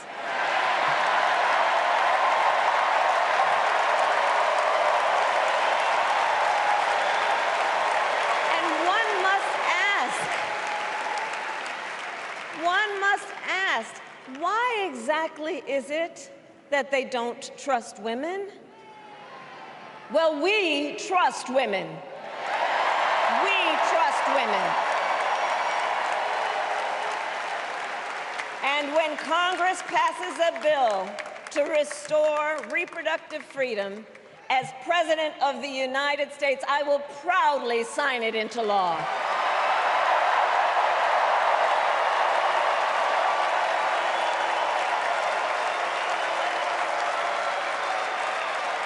In this election, many other fundamental freedoms are at stake. The freedom to live safe from gun violence in our schools, communities, and places of worship. The freedom to love who you love openly and with pride. The freedom to breathe clean air and drink clean water and live free from the pollution that fuels the climate crisis. And the freedom that unlocks all the others, the freedom to vote. With this election, we finally have the opportunity to pass the John Lewis Voting Rights Act and the Freedom to Vote Act.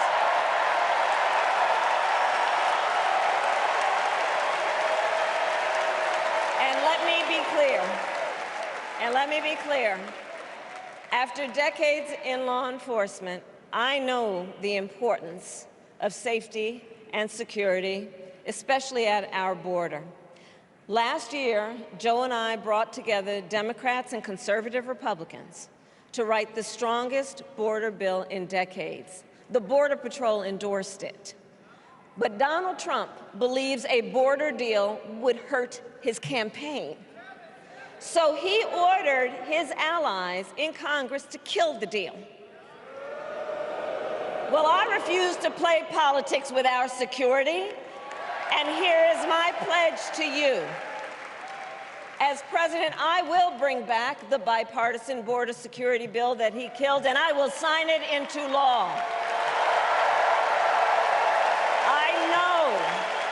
I know we can live up to our proud heritage as a nation of immigrants and reform our broken immigration system. We can create an earned pathway to citizenship and secure our border.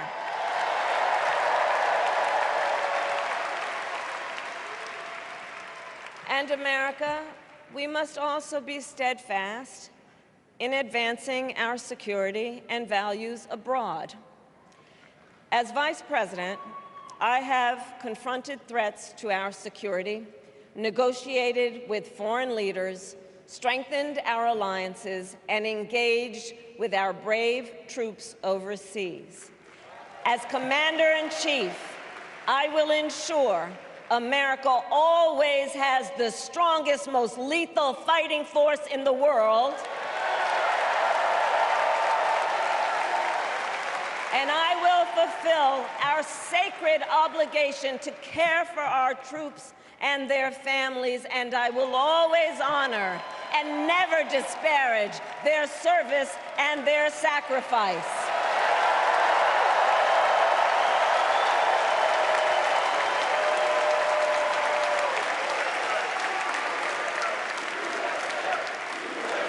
I will make sure that we lead the world into the future on space and artificial intelligence, that America, not China, wins the competition for the 21st century, and that we strengthen, not abdicate, our global leadership.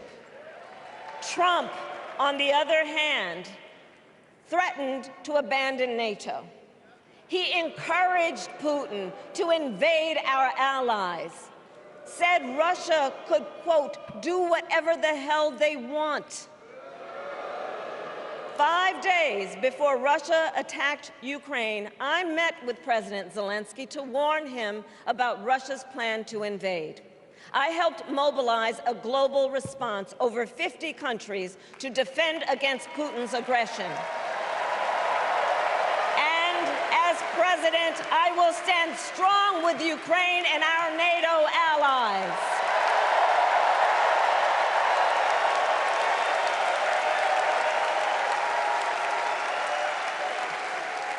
With respect to the war in Gaza, President Biden and I are working around the clock because now is the time to get a hostage deal and a ceasefire deal done.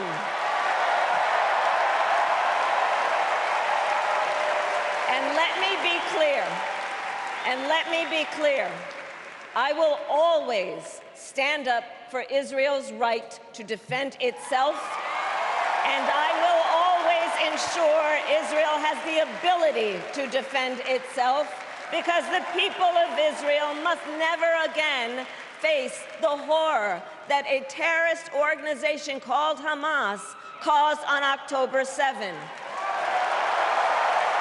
including unspeakable sexual violence and the massacre of young people at a music festival. At the same time, what has happened in Gaza over the past 10 months is devastating. So many innocent lives lost. Desperate, hungry people fleeing for safety over and over again. The scale of suffering is heartbreaking. President Biden and I are working to end this war such that Israel is secure, the hostages are released, the suffering in Gaza ends, and the Palestinian people can realize their right to dignity, security, freedom, and self-determination.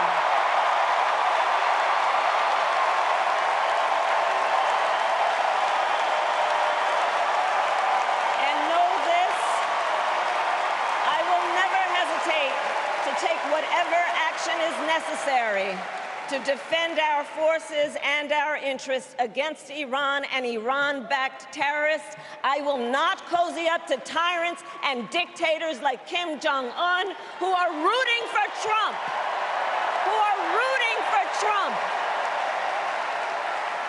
Because, you know, they know he is easy to manipulate with flattery and favors. They know Trump won't hold autocrats accountable because he wants to be an autocrat himself. And as president, I will never waver in defense of America's security and ideals, because in the enduring struggle between democracy and tyranny, I know where I stand and I know where the United States belongs.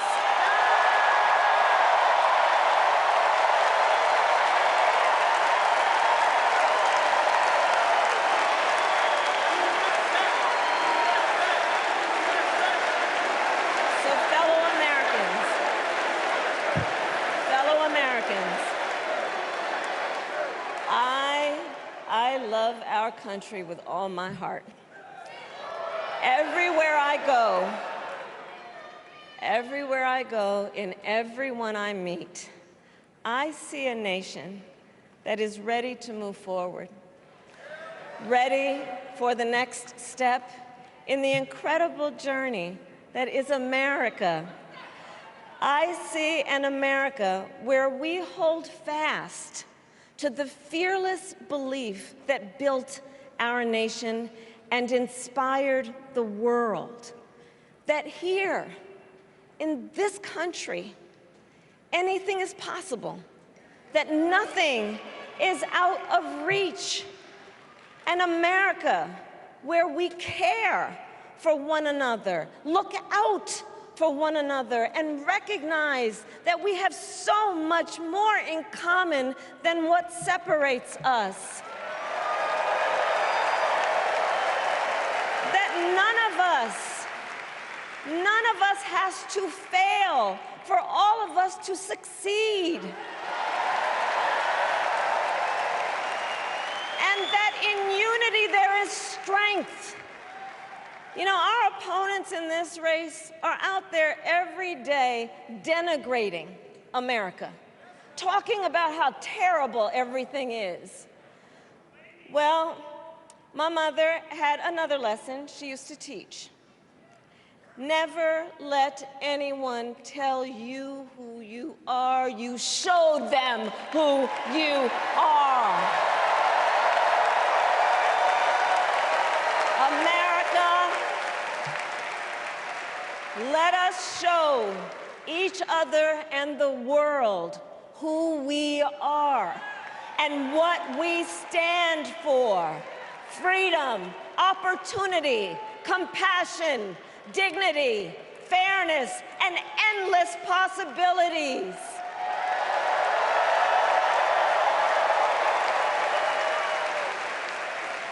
We are the heirs to the greatest democracy in the history of the world. And on behalf of our children and our grandchildren and all those who sacrificed so dearly for our freedom and liberty, we must be worthy of this moment. It is now our turn to do what generations before us have done, guided by optimism and faith, to fight for this country we love, to fight for the ideals we cherish, and to uphold the awesome responsibility that comes with the greatest privilege on earth, the privilege and pride of being an American.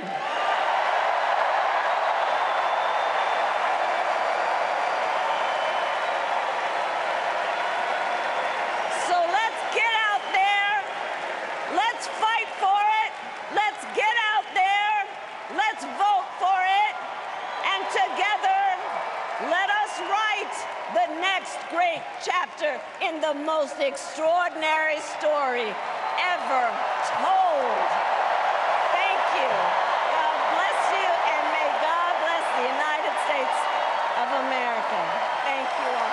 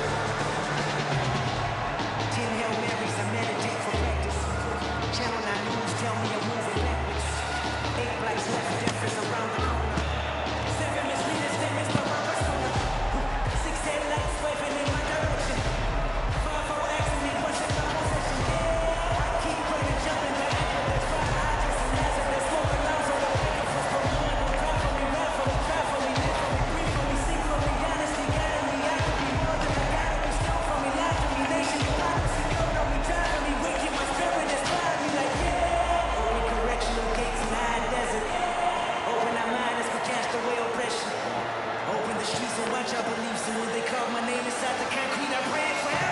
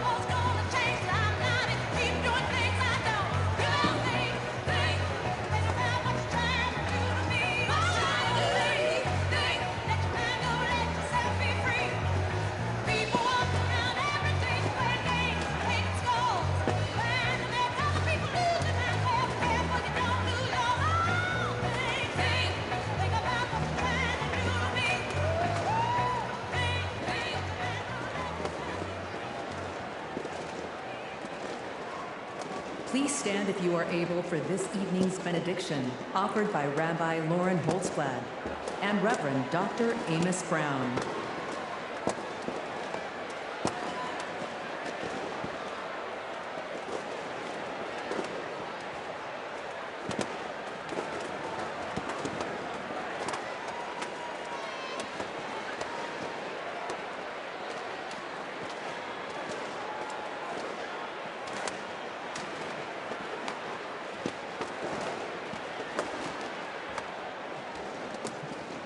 America, let us pray.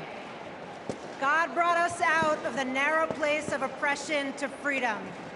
Let's remember the treacherous road our ancestors traveled to freedom, their sacrifice and resolve to bring a better, more inclusive world. We stand on their shoulders to declare, we are not going back.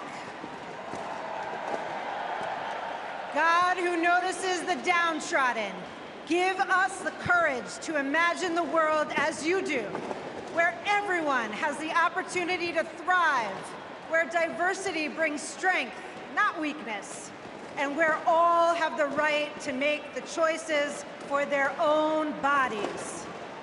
God of strength, guard Vice President Harris and Governor Walz with your sheltering presence as they carry on with courage and conviction to build a better future for all Americans.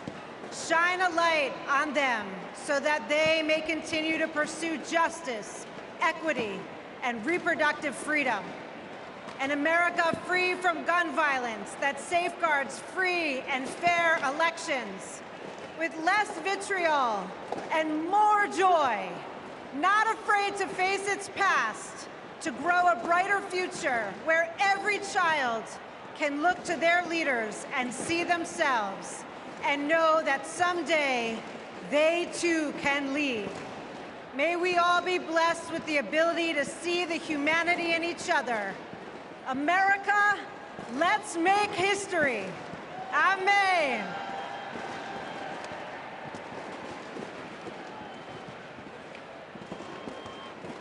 As we close this convention, we ask that the Creator bestow blessings on Vice President Harris and Governor Walz, and upon the bright future they will bring to the people of America.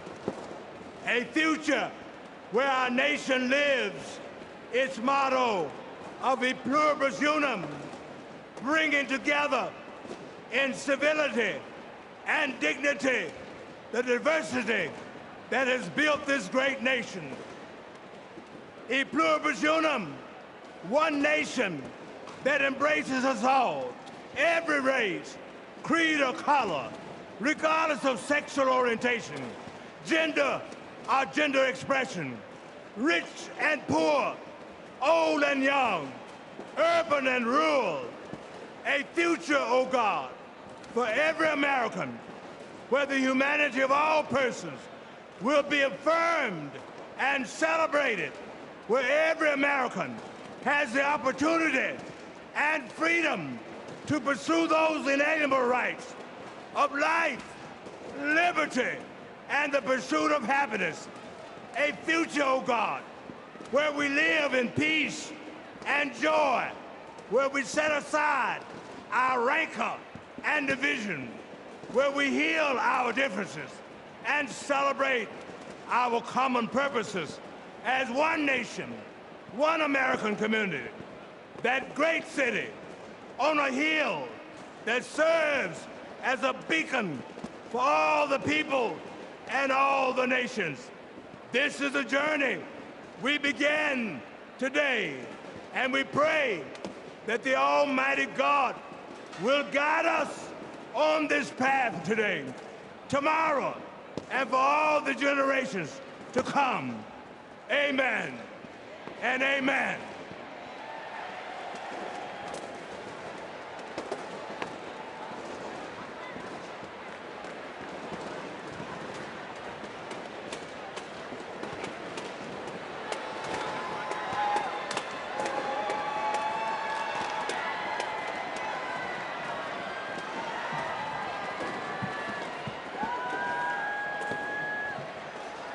As we close, I want to thank each and every one of you for bringing your energy and your enthusiasm to the convention that will carry us through to victory in November. Look around. You're surrounded by people from every corner of the country who traveled here because they believed in our mission. We know that unity is our strength. We know that the issues we've highlighted this week are not abstract. We know what's at stake, and we bring that with us in this beginning. Over the next 75 days, we will mobilize like never before to show America what we as Democrats stand for. Together, we will fight for our rights, our freedom, and our democracy. Together, we will elect Democrats up and down the ballot. Together, we will win. Win that, as we know, we have to further business to come before the convention. I am now proud to adjourn the 49th Democratic National Convention. Thank you, Chicago.